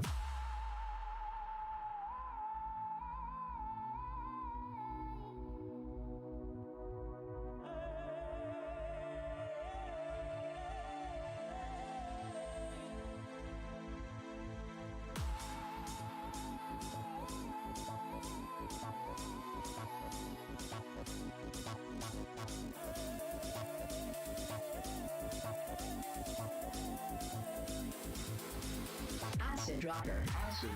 Acid. Acid. Acid. Acid. Acid. Acid. Acid. Acid dropper.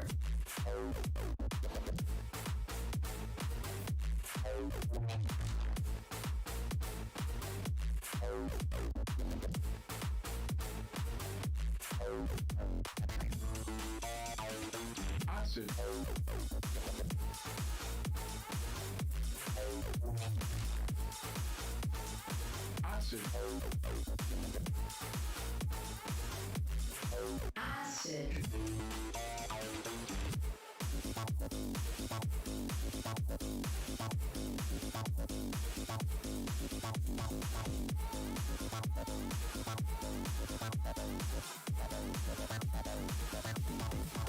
Acid dropper.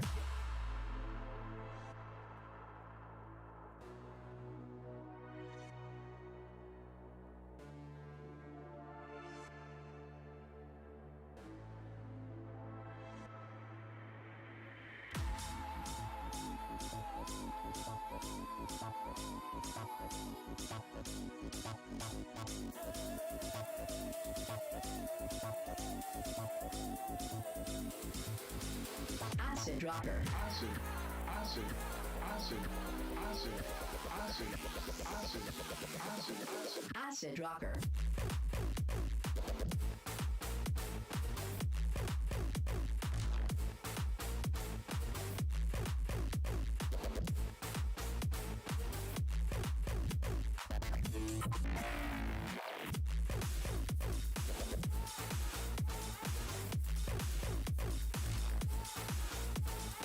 Acid. Acid.